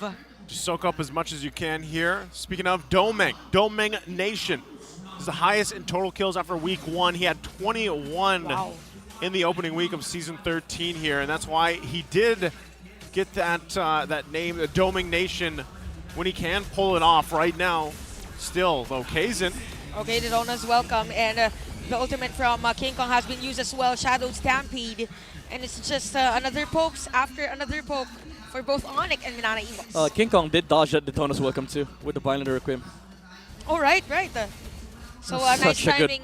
That's such a good display of mechanics, you know. Yeah. Again, I mean, how many times have they played against the Barretts or for the Barretts? Here on the bottom side, once again, though, Gem has to use that last Insanity. Will they be able to get something? Oh, enough true damage here by Gem, but here comes Lancey with his own version of Last Insanity. But we could see that ultimate from King Kong, and he is going to be down. Nice dive there by Kirk, but he is going to be the target here by Gem. But the minion wave is here flowing, so we have 2 players from Minana Evos trying to zone out Gem Oh, at Kirk. the bottom lane. My goodness. Oh, I thought he'd get that 1 hit more, you know, for the Yeah. immortality at least. Actually, never mind. King Kong did not dodge the Daytona's welcome. They just saw the Violator equip. I think King Kong thought that Kaizen had the Daytona's welcome right there. And then when they saw that, Kirk called for you know, the push on the bottom lane, because even if King Kong shows up, he doesn't have the Violator equip. So Yeah. Minana Evos got the upper hand with that trade that they saw the ultimate coming out from Gwyn. This is interesting, too, as we take a look at the gold laners here, the difference in gold. This is why when we were leading into the series, I was like, hey, Domeng, he is a great player, but he's got his work cut out for him. Even though his stats were technically more in favor for him against Kelra, it's Kelra's capability to do this, especially on a Claude, a signature pick of his. You just leave him alone, and he's able to just be completely fine and sometimes even win 1v1s. Yeah. And he might meet one here with Domeng on the top side, but meanwhile, this Turtle also breaking out 3rd one of the game. This is a bit breathtaking, Kirk. but look at Kirk. He's going to be the target here, circling eagle. Rather, it's going to be Lancey, Last Insanity to go Final out slash burn. from the team fight. And for this one, at the top lane, Keller as well against Domeng. That was close. BMI out. And we go back to the Turtle team fight as King Kong will secure that one. Oh my. I mean, ONIC at this point, they're just dominating all lanes. And Minana Evos can't do anything about it, because again, the way their comp is structured, they really have to wait for Domeng to be able to join these fights. And Kirk, with the final slashes, has been missing quite a few. Lancey? Oh, middle lane. Nice Netherrealm by Spider Miles. And ONIC is just putting pressure against Minana Evos, but Minana Evos is able to defend. Look at King Kong. So a bit of an HB here for the mid lane turret, but still Minana Evos is able to defend. See, this is a throwback in how long team fights can get when there's a Faramis and a Valentina both, right? Usually it's even across from each other, where then you have two NetherRealms, but even so, on the same team, This talk one about long fights. This one makes it long enough. You know, it's not a big team fight. It's a long team fight. It's at that point, man. You know, long or short, you got to work with what you have. Yeah. Okay, Escalera here at the top lane. Spider-Mas. Okay, you have the NetherRealm. We hate long team fights. Let's find Spider-Miles. He can be super too. He can be super too. He's it against works. Super Prince as well. Yep. So with that, again, things still looking very similar the past 5 minutes, 5+ minutes or so, where ONIC Philippines has just held on to this small lead. King Kong? Okay. Okay, that might be a setup play for them, but Kirk. Even Kirk misses that final slash. And just look at Kelra, just poking and dealing damage against the players of Minana Evos. And this mid lane turret has been hanging by a thread. But Minana Evos manages to defend this one after all the pressure that ONIC has been giving them. Yeah, Kaizen has been playing the Claude game for Minana Evos. He's been splitting for a while now, and Kirk almost got that final slash over the Claude. Would have been big if he got that big final slash onto Kelda. Should have been a pickoff, honestly, for Minana Evos, but they're doing pretty well in terms of holding the lead against ONIC. Okay, Kaizen will use Adetone as welcome against Gem. We have the Violet Requiem already used by King Kong. We have players from Minana Evos low on life at the backside. Lancey will use that last Insanity IMU. Gem is almost down, but just with the Fraga armor. So we have the players of ONIC with the free hit. Lancey low on life. We have Spider-Miles down, but this is the Faramis. Remember the passive of Faramis. And a double kill for Super Prince. What a play there. Discipline as well. ONIC Philippines able to get that pulled off. Still fighting though. There's no stopping for King Kong. But Escalera said, let's go. Zoning. Let's get the Lord. They're just zoning. They let Kelra take the Lord for free. Even with Kirk trying to set up fights here for Minana Evos with the final slash flicker play, it's not enough. They don't have the firepower. They cannot stand the front line. Against Super Prince, mind you, with a lethal ignition, and again, the Ice Queen 1 that's slowing up Minana Evos, and of course, the late game Winter Truncheon that is going to be dealing so much damage, spill damage too, with the Lilia. Minana Evos has just, they don't have the frontline strength that ONIC has. It's just insane because Kelra now, almost 3,000 gold ahead of Domeng. Like that is a, what is that, a full item? That's like a full item, right? At that point, and again, he did a lot of that work by himself for the majority of the early to mid game, and now it's showing to just prove how strong he is right now. And Minana Evos, they have great capability to defend here if they can hold it together. Lord now on the top side though. Yeah. Can they pull this off, keep the base alive the best they can? They have good wave clear. They have Faramis and Valentina. Oh, Gem! Last Insanity for Gem. Kirk. Okay. He tried to follow up. That was a nice circling, guiding lead rather for Gem and Escalera. And still continuous pressure from ONIC on this top lane inhibitor turret. And look at Lancey. Ouch. Almost down. Ouch. With the spokes from Super Prince. Yeah, the bombs and the lightning truncheon procs. That's so nasty coming out from ONIC. It's going to be interesting to see how much damage Super Prince has done for this game. Again, he has not gone down. This is why Lilia is so great too. Oh, Lancey? Pumping out a ton of damage. Lancey though. Oh, that's a nice usage of the last Insanity. You Right get the you get the invulnerability for a bit. But look at Super Prince just zoning Kirk during that moment, and we have Kelra this time around and blazing to it. NetherRealm has been used. So Kelra, after that zone, he will go straight to the turret, and King Kong as well with a Violet Requiem, plus the last Insanity from ONIC.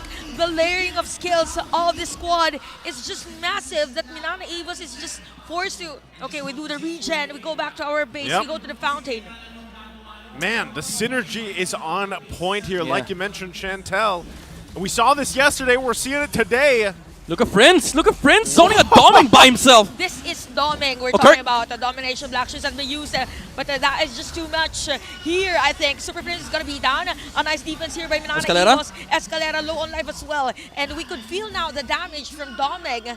So maybe ONIC Philippines has to be more safe this time around and setting up place. I mean, even with that, Super Prince, he was deep, man. Like he was in the basically standing next to the crystal at that point, popping off the damage.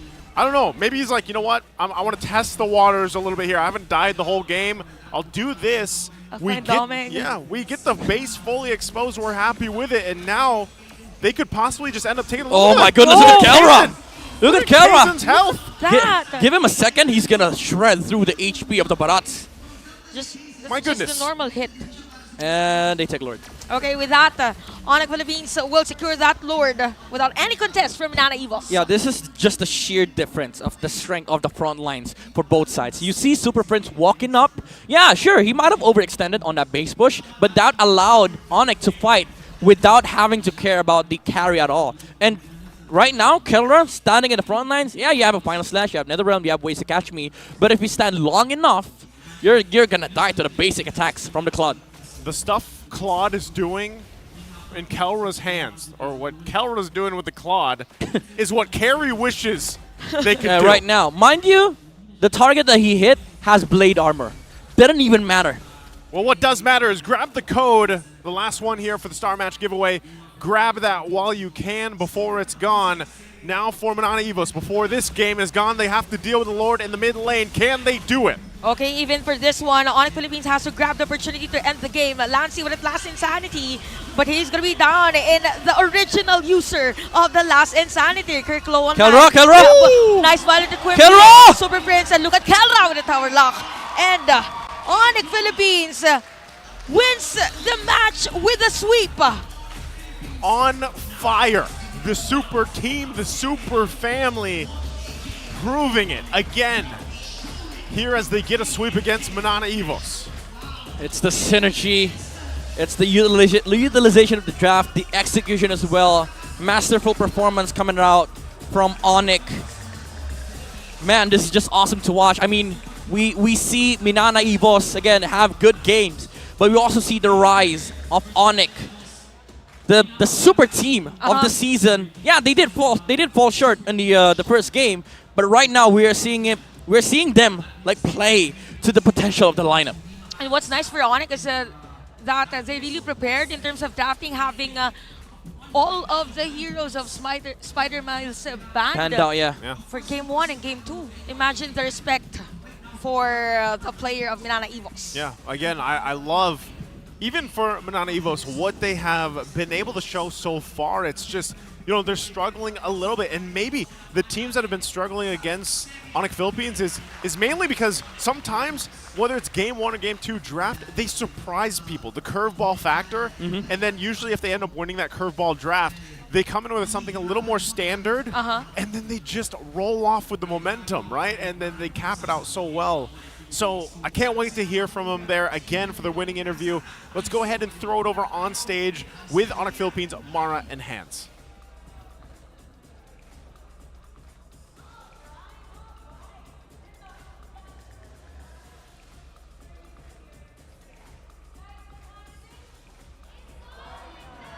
Let me say that once again. What time is it?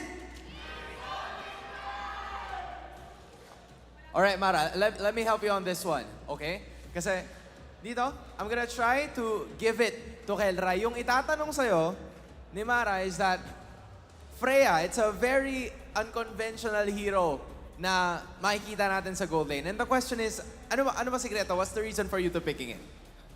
Sa Freya kasi nung season 11 pa namin pinapractice yun doon sa sa team ko dati. Season 11 pero hindi nagamit. Hindi nagamit. Season 6 pa. Season 6 was the last Wala time. para si Kelra nun.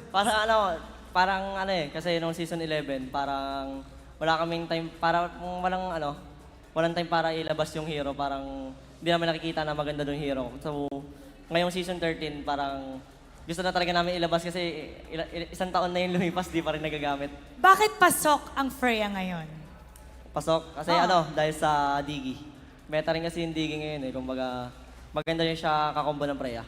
Ayan, now you guys know. Actually, gusto kong tanungin, may Louie, Freya, Selena. Tapos yun, yung tatlo, feel ko marami pa Kayo ng choices yon kasi those aren't the normal. That we normally see here in the MPL. Sino nagplano nun, Coach? Why not, Coach Atomax? Lahat yun. kumbaga, overall idea. Overall idea naman yan. Kumbaga, lahat, syempre, kumbaga, yung mga ganong heroes, lahat naman kami, ambaga naman kami doon. Walang specific. Marami pa ba up your sleeve? Marami pa dyan? Abangan nila, mga pal lalabas. Ay, gusto Marami ko- pa nakatago. Maraming nakatago. Ito gusto ko marinig sa kanila eh. What time is it? It's Sonic time. Igdalo-isip siya ng konti. But at the same time, I also wanna ask si King Kong. Kasi King, nung second game, full 5-hero ban sa'yo. Alright, are you used to that kind of situation na madalas binaban lahat ng heroes? Or do you have something in mind? Parang bago lang po sa akin. Parang di pa naman po sanay na gano'n eh. Kumbaga parang in-expect na lang din po namin para in case na mangyari, ready po kami. Okay. And it seems like they were ready on that one. Kasi even with 5 heroes, merong nagamit si King Kong. And speaking of preparation, I also wanna ask si Coach ulit. Actually, I wanna take note of Coach. Why not? Coach, this is a very different ONIC Philippines compared sa nakita namin nung week 1. Kasi after your loss to Echo, it seems like nahanap nyo na yung timpla nyo, especially for week number 2. How can you assure all of the members of ONIC na sumusuporta sa inyo that this will continuously happen para sa mga susunod pang linggo? I think expect niya talaga na kada linggo we're gonna give it our all. I mean, yung day 1 na yun, sobrang wake-up call sa amin lahat yun eh. So, ayaw na namin yung 3 weeks na nakalipas, 4 weeks na nakalipas, pag-gising. So ngayon yun nga, every week, may, sinisigurado namin magiging exciting, lalo na para sa fans ng ONIC. And their games are getting more and more exciting with 3 consecutive wins. Once again, everybody give it up for ONIC Philippines. You may now take your bow and take your walk of victory. Sabi ni Kelra, nagulat daw siya. Hindi niya alam na siya yung MVP nung Game 1. He was actually surprised just moments ago. At tayo din nasa-surprise sa mga heroes na nilalabas ng ONIC. And nagulat din si King Kong kanina kasi hindi niya ina-expect yung 5-man ban towards him, but they still found a way to get win number 3. Nagulat kaya ang ating mga casters. Himayin natin ang ating laban. Casters, pasok. Nets' third win. See what you did there. Yeah. Think about it. Week Good 2. good job. Week 2, day 2, ONIC went 2-0s. Yep. Amazing. Yep, I see the numbers. I see the numbers. Just too funny here. I mean, we're about to see more numbers. We're about to see more numbers. Midnight, take us through the numbers, starting with the MVP. Well, the MVP of the match is going to be none other than King Kong on the Guinevere jungle. Who would have thought, right after the nerf on the Gwyn, people didn't pick her up, they didn't like it, but he is like, all right, it's a good game for Gwyn. They have Barats, they have nothing against the jump. Let me pick up the Gwyn, and make the game really, really hard for Minana Evos. Even though he has a negative KDA, 0-2-6, he did his job. Like the early game invasion, by the way, 86% kill participation, he really is part of the most fights that ONIC took. And again, I just have to get, throw you back towards that early game invade that he did. He made sure that Kaizen was not able to get the last green for his level 4, and that just set up a lot of pacing for ONIC. Because the thing is, if Minana Evos got that turtle for the Barats, they're going to be able to put more pressure in the mid game. And that didn't happen. ONIC, they got the early game momentum. They didn't have to really care about Keldra at all, because it is a 1v1 matchup against the against Doming with the carry. And all they did in the mid game is took the pressure elsewhere. Let's put it away from the gold lane, put it on bottom lane, make sure that we are addressing the possible momentum that Minana Evos can amass. And again, these jumps coming out from King Kong with the Gwyn really just forced out the Purifies, the Netherrealms. It was a weird and awkward team fight overall for Minana Evos because they were dictating nothing at all. Even Kirk with his Arlot cannot really set the pace here for Minana Evos. Every final slash target that he wants is able to walk out because of the presence as well of the Masilda. If they get caught, you can just use the Guiding Wind to get them out. And also, it's a different ONIC. Like, last week we saw ONIC utilize backline heroes. Now they're utilizing frontline heroes. They have an amazing frontline strength with this lineup, with Super Friends on the Lilia. They're tired with the jokes that Manjin has been cracking with the Talikogenic technique. No longer are the backline support heroes here for ONIC. Let's all be in the front line. Let's all stand in the front lines with the power of the Claude.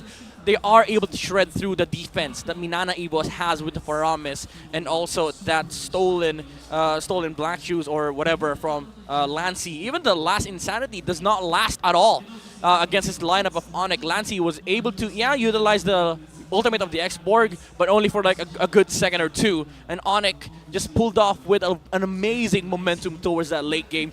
Keldra, 878 GPM. There's a reason why this guy is called the gold standard, even up against Doming, which, again, Naisu has stated earlier that he paves his way. Yeah, sure, Doming is very efficient. He's able to farm, kill, take down turrets, but Keldra just does his job alone. He's very efficient as a gold laner. 70,000 damage on the Claude, and we saw that against the Barats. Like, it took a good second for him to shred through the HP, and that was just the winning recipe for ONIC. The synergy was there, and the win condition was there. Take the Claude towards the late game, win team fights, you take the series. Again, a great series here, a sweep for ONIC Philippines to cap out their time in week 2 here. Now, next up, a crazy matchup as well that we've been waiting to see here. It's AP Bren versus RSG. And it was on the desk yesterday where it was mentioned, love to see RSG play against AP Bren. Little did we know it was today because of their matchup yesterday, right? That tells us how much we look at the forward schedule here, but I can't wait to see that play out. AP Bren and RSG, the Raiders. Again, it's me, Naisu, Chantel, Midnight. We're going to take a short break, and then we'll be back here for that last matchup of day number 2. 13th season of MPL Philippines is brought to you by the following sponsors. Smart, the official telco partner of MPL Philippines Season 13. Infinix GT Series, outplay the rest. Experience the MPL PH Season 13 action live at Shooting Gallery Studios. Tickets are now available on our official ticketing partner at /event.com. Don't miss any MPL PH action by following our official Facebook page and subscribing to our YouTube channel. Follow MPL PH on TikTok as well for more content. And don't forget to like, follow, and subscribe to the official accounts of MDL Philippines. To ensure the equality and fairness of our games, MPL Philippines is also monitored and supervised by the Games and Amusements Board.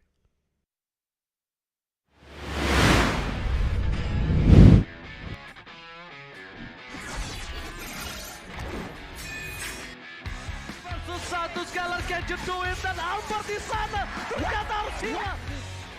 Ledge fight as Long gets instantly shot down by the Blazing Duet, as well as the Electo final blow. This is going to be easy cleanup for Todak as most of the... Apat yun, pero nasipa din siya yung ninakaw na sipa. Buhay pa rin ang 4v1! Backline already, and you're running for the lives, gunning it. David trying to drag the members of RSG right underneath the turret. It's not enough though. Gray coming all the way in, he cleats it all the way up. Just nowhere for him to run. Just... Kita kata ada satu warrior weapon deploy yang membuat pergerakan dari Liga itu langsung benar-benar slow. Rafanya sudah tumpah.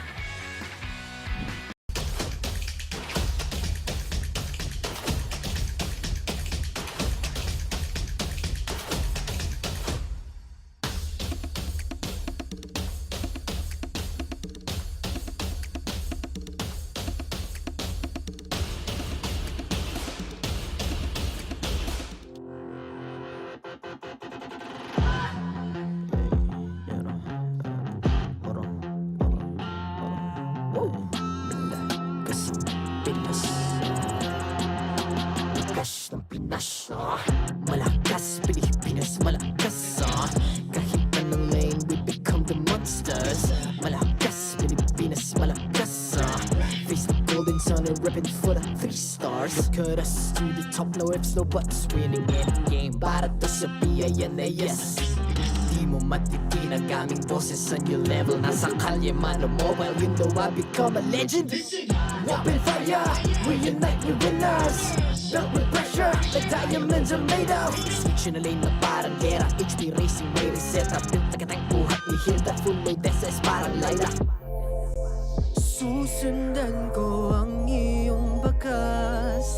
Kasama patas, tagumpay natin doon ay tayo'y malakas. Para sa Pinas, nasa amin ang alas, hindi tuwa atras. Kinikilala sa taas kasi kami ang malakas.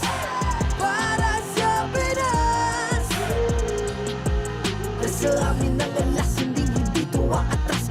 kinikilala sa taas. Ganito kami sa Pinas. Wow! Hold on. Yeah, Malakas ang Pinas. We are laging every beat, no surrender, no retreat. Pag nagsama-sama, just imagine what we can achieve. Laging every beat, no surrender, no retreat. Giving 100 all my all, cause we just cannot be defeated. We are unstoppable, immune and invulnerable. Ready ang equipment, lahat frozen, malang crowd control. Pakita ko na jab like pow, beast of the southeast. Taas sa matawag, proud and loud, cause every enemy we devour. Susundan ko ang iyong bakas, kasama pataas. Tagumpay natin to dahil tayo'y malakas. Para sa Pinas, nasa amin ang alas, hindi ko aatras. Kinikilala sa taas kasi kami ang malakas.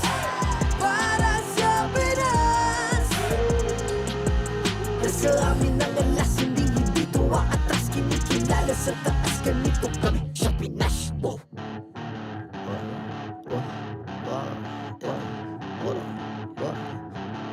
Malakas, Pilipinas, malakas. Kahit anong lane, we become the monsters. Malakas, Pilipinas, malakas. Face the golden sun and repping for the 3 stars.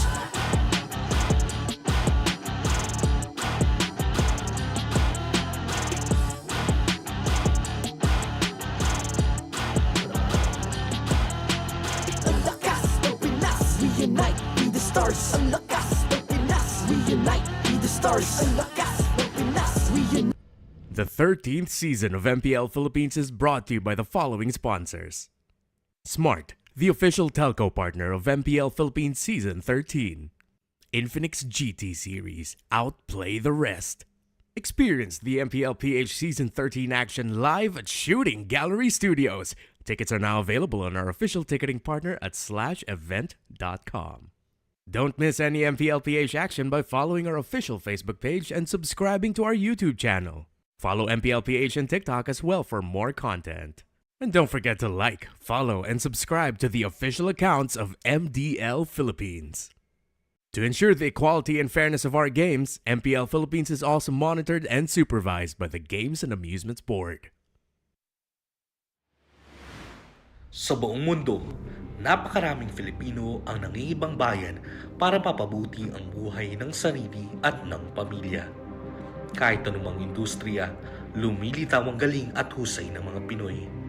Sa kasalukuyan, mayroong 2.5 million overseas Filipino workers sa iba't ibang sulok ng mundo na nagpupursigi at kumakayod para manalo sa buhay. Hindi rito na iba ang mundo ng MLBB para sa mga Pilipinong pro player at coaches na nangangarap at naghahangad ng tagumpay. Dito sa Pilipinas, hinirang tayo ang MPL Philippines bilang tahanan ng mga pinamalakas na MLBB players sa buong mundo. Bukod sa lakas at level ng mechanical skills, malaking bahagi ang team chemistry, individual dynamics at communication. Sa sobrang tindi ng kompetisyon, salang-sala ang players sa bawat koponan. May mga pagkakataon pa nga na kailangang basagin ng team para buuin ang kampyonato. Para sa mga napilit na tira, mapalad na kaya nilang makamit ang panalo sa sariling tahanan. Habang ang nila naman, may tapang at lakas na hanapin ang tagumpay kahit saan, kahit sa ibang bayan. Kaya saludo kami sa mga Filipino coaches at players na tinanggap ang hamon at patuloy na lumalaban para sa tagumpay. Patuloy niyong ipamalas ang lakas ng Pinas saan man sa mundo. Dahil ang tagumpay nyo ay tagumpay ng Pinas at ang tagumpay ng Pinas ay tagumpay ng bawat Pilipino.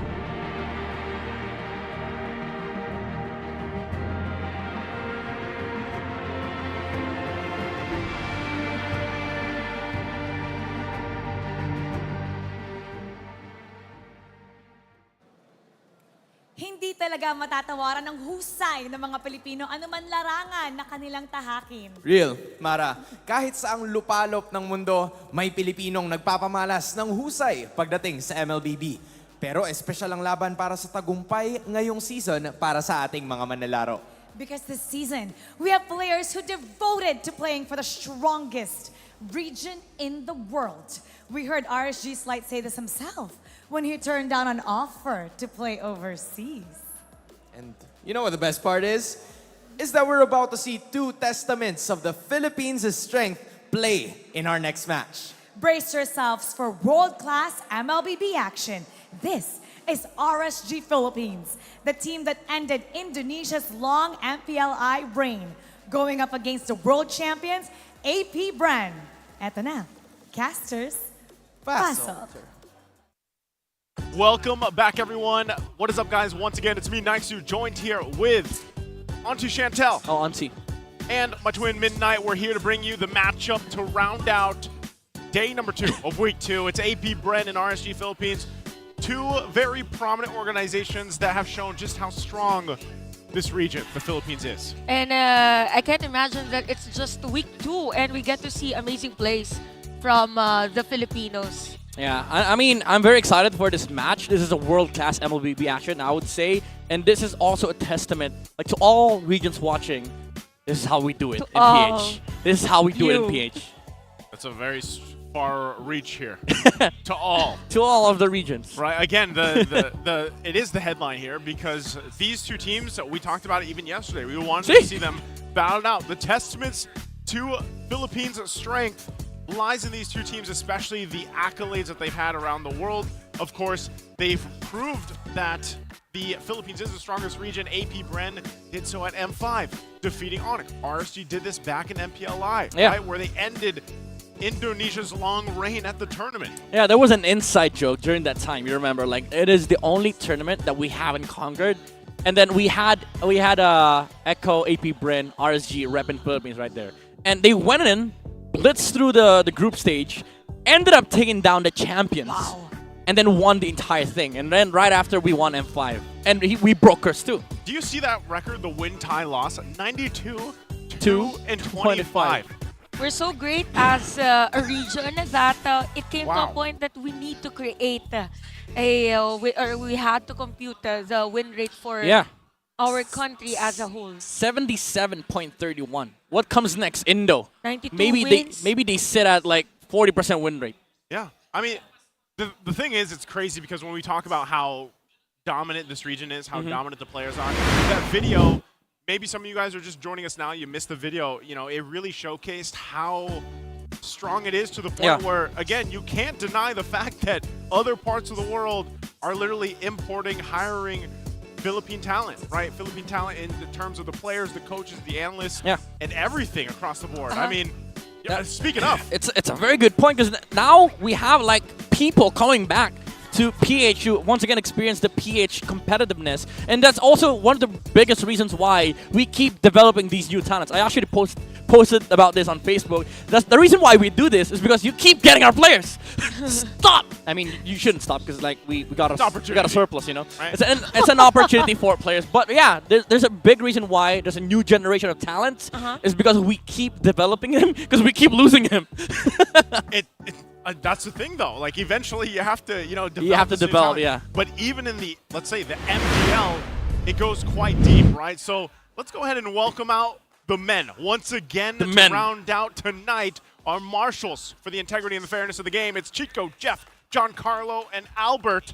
And these guys one day might even be imported as well. Oh, my goodness. We have to also, let's go ahead, welcome out the teams to the stage.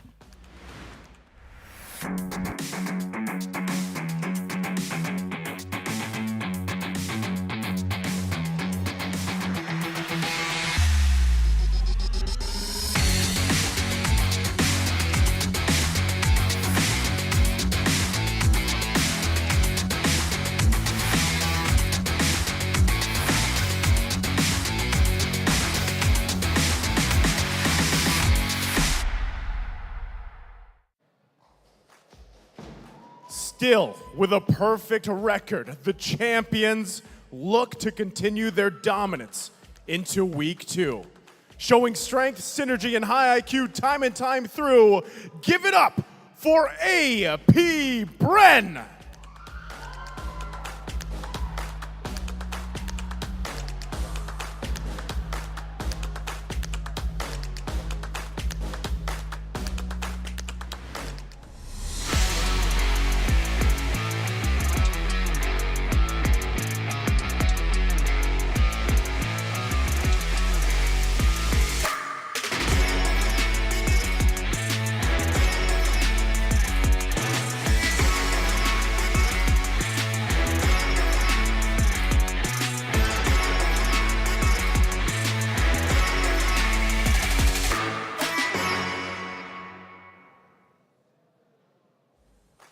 After a hard-fought battle against the Express yesterday, have the Raiders recalibrated their rating plan to face off against yet another tough opponent?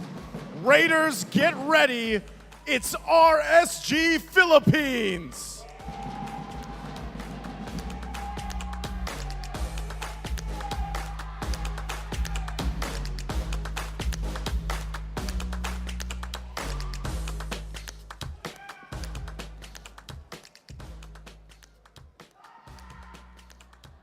And let's welcome out the coaches. Hand in hand, Coach Ducky and Coach Panda.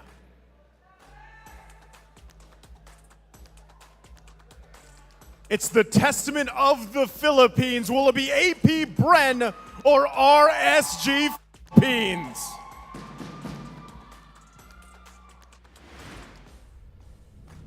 And here we go. Let's look at the lineup first of our champions, the world champions, AP Bren. A very, very active team in terms of international tournaments. And those international tournaments, they actually won. And when we saw the roster reveal actually for this lineup, it's just as if they're bringing a message that we're just having fun, we're the same team, we're the same players, and we're ready for blood. Yeah, I mean, a team that is having fun with 100% win rate across the board. Haven't lost yet. And Season 13, they are going into the season with a mission of doing another world tour for 2024. But what is up against them is the MPLI champions on RSG Philippines, Kusei, Demon Kite, Aqua, Nuts, Light. A team that has people that decline international offers, and also a player that came back literally last season ago, played for a different region, that is Kusei. Now with RSG Philippines, again, a dominant performance in the MPLI. We've seen them also in the first week play really, really well. Like, this is a team that can compete internationally, but now they're going to be up against the international champions. Oh, man. Speaking of, look at the stats here. Heavily in favor for a lot of it for AP Bren, of course. Just, again, their record, very clean right now into week 2. And for RSG, you know, their play has been good, you know, up to this point, but obviously they have some weaknesses they had to work out. Even yesterday, if you caught their game yesterday against Echo, there's a lot you could point out here. Dude, the triangle lost it. They were so good. Well, let's throw it. Let's throw outside the bar. And did you see that it was 100% first blood ratio? Exactly. For AP Bren. They are that good. And now we have Marco and Kusei, two outstanding gold laners. But we cannot deny the fact that at the moment, Super Marco is the undisputed best gold laner in the world, and it speaks volumes to how successful AP Bren is for the longest time. Look at this KDA. For the longest time, 34? he has been, because he hasn't died yet. 34? He hasn't died yet, I believe. He has not died yet. Well, I may be wrong. 73? Never mind, I may be wrong, but the thing is, Super Marco is very, very reliable come the late game. That is how good AP Bren is. When they are in a game where they're supposed to play for the gold lane, they're making so much space. And when they're in a game where they can utilize the gold lane, Marco is always there for the team fights. 100%, right? And speaking of, let's go ahead and talk about Infinix's keys to victory here at Midnight for the matchup. Yep, for AP Bren. RSG has been really, really good when it comes to mid-lane matchups, and also Aqua as an individual player. That's why they have to disrupt Aqua's flow on RSG, because RSG is a team that can set up momentum in the early game. And for the side of RSG Philippines, they need to force AP Bren to help Super Marco. It means that they need to keep pressuring the lane of Super Marco.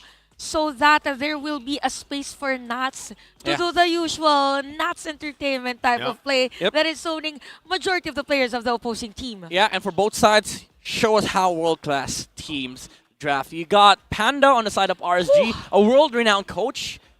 Also, you got Ducky on the side of Iffy Bren. Mind you, with the additional fire and brain power of Coach Trevor.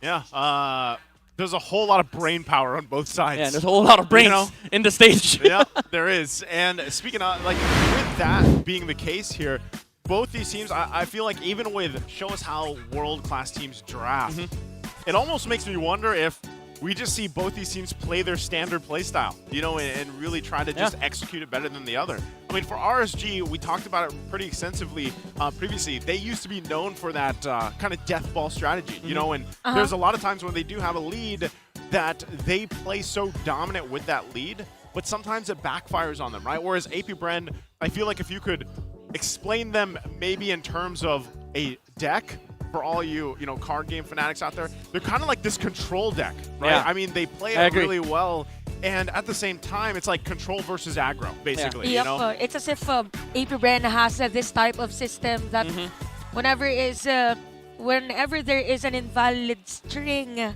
Oh, they fix you're it. going there. They fix it already. Yeah. No, I'm not an IT though. I mean, I am. But I'd for me, personally, I'd compare this matchup to a chess. Like, it's going to be you know, Like the a jersey of RSG. like a jersey of RSG. I like how we just all explained different. Yeah, because the thing is, this is very, like, this match is a battle of order and chaos. Like, these two teams play under a system. That's why they've been so successful. And that's also the same thing with chess. Like, there are certain textbook moves, and there are certain, like, moves that you pull off to get to a certain, like, advantage. But there would be, like, moves undiscovered that would create chaos for the first few moves, but then make sense after you cross this amount of moves and then you just see, hey, that's actually a good move.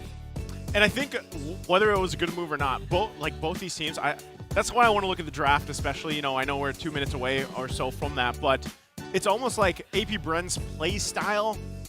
They just mastered it. Whereas I feel like RSG, they fit that Raider mentality so well because sometimes they are the ones, whether it's Coach Panda's puzzle or not, to throw this kind of wrench in it, you know, wrench at the whole thing and make something, whether it's a surprise or not for some people, right? But again, I feel like if there is some variation, I'm leaning more towards RSG. Not because I'm also a very big fan of RSG. I am of AP Bren as well, over, you know, especially last year. They were one of the first teams that I ever, like, I became a fan of, you know, seasons ago, back in the old seasons, I should say. But AP Bren has just mastered the macro, the way that they like to play the macro. And I always say they play that very well to a T. Now, real quick, before we get to the draft, let's take a look at this interview with Ogwin and Light.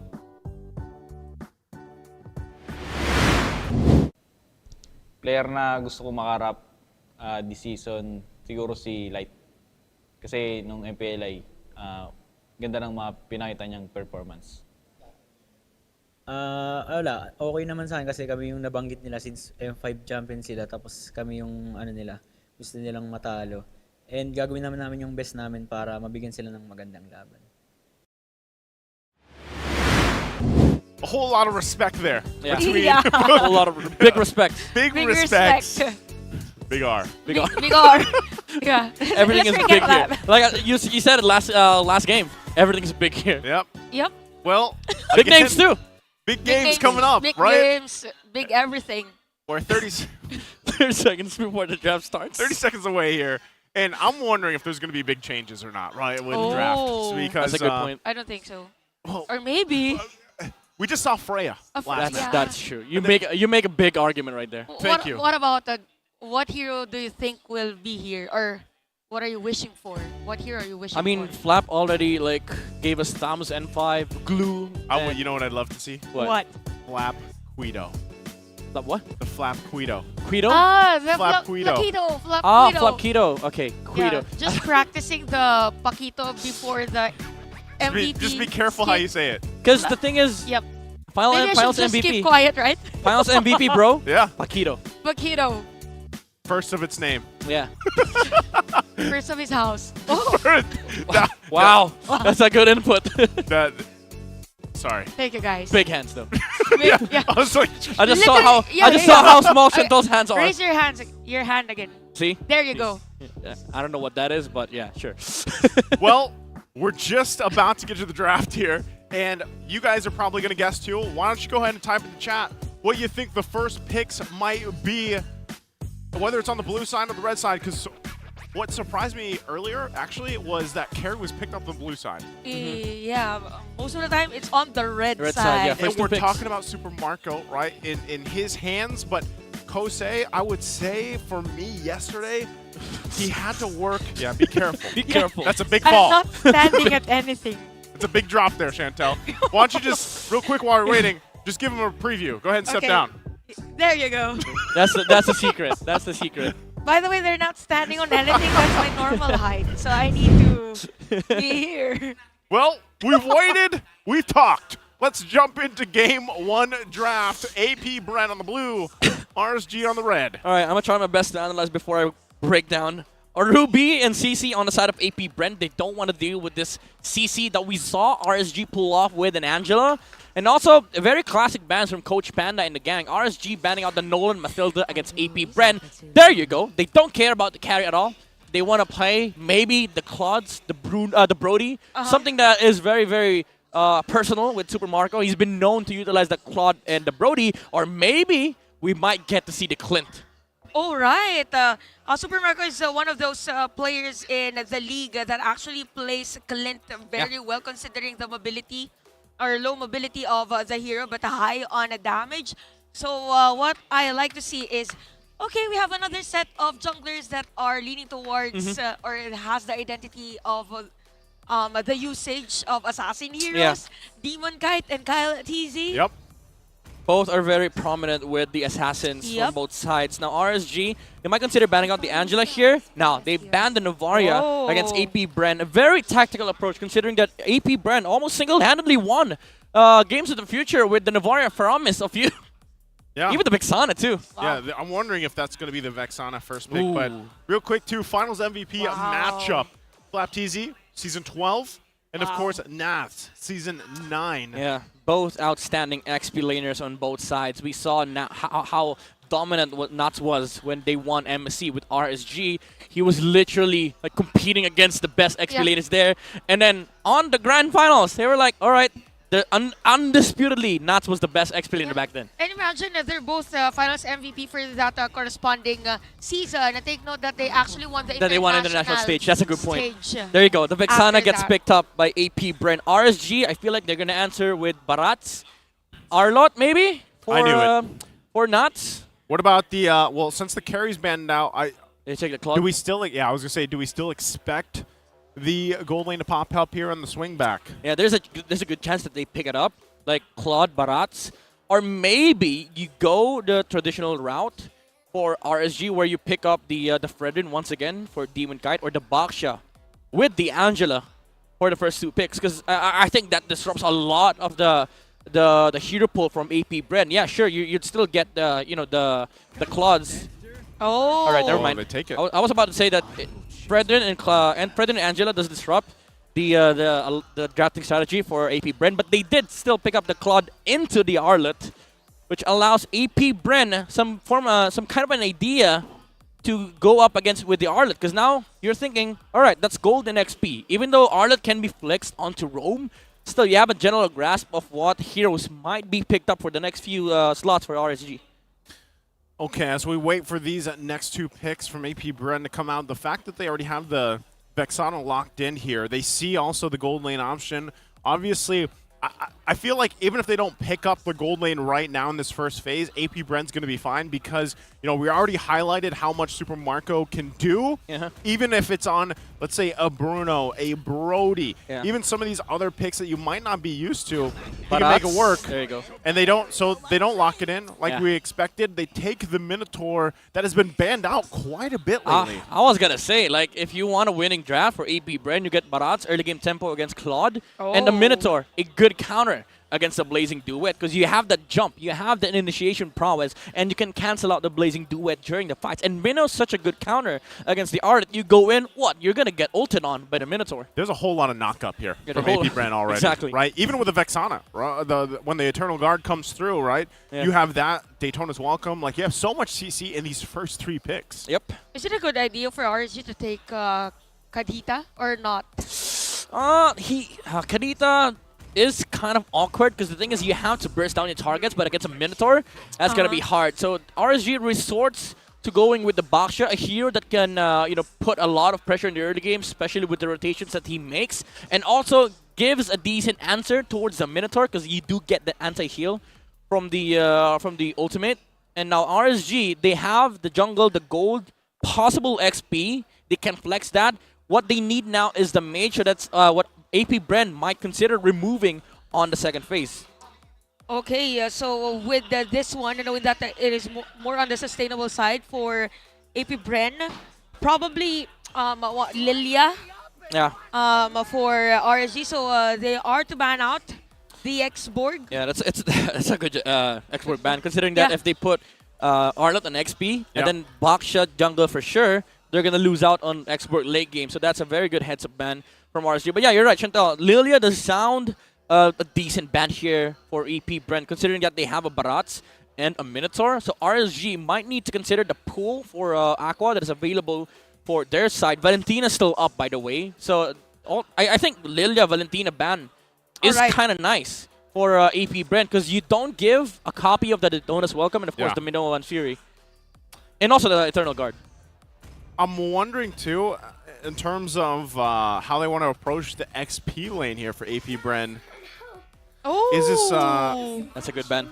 Okay, Angela being taken out. Are we thinking, is it possible we actually see Flat pick up the Paquito? Probably a good option, so that the squad will be somehow cautious whenever he is about to go for the Blazing Duet. I like the idea behind AP Brent's draft, though. Like, they saw the game yesterday. Angela's just so much to deal with the Barats. And now you are kind of forcing them to, play the classic RSG. But the thing is, they do have early game with the Baksha, but it is up against a Minotaur and the Barats. Naturally, AP Bren would have a fantastic time early game. So I think this forces out the Brody from Super Marco, because what you want for AP Bren is to have fantastic early game group ups. Oh, there it is. But still, RSG, they're looking into the XP lane of Flaptizi. The Paquito not going to be an option here for the Flapquito. Yep. I almost messed it up. It's all right. You did good. Thank you. Thank you, Mr. Big Nice Dan. control there. Thank you. AP Bren, I think still the Valentina or the Lilia ban. Oh, actually, that's a very good heads-up play ban. I've been seeing a lot of times wherein Gord is picked up whenever there's a Vexana. You know why? Why? Because the Eternal Guard, it's a good way to deal with it because, like, typically, right, even when you lay it down, Vexanas pop off the combo, and then Gourds will go ahead and sometimes just drop down the Mystic Gush. It deals with Eternal Guard very quickly, and just the Vexana in general, right? Range for range is what you're battling for. And also, you get the knockups from the Vexana. Well, with Gord, you get, like, very short cooldown stuns, right? So it works out really well. So very smart ban. Grok comes out, though, as well. This is looking a very standard lineup for RSG. Yeah, with the Grok, they have a way to deal with the early game presence of the Barats. We've seen that actually from MPL ID. If you watch the game of Aura, Yaoi was able to just completely dominate on the early game with the Grok. And I think with AP Bren, they don't deal with the Grok that well. So I think this Grok pick is gonna allow RSG to have a fantastic time. There goes the Brody. I think Glue sounds nice here, even though it's up against a Claude. Either Glue or Thamus. Okay, so we're all looking forward to that Flaptizi hero. Unless they flex this Barats into XP and then take a Fredrin. All right. Barat is one of the favorite heroes of Flaptizi. There goes the Thamus. Okay, here's the Thamus. Yeah, you needed a Vengeance user for the side of AP Bren. He just jumps on the Baksha and the Arlott, and nobody can actually take him down. Even if you try using the Claude to deal with the Thamus, he just uses Vengeance. Now RSG, I think you still have to go either Lilia or Valentina here. Lilia sounds better, honestly, to deal with the Barats and the Thamus, but Valentina is not that bad, considering that you can just snatch up the Minoan's Fury up against this Brody. What about, I'm thinking about the unusual heroes, maybe a Valir. Actually that sounds decent. You have 3 frontliners Yeah. for AP Bren, but yeah, probably any of either Valentina or Lilia. Oh, who's that? Oh, First time debut. this season. Xavier. It's been a minute, but you're kind of wincing, Midnight. Yeah, I don't know. they double down on the late game factor of this hero. I mean, Xavier does provide a decent amount of control, but mostly when you think about Xavier, it's a late game mage that deals so much damage with the ult. Jeez. With oh my goodness. What the audience is going on here? 88%. Well, it's a world champs, bro. It's a world champs. But yeah, again, going back, I think this lineup from RSG works into late game. Yeah, you do have that decent crowd control versus AP Bren, but mind you, you're up against the Barats. You're up against the big guy passive. That's true. The big guy. The big guy The passive. big guy. This again, don't get me wrong. This lineup works late game, but they have to make it late. Like, how long late? 18 minutes? Like Chantel late. Chantel late. Chantel late. Let's Chantel find out. Jumping Chantel late in game. to the land of Dawn. Last match of the day here. The testament, the strength of the Philippines. It's AP Bren and RSG. Yeah, Okay. What I meant with the Chantel late is that we go game 3. That Yeah, late. the late 30-minute game. Let's go. I'm the mother of all series. Born, never mind. Born to cast 3 games. Born to cast 3 games. Game 7, no problem. Born for yeah, it. oh my god, don't remind me. Don't remind me. That's what happened during M5, bro. What? Game 7. Hey, Game 7. You, guess who the you guys Filipino were on caster is. the Filipino Yes. desk. Exactly. Both me and Midnight. It's a good thing we weren't standing up. And it was Chantal during that time. Stop it. But yeah, I believe that for this one, since this is AP Bren and RSG, this is going to be a long game. Or I have this prediction. Oh my. Either very fast game All right. or super long game. No in between. I was There's gonna no between. I was gonna ask, you sure long game? Yeah, any Again? of those two. Why not? If you ask for it, I can. Just kidding. Yo, you know how wild the game is between AP Bren and RSG? Everybody's How? shouting during the Little Wonder team. I was going to say. That's how close the game is. And it's funny because we thought yesterday was intense. Uh-huh. Like, today's crowd is intense as well. I think they both have drums on their side. Yep. Yeah. Yeah. Oh, I like this adjustment. Leg plates on the cloud. He doesn't want to get poked by the Brody. Because naturally, Brody wins that lane with the with the first kill, the range as well. Yeah. And they also have like a decent amount of ganking prowess on the side of AP Bren. So as much as possible, you don't want to get poked against this Brody because he's just gonna take you down with one hero in assistance. Oh, bottom lane though. Bottom lane of you is forced to use that flicker. Oh! Another nice Daytona's welcome by Kyle TZ. And Aqua is going to be down. While at the back lane, we can see Nats targeting Few. While Team Mechanics is going to be down. Nats is the only left player here. You have the final slash. Light is able to make it. Nats is alive. And Flap TZ. Well, Flap. Not trying Nats to back away. A lot of action here for this game number 1. Oh, What a Flap's in charge. trouble. Okay, he pops a vengeance. Knots doing work. Oh, Diva Guide is here. And we can see that. Dawning Light. Oh, the reset. Oh my goodness, the reset. And in an instant, it's a 3-3. The strength, the testament of the Philippines. And the dawning light.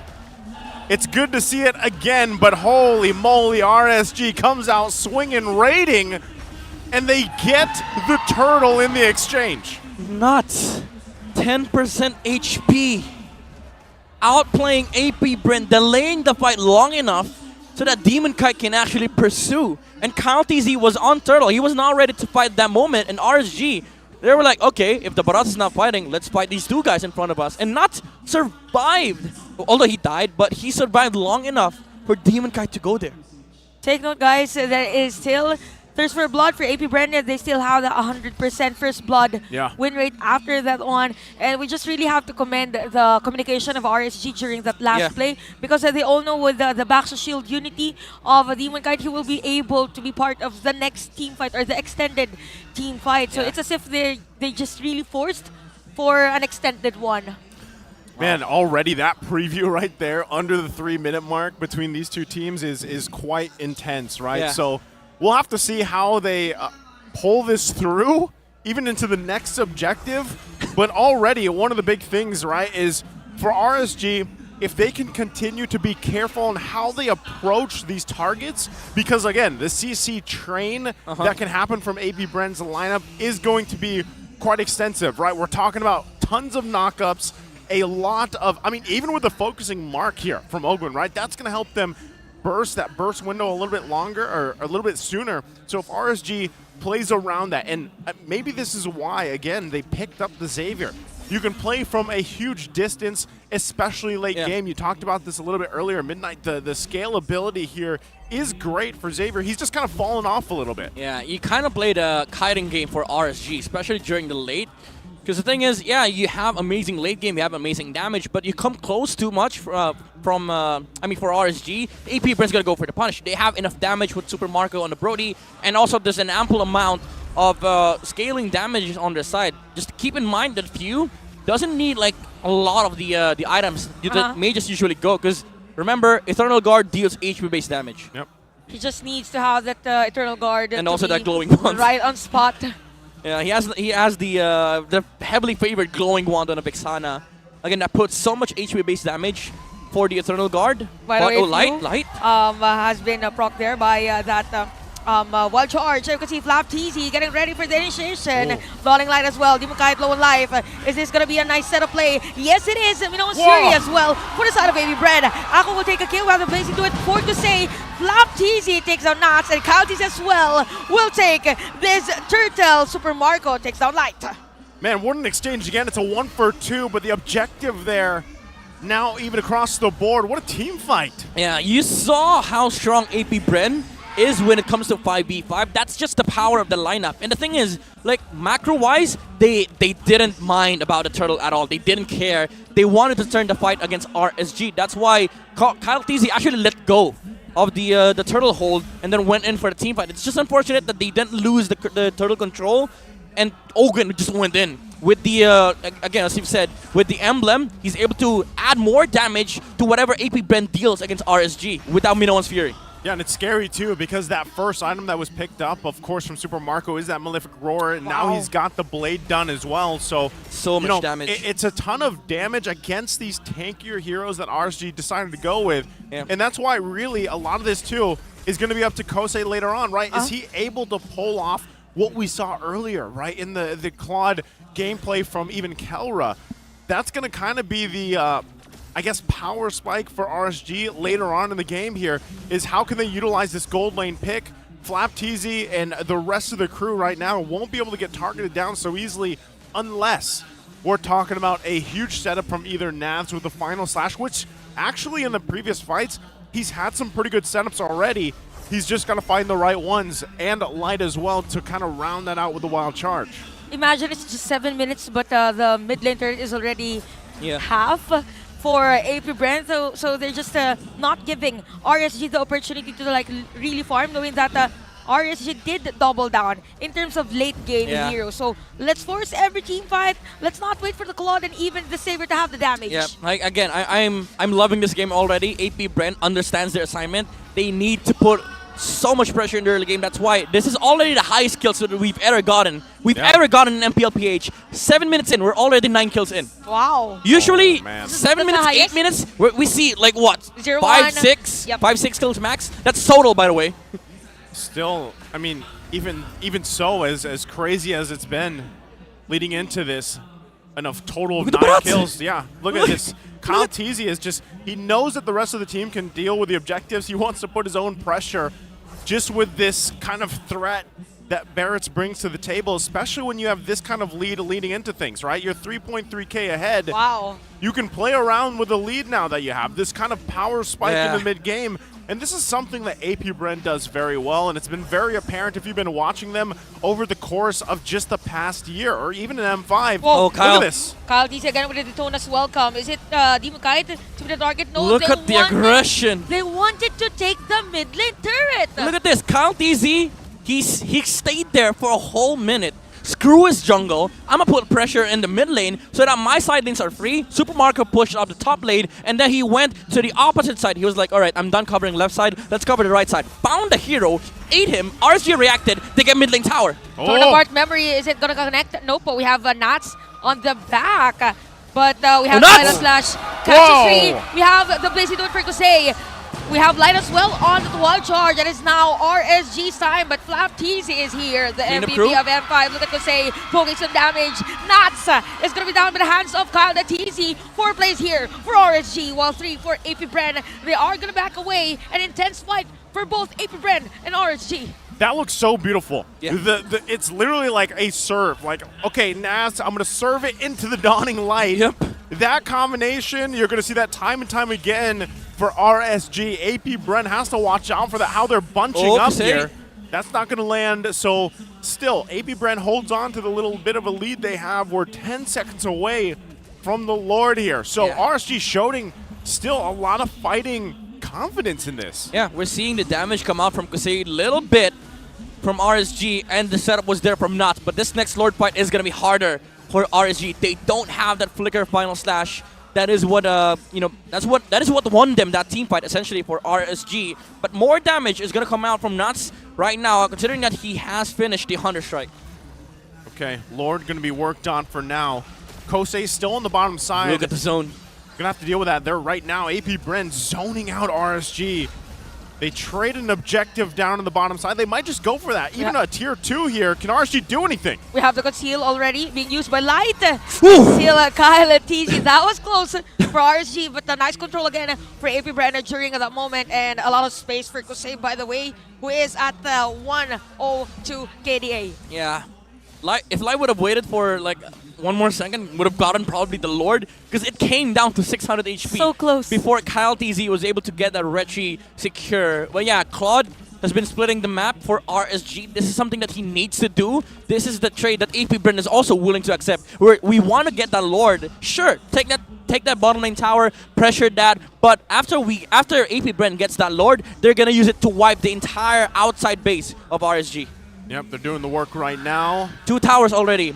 About to be 3. Down. About to be 3. Lord still has to be working here top side. RSG, they're going to lose that shield there. So they can hold it together. Nafs might try going for his own play. Takes quite a bit of damage here, though, already. Eternal Guard going to be used up now. Oh, Nuts! Nuts again with that setup play, plus the setup as well for the Grok. RSG with a counter play. Oh, the vengeance! Down. And again, Nuts is low on life. He's going to be down by the hands of Super Marco. And AP Bren with a counter play against RSG. It's just massive damage coming in from Few and the rest of the squad. 3 players remaining for RSG to defend 4 their base. towers off of 1 Lord. They do this. Level 1 Lord. Yep, they love to play around that first Lord take, and AP Bren furthering that gold lead. They have their eyes still possibly set on this mid base turret as well. Maybe able to, they might be able to get it, considering that Kaltis is positioned on the back lines of RSG. Couple hits, they go. Okay, One more? there is a one charge for Light. Let's see if RSG will take a kill. Kosei with a nice blazing duet. Apple is on the free hit. Nats will take a kill. Kosei already on the double kill. And from the side, we have Kyle DZ on the Daytona's welcome. Marco? Super Marco with a free hit. Oh! That was close. But Aqua on a killing spree. So it's going to be 3 versus 2. This time around, RSG is on the upper hand after the team fight. Nuts almost landed a final slash over Super Marco. Literally just 1 pixel away from the Brody. But RSG, they did win that fight. That was a very nice punish. The Eternal Guard was exhausted, and Light found an amazing wild charge. He also killed the last minion, by the way, which allowed RSG to also have another ally on their side, the tower that is hitting AP Bren. Yeah, we got to take a look at this replay brought to us by Infinix once again. Look at this, and also keep an eye on Super Marco. Nice flicker out, and you can just see it unfold here. I mean, again, a great attempt from RSG to defend their base. And they pulled through for a time, but AP Bren, with the lead that they have, it gives them that little bit of an edge in terms of being able to survive a little longer and pump out a little more damage. So if RSG can find something to kind of equalize that, or even, again, if they want to contest this next Lord and possibly pull it off, it could work in their favor. I just want to highlight something that Nats did earlier. The reason why they almost kind of won that team fight before, when Few used the Eternal Guard onto Nats, because he was trying to take the Ardent away from RSG, he used the Eternal Guard as a stepping stone for the Vengeance, and he was able to land that final slash flicker outside of their base. That was a phenomenal play, but that also was layered by FlapTZ just using the Vengeance in front of the Cloud. He was like, all right, that's a cool play, bro. When the Cloud came in, I was like, all right, it's my time to shine. I saw right through your plans. Yep. At that point, you can literally just pop the Vengeance and almost just stand there. Because they died to the Vengeance. Yeah. It's a feels bad, man, right? So at this point, RSG, how can they turn that around? Contest this Lord, and that's what they're going to do. They're going to jump in. Eternal Guard comes down. Dawning Light as well. Here they go for it. Look at FlapTZ. FlapTZ as well. The light is always there. Demon Kaita needs that space. One charge! Light. And while this is happening, Super Marco will go for the Lord. Secure. Nats at the back lane. And we have players of RSG already low on life. Torn apart memory. Oh, look at this and Vengeance. Super Marco now is at killing spree. My God. The heal and sustainability from the lineup as well from AP Bren is extending that fight for them just with that motivational roar. You know how good it is when both roamers use ult at the same time. They prevented both junglers from using Rechi. Also unfortunate for Demon Cat, he was not able to get near the Retribution range, but Marco was there to secure the Lord for AP Bren. It's just they are just really focused on the objectives, and we have the Lord marching in at the top lane. We have a minion wave here at the bottom lane. RSG needs to defend this one. Nats is alive. They could go for a counter final slash again. The Lord top lane. We have the minion wave. Eternal Guard has been used. Ogwen! Ogwen would have been Owen Fury catches Aqua, and wall charge as well for Light. Blazing Door for Kusei. And now we're for Few. I think it's gonna be it for AP Bren as they take game number 1. Very clean game from the world champions, the champions of the league here, AP Bren. What a showing. I cannot believe what I just saw. That last clash was a masterclass performance from AP Bren. Everybody should learn from this. Ogwen jumping in.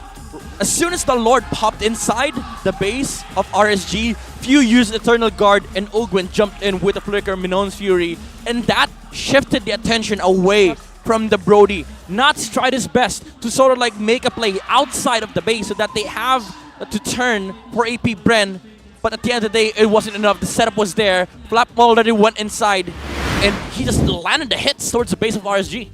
And I loved it too because at the end, it was the Lord, the mini Lord, and Few just knocking on the base. Yeah. It was a mage. Super Marco landed one hit. He was like, all right, I contributed. Yeah, he got that last hit in, but I mean, that was the thing. And the positioning, the way that things were positioned, the initiative even from Ogwen played a part. And again, this is why a lot of times you see the Minotaur like banned out, right? Yeah. Like especially against Ogwen. Especially Ogwen.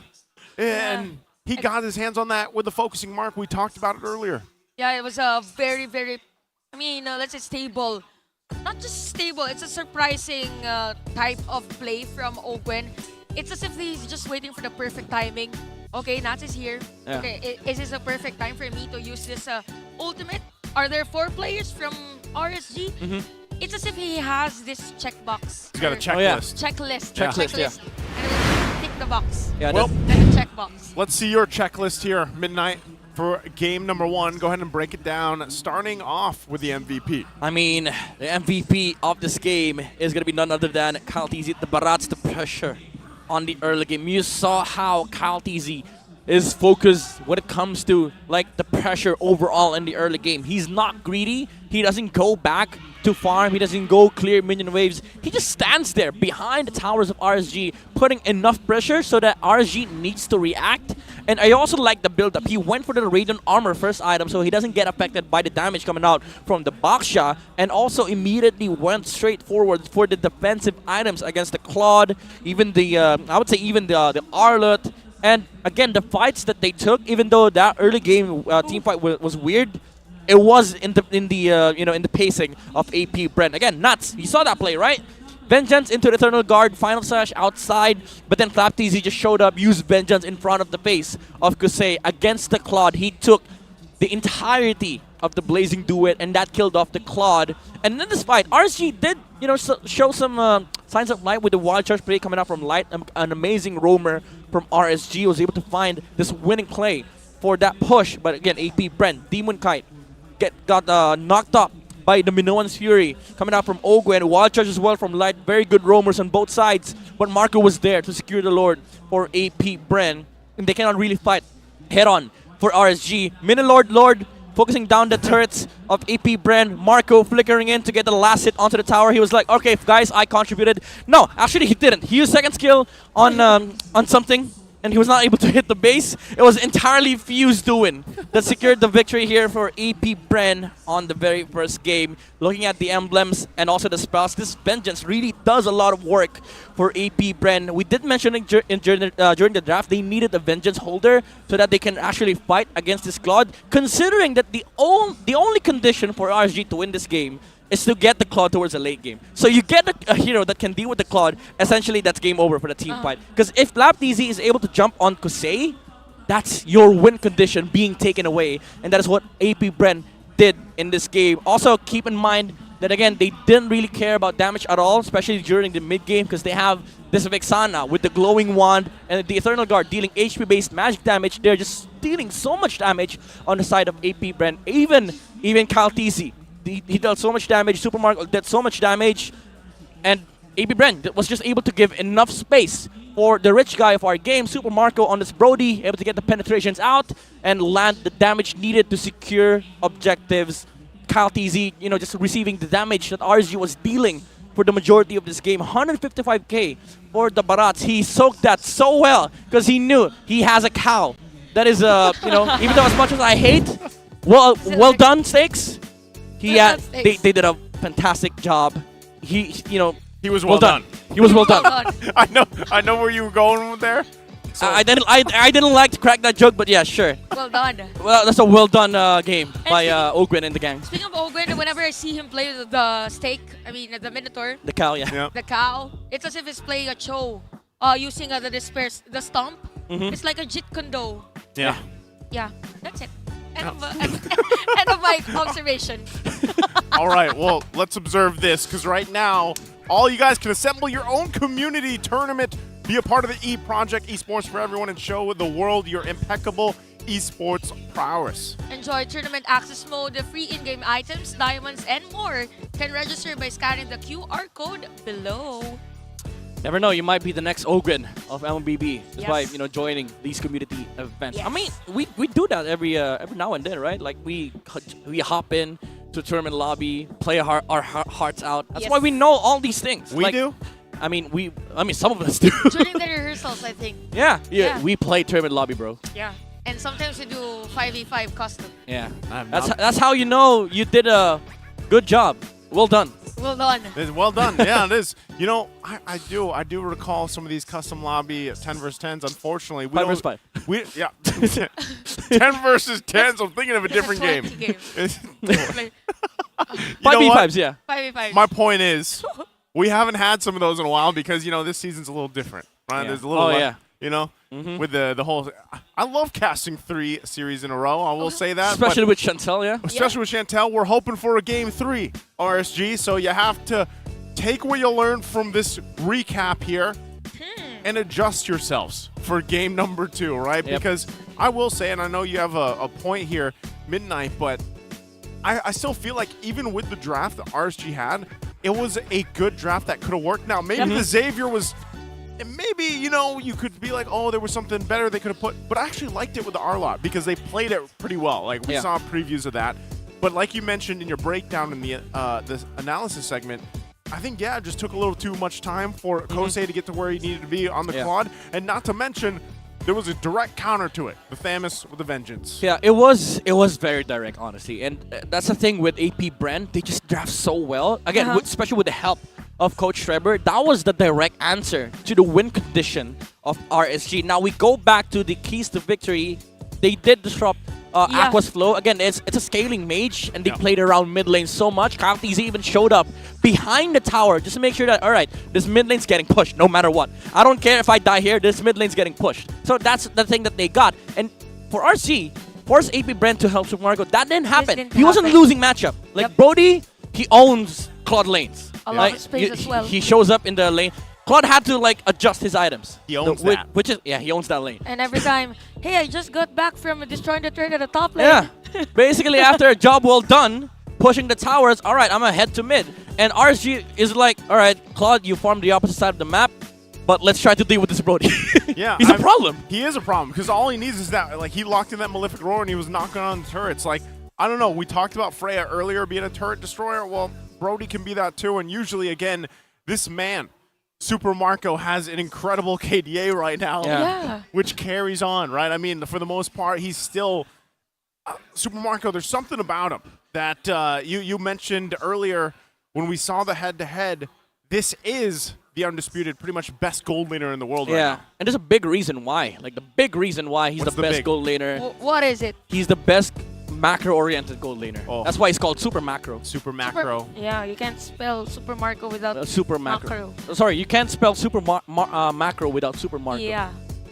Who's also got great micro. Yeah, great micro too. And amazing KDA. Big KDA. Big KDA. Big KDA. Well, we're 10 seconds away from the draft. It couldn't come any sooner. But thank you, draft. Guys, we're having fun here because this is anytime RSG gets to play, they lost game one. But again, I'm kind of expecting them to change things up, of course, here for game two. And really, I do expect us to go to a game three because whenever RSG is playing, this is they learn very quickly, and this is also to say the effect of even Coach Panda, right? Like, he's going to go ahead and point out those weak points here from what happened in draft one and quickly change. But that's to be said with APBR, right? With Coach Ducky, and of course, just the way they adjust on the fly, it's tough to deal with. So speaking of, let's jump into draft for game number 2 here. This is going to be a heated battle between the tactical geniuses behind these two teams. Again, Coach Ducky, Coach Panda, Coach Ducky with assistance of Coach Trevor, and Panda with assistance of a new analyst, a new assistant coach, which is Coach Deliot. A very, I would say, a known name as well in the local amateur scene, as well in the international scene, because he does like have international experience. But don't get me wrong, Trevor still is, I would say, I would refer to Trevor as the real tactical genius on APBR, because we saw him in Echo, and he won with Echo in M4. Coach Ducky won M2, M5. So, the advantage does lie in the favor of APBR, but we never know. RSG sometimes pull off crazy strategies that work. That's why I think that was season 9. They were built up as the Task Force RSG, because we never looked at RSG as a team that can play chaotic, and they were super chaotic that season. And maybe this is something that they can bring out this game against APBR, because the way that you deal with a very structured gameplay is you play with chaos. Yep, and speaking of a very structured player this time around for APBR, look at the statistics of Flap Batizi. 16.3. 16.3? Is this normal? These guys don't die. Well, two-digit KDA. Yeah, but it's just week 2. They're undefeated, so. They're undefeated. 91% kill participation. We saw that earlier with the tanks. Maybe they're the ones that go for the league record. You know a fantastic trivia? What is it? Last season, Tell us, APBR held 90% of the records My goodness, 90%. Most kills, most damage towers, most damage taken by XP. They took everything. So it was I mean, not almost like- everything, almost everything. It was almost faded. Yeah, that's why, even after the regular season, you look at the records, maybe Bren would win. They took everything, bro. A lot to tell about AP Bren as a team. It's as if, take normal sports for an example. Yeah. If you are on the top Yeah. in all departments, Yeah, if you're topping all the charts, Yes. then maybe you're expected to win. Well, there goes the always on the way. Always on the way. Matilda gonna be locked in. She's still on the way, by the way. After like what, 6 seasons? How many seasons? She's still on the way. where is her destination, by the way? Maybe that's the same thing with TNT. Where's the destination? Hi. You know what? The fact that RSG takes Matilda first pick, is this, what are you thinking here with the draft assistant? Where are we falling? Like, what is the lineup with the Matilda? I mean, the assistant does recommend Matilda, maybe third, fourth place, because I think that's where the strength and also the weakness of RSG's lineup lies. Like, they're very fundamental to a point that you are either predictable or you're so fundamental that you just get nice lineups. So I think with RSG's first pick, they have to reconstruct a lineup based around this Matilda. But already you see AP Bren building up on one of the strongest XP laners right now. You got the CC on the side of AP Bren. It doesn't have the Angela though, but it has the next best thing. It has the Minotaur. You got yo-yos and you got steak. I don't know what yo-yo and steak correlates with, yeah, but sure. Does it mean that it's nice to play yo-yo while Eating That's what I'm steak? saying. I mean, You've that's kind never of like, done it? all right, I think that's kind of like the daily life of JC Where are you Resume. guys living? I think that's kind of like the perfect daily life brought that up. of JC Resume, bro. That's why I threw it out there. You know? So you eat steaks while playing yo-yo? Yes. All right. I used to, in my high school, I joined a talent competition and I did yo-yo. Oh. Yo-yo tricks. That's a good trivia. You're Nice who welcome. plays yo-yo. You're welcome. Is that a big yo-yo? Yes, it is. Because there's a small and a big version of yo-yo, Yeah, right? I used the big one. It's a big one. You know? Got quite the big hands. Had to use the big yo-yo. Now, speaking of big picks, Carrie and Fred. Yeah, they go back.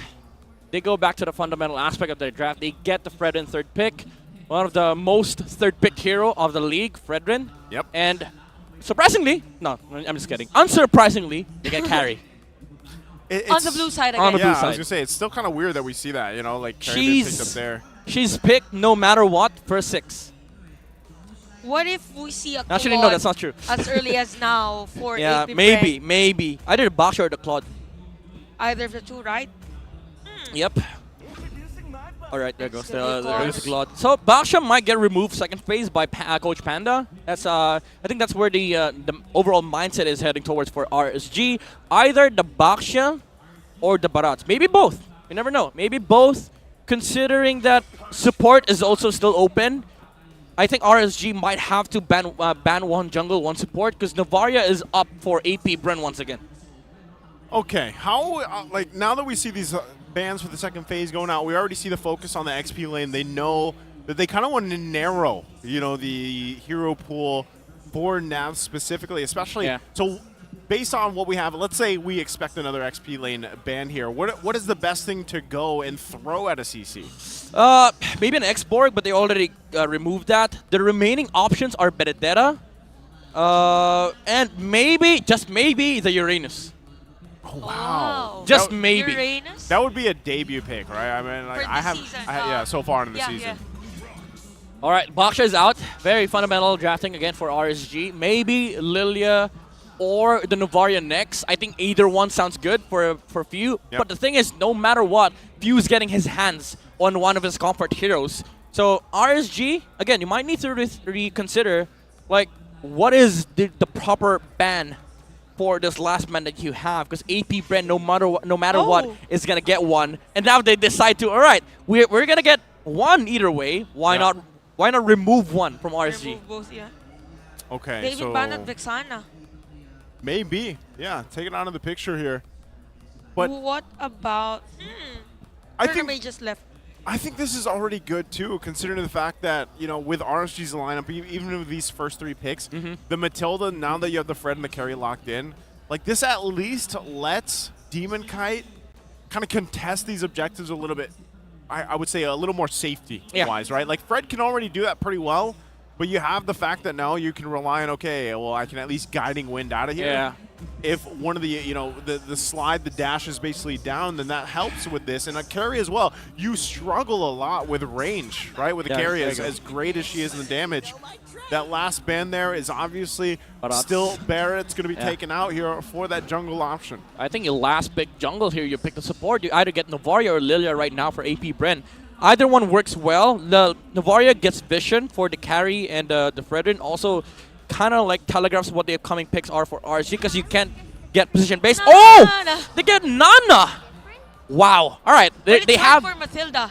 They have a burst against this Fredrin, something that you cannot use Guiding Wind out of. If you get Molina'd, that's it. End of story. If you don't live, that's basically just it. If you live, sure. But either way, even if you use Guiding Wind, she doesn't have any kit left. So that's true. It's kind of like a one-dimensional hero where your main goal in this game is to just burst somebody. And at the same time, Few won't be a viable target here for RSG because of the passive. Yeah, exactly. That's why it works, because like it buys enough time for CC and Claude to do their stuff in the mid game. But you can kind of like double down in the early game here. You get the there it is. That's a good Benedetta game. That's what we were talking about, right? Yeah, there you go. Yeah, I was about to say you steal the Benedetta away, because again it's a good matchup against the CC, and then you snatch the Novaria. Good matchup against the Nana, and also the Vision. It's kind of nice for RSG. Okay, so last pick here. Fanny? For AP Bren. Yeah, Fanny? what is the... Fanny? What if... I feel like this is where we see a surprise in the jungle. Yeah, Fanny, I mean... Lancelot. I mean, as much as people would like utility junglers here, they're we saw the I'm looking at Fanny. We saw the smile. It's fire against this lineup. You have no CC. All right, never mind. Never mind. the build up, the hope. Dude, close. I missed. So close. I miss Kalti's Fanny. Build up the hope. Because like they got no CC, bro. No, technically, Akai is a counter for Fanny. Maybe they were thinking about Fanny. That's true. Maybe they were thinking about the Fanny. They were like, no, you play this fundamentally. Or maybe screw your Fanny. Or maybe Kalti's was all weird. They want to use the Fanny. He was mad because no coach. Let's go and save it out. Yeah, that's a good. I was gonna say, I was trying to read the body language too, and I was like, I'm gonna play Fanny. Coach, we don't want to risk it. Coach was like, no, we want 2-0, bro. Are you a champion or but not? Dude, 2-1. Even if you lose this game, if you win the series, that's still 3 points. Risk it. But hey, we did see how important the new point system can be, though, right? Oh yeah, Yep. You're right. Bagging that earlier, getting the 3 points. Well, true. let's see what happens here as we jump into the land of Dawn for game number 2 here. AP Fred and RSG. Hey, guys. I mean, these teams are the proof that we are the best. It's been a long day. Yeah. We're jumping With into you, my it. friend. You got your acronyms wrong already. We've been doing acronyms but yeah, all bro. throughout the day. Still the strength of the Philippines. Yeah, strength of the Philippines. That was so anticlimactic, by the way. You get an Akai last pick. And then, we're shouting Fanny, and then Akai. I mean, the thing is, like, this Akai secures objectives for AP Bren. That heavy spin on a turtle is such a big factor. And also the control with the, with the Minotaur, they just have so much CC. They already have CC. Yeah. And you add more layers of CC for AP Bren. CC squared. Exactly. Yep. CC squared. Like, squared. just the letter C. Yep. C squared, C squared. That's C raised to the 4th power. Yeah, we're doing math now. Oh, man, it's been too long to do all these calculuses, all these geometries. Hey, we did have Kirk Angle earlier. That's true. We did have Kirk Angle earlier. Trigonometry. Go ahead and take us through. We're already going to look at the emblems now, the items here. You know, the fact with how the previous game went, I'd love to see RSG play around this lineup that they have, but really, I feel like it's going to take a little bit longer for them, right? Even with having the Novaria, it's great that they have this vision, the poke potential, but right now, you're talking about early game bursts from AP Bren. It's funny, too, because this time around, Ogwin switched up the emblems. He's not rolling with that focusing mark this time. He's got the concussive blast. All right. Maybe it depends on the composition of the other team with a concussive blast this time around for this Minotaur. Probably to have more damage also against RSG. And look at that. Yeah. Kyle TZ and the rest of the players of Bren is ready whenever there's going to be a team fight on the bottom lane. I mean, what this Concussive Blast allows AP Bren to do is to have fast clear with the roam, especially if they're going for the XP clear in the support. Yep. Which is what they did. So now they can slow this turtle take down, let Ogwen take 4, but RSG is not having none of that. They want to burst down this Lord. Oh, Molina. Okay, so we can see at the back lane, we have Nats on the Electro final blow. Kyle TZ with the Retribution, the Spirit Stomp. And look at Nats far, far away. First blood goes to AP Bren. That is such a big disconnect between Aqua and Demon Kite. They fired up the Star Shutter, and Demon Kite was not in position, or even I would say the right preparation for the Retribution. Kyle TZ stole that away from RSG. Yeah, interesting too. I mean, you already got a kind of a preview of how that lineup can work. It does look like, once again, even with that though, when you're talking about either of these teams, really, whether it's the first turtle or even the second, things can still kind of flip over really quickly with this. But yeah, there was a big disconnect there. Yeah, I kind of feel like a majority of the players or some of the players of RSG are like forcing for an early team fight, considering that Light isn't still at level 3. So they need to take things slow as much as possible, because AP Bren is a known team for punishing miscalculations like that. They tried surprising like AP Bren with that turtle take, but what ended up happening is that they actually surprised Demon Kite. He was not ready for the Retribution as he was being zoned out by AP Bren so much. But Kyle TZ was he was looking at the HP of the turtle, and when the Star Shutter hit, I mean, it was delayed a bit for like a good half a second, but Kyle TZ was able to land the Retribution, and that's a big thing, because if you look at the lineup of AP Bren, again, they have the Claude of Super Marco. Yeah, you might be forced to fight mid-game. RSG can force out like chaotic team fights, but the name of the game here for AP Bren, and this is something that they've been doing for the past couple of tournaments that they are participating in, is you play for the late game Claude. Late game Claude is what a lot of teams have to do, right, when they draft it in. And this time around, though, even with the layering of ultimates that they had available to them, they play the Sakai so well. I know we were hoping for maybe that Fanny to come through, but again, this is mastered for Kyle TZ, the Sakai pick. We don't do that here in PH. We stick to the basics. We stick to what makes us great, so strong. You know, Better than great. Better than great. There you go. If you saw that community version, it's a nice version. Yeah. Anyway, speaking of not changing anything for AP Bren, it's the same story. We could see Super Mark already on the middle lane. Same with what happened game number 1. Yeah. And Kosei, this time around, there is an adjustment. It just stays on that push. Yeah, and again, AP Bren, you always see them do this every single game. They win first turtle. They don't let go of the jungle control. They even force the Retribution of Demon Kite onto that purple, and Kyle TZ was able to snatch away 1 green, and for the longest time, he's been camping this gold lane. He's been here for 50 seconds now.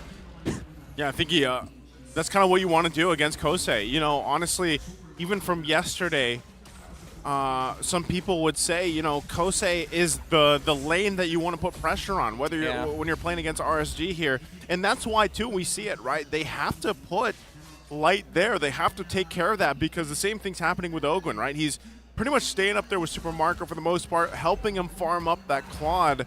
So for Kosei, on this carry pick that has been picked up so many times, prioritized so many times, needs that room to kind of scale up as best and as fast as he can. Intense pokings at the bottom lane. So we have Nuts and Flap TC probably won't be part of this turtle team fight. And we can see Ogwen and Light again. The battle of 2 best roamers. And look at the damage against Super Marco from Kosei. So we have the Astral Echoes as well, or the second skill as well for Aqua.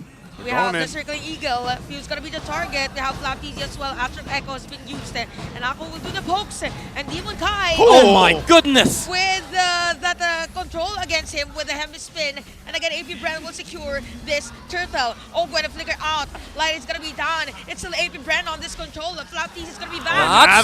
Look at that in an instant. Super Marco with amazing duet. Kosei almost close. Almost close.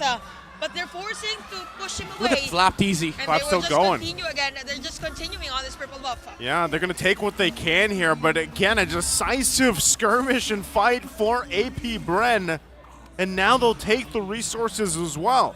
Oh, that is such an amazing team fight from AP Bren. That Minoan's Fury in the middle of the fight. Oh, hold that thought. Flappy sees the vengeance already. We have the ultimate Oh. from Yua, and Demon Kite is down by the hands of Kyle Teasy, and it's just AP Bren on the map awareness, the Oh. layering of skills. They know when and where to use any resource that they have. All right, the burst damage from Few is now becoming a problem for RSG, especially with this Genius Wand. Also, I do have to mention the fact that during the last turtle fight, Nats was able to clear the X-Lane with the Electro Final Blow because Flap TZ was actually holding his lane. He was in front of the minion wave, so Nats cannot really just clear the wave casually, so he had to use the ult. And after that, he cleared the wave. He went to the turtle. Flap did not clear his lane. Yeah. He immediately went towards the turtle area. So he was able to land the final hit on that turtle. His presence meant that AP Bren is going to win that turtle no matter what. And even with that, now, like, all these little decisions, Nats is going to be in trouble. He does have the rest of AP Bren making their way, but RSG there to help him out. All these little decisions building up into this lead now that AP Bren has, and unanswered 4 kills for them as well. They might just go and take this third turtle of the game. And RSG, they want to be able to contest this, they want to be able to fight for it, but really, they just kind of seem to lack the firepower against AP Bren right now, unless if they're able to get their own setup for this or allow Kosei to pop off. Bottom side, though. Blazing do it. We have a Super Marco that Kosei with a kill against Super Marco with the help of Light, of course. All right, he did not expect for Light to show up, but still, AP Bren secures that turtle. However, that is such a big kill because that's the Claw. That's the scaling hero that they just took down. Flap TZ is going to try and attempt a kill on Kosei, but no, Light is there. He's going to be there for the save with the guiding wind, and of course, the shield's coming out from the second skill. Okay, Flap's going to go ahead and leap on out of there. He's going to be fine. But even with 3 turtles now, how's it looking in the items department? Item-wise, Carry is actually holding his own up against a Claude. Even though he's down by 200 gold, what matters is he has now the Corrosion side into the Golden Staff. Going for the Trinity build here for both sides. Super Marco has his DHs up, however, so that is going to change a lot of things here for AP Bren, because now if he joins the fight, no M3 reference there. I mean M2, but he's going to be able to dish out so much damage for the squad. Look at the damage also from Flap TZ on those Yo-Yo Blitz against Light. So even RSG is forcing to stretch this game and as much as possible level out the minion wave flow for their side, as to why Nats is more on the top lane, but both Super Marco and Ogwen is prepared for that. So, based on the trend that AP Bren likes to play, now that they're less than 40 seconds away from this Lord here, you might see them force a situation and try to get a pick off at this point to give them that advantage for the Lord. If they can't find it, then they're just actually going to go full force for it and fight.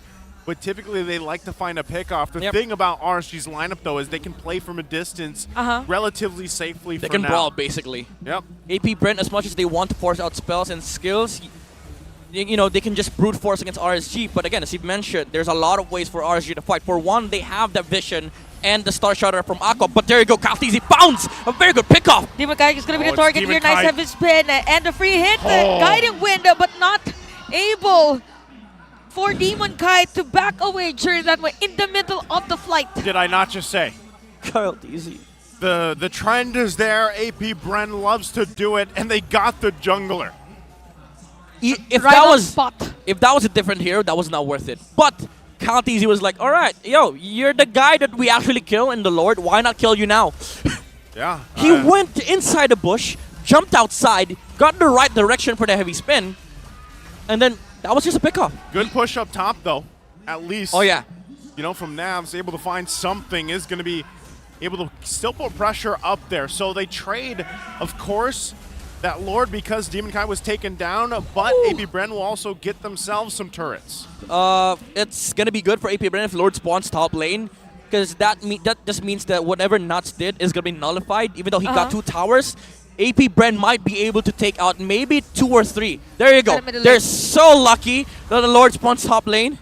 Wow. Because right now, they can clear everything. Maybe not the mid lane tower near their base, but they're going to get top, bot, and maybe mid. Oh, Yeah, look, probably Nats is mid. waiting there, too. He's going to get spotted out on the top side. Uses the Electro Final Blow to kind of stall it out a little bit longer, but AP Bren, they're going. Okay. There you go. And the Soy Nats this time around. So 2 look at the towers. damage already for Kyle TC against Nats. And yep, it's 2 towers already for RSG. Yeah, they gotta or clean I mean up. for AP Bren. Destroying the third at the top lane. It's a good heads-up play from Flap, actually. He guided the Lord towards the top lane tower of RSG. Because if he helped mid lane, they might have ended up just taking 1 tower because Nats is going to be able to defend the Lord lane. But they did defend, however, the bottom lane. However, AP Bren is going to go towards that direction. They were like, all right, we didn't take this tower with the Lord, but fine by us. We can still take it with whatever we have. Whoa, whoa, whoa, whoa. Petrify against Flap TZ, but the Vengeance was there because you're Ogun as well. We have the Yo-Yo Blitz for Flap TZ. Light with a Circling Eagle. Just look at the damage from Super Marco look at just Kyle. with a free hit. And Kyle TZ just zoning deep with Kite. It's just a turret It's that a- we need. It's a repeat of what happened game 1. He just stands there behind the tower. Mind you, he has his full jungle up. Yeah. I mean, without a purple, but that's essentially a full jungle up. But he's like, no, I'm using my hero to put pressure. That's what I do. This is how we do it in PH. Is that 4 towers after that Lord take? Yeah, 4 towers. Yep. Wow. They pretty much evened out that top lane, which is exactly what Midnight mentioned earlier. So they do that. And it's not to say that what Nas did doesn't count, but I mean, even this, the pressure that they're going to put on this side of the jungle, it's kind of like RSG at this point. They have to continue to just put Nads in these side lanes, do what he can, you know, for the most part, to at least alleviate some of the pressure being put on by AP Bren for now. That's the best thing that they have right now. Twilight Armor coming out from Kyle TZ. That's to negate the damage output coming out from the Navaria. Remember, that's no longer just physical damage. Also, magic damage gets capped at 800 damage. So whenever Aqua gets the hit onto the Akai, it's always going to be 800 magic damage. That was so close for Light, by the way. Forced to back away prior this Lord objective, which is another good thing for AP Bren because it is Light not giving an information as early as possible for the team, and it's just again Kyle TZ standing in front of the players of RSG. Yeah, nobody's pressing him down now. Yep, it's a level 14 Akai. Especially with the Twilight Armor. Oh, Light! Oh, they're going to go again. Kosei. Almost. Cut Oh, Kosei! off. Oh, No, Kosei! Nice All right. taps out, but nice back away for RSG. That was close. that was an oopsie moment from the but goal laner. But even so, I mean, not having that available to him is going to put him in a very bad situation here. If they wanted to contest this Lord, they got to think twice. Circling Eagle used as well, so they're down a lot of resources here. I like this play from AP Bren. They know that they don't have a heavy spin. Now they're trying to put bodies in front of RSG so that they don't go near the Lord area. By the way, you saw Kyle TZ got hit earlier. 800 damage. Maximum from the Star Shutter. This is such a genius item build-up. Item pickup from Kyle TZ. Because no matter what, every 5 seconds, nobody is going to be able to burst down the Sakai. And in an instant, AP Bren takes this Lord. Man, where is this weak point for AP Bren? I feel like I've been asking that now for months, you know, for the most part. Because Don't worry, other regions have been asking that too. Yeah, I mean, when you're looking at their play and you're breaking it down, it just seems like they've mastered the entire game. You know, I remember talking with like other casters from the different regions. We were like, I was like, somebody has to break the streak of PH, you know, and beat AP Bren. They were like, we have been trying. Don't worry, bro. We have been trying. I mean, how can you study a team that plays like this? I don't want to say a team's perfect, you know, but looks they're like damn it. near it. This is Looks almost like it. perfect. The thing that you've been saying earlier, that before a team fight or before an objective, they make sure that to take a specific hero, a specific player.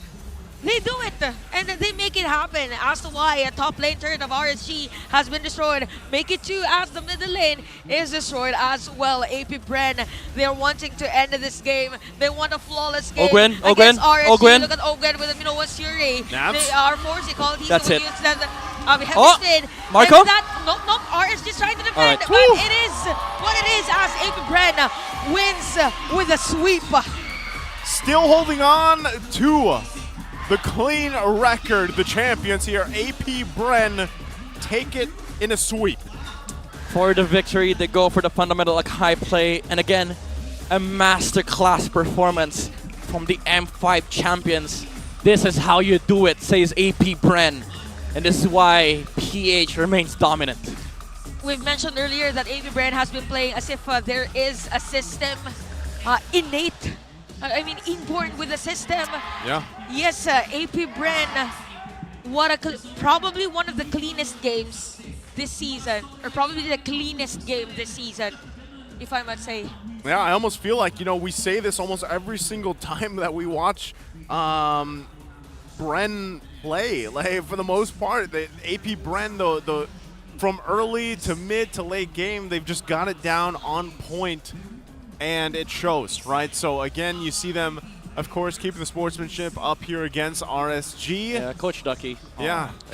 These guys all know each other very well, of course, but again, it's just AP Bren. They're a step above a lot of these teams right now. Yeah. This is like, if you want to learn something, you gotta watch AP Bren play. But of course, RSG did fantastic. There were some moments of brilliance from a lot of these players, specifically Nuts.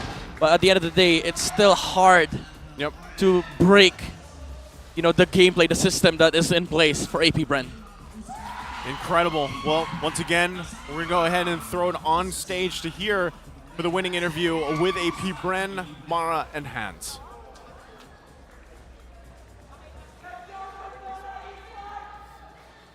Congratulations to AP Bren! Undefeated! Ang lupit nyo. Wait, alam nyo, parang wala na akong matanong tungkol sa game kasi uuwi na naman tayo ng maaga, na-sweep na naman. Gusto kong tanungin, Flakito. Flap, uy. Yung skin, Flakito. Share nyo nga, let me hear the song. Wow. Ano ang masasabi mo? Ikaw yung finals MVP ng M5 at may skin dedicated to you. Masaya kasi may sarilang skin in-game tapos pwede ko siya magamit sa mga tournaments. At yung name na Flakito, yun ba yung gusto mong name doon? Or anong gusto mo doon? Hindi ko po alam pag-iisipan ko pa. Pag-iisipan mo pa. Pag-iisipan pa niya. There's still some open possibilities to that one. Since favorite niyang hero si Paquito, I assume, why don't we make them do the same thing na ginawa natin last time, the very first question that we've had. Oh yes! Let's make Bren do that. AP Bren. So, kailangan sabihin niyo sa amin yung favorite hero niyo without saying who they are. So, kailangan mahulaan namin.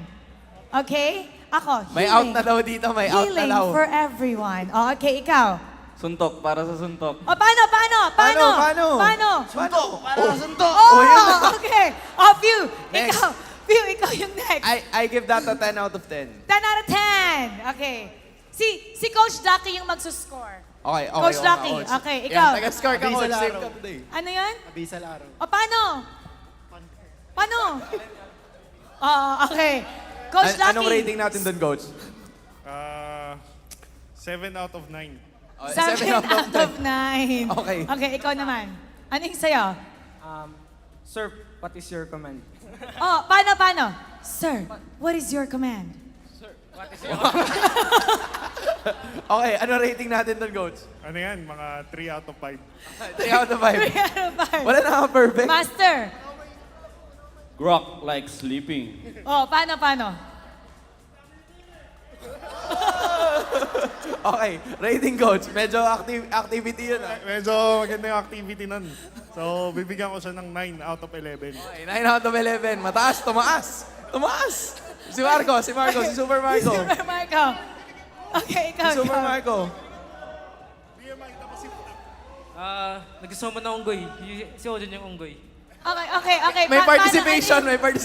Okay. Kailangan may participation daw. Okay, here. Let's do it. Okay, go.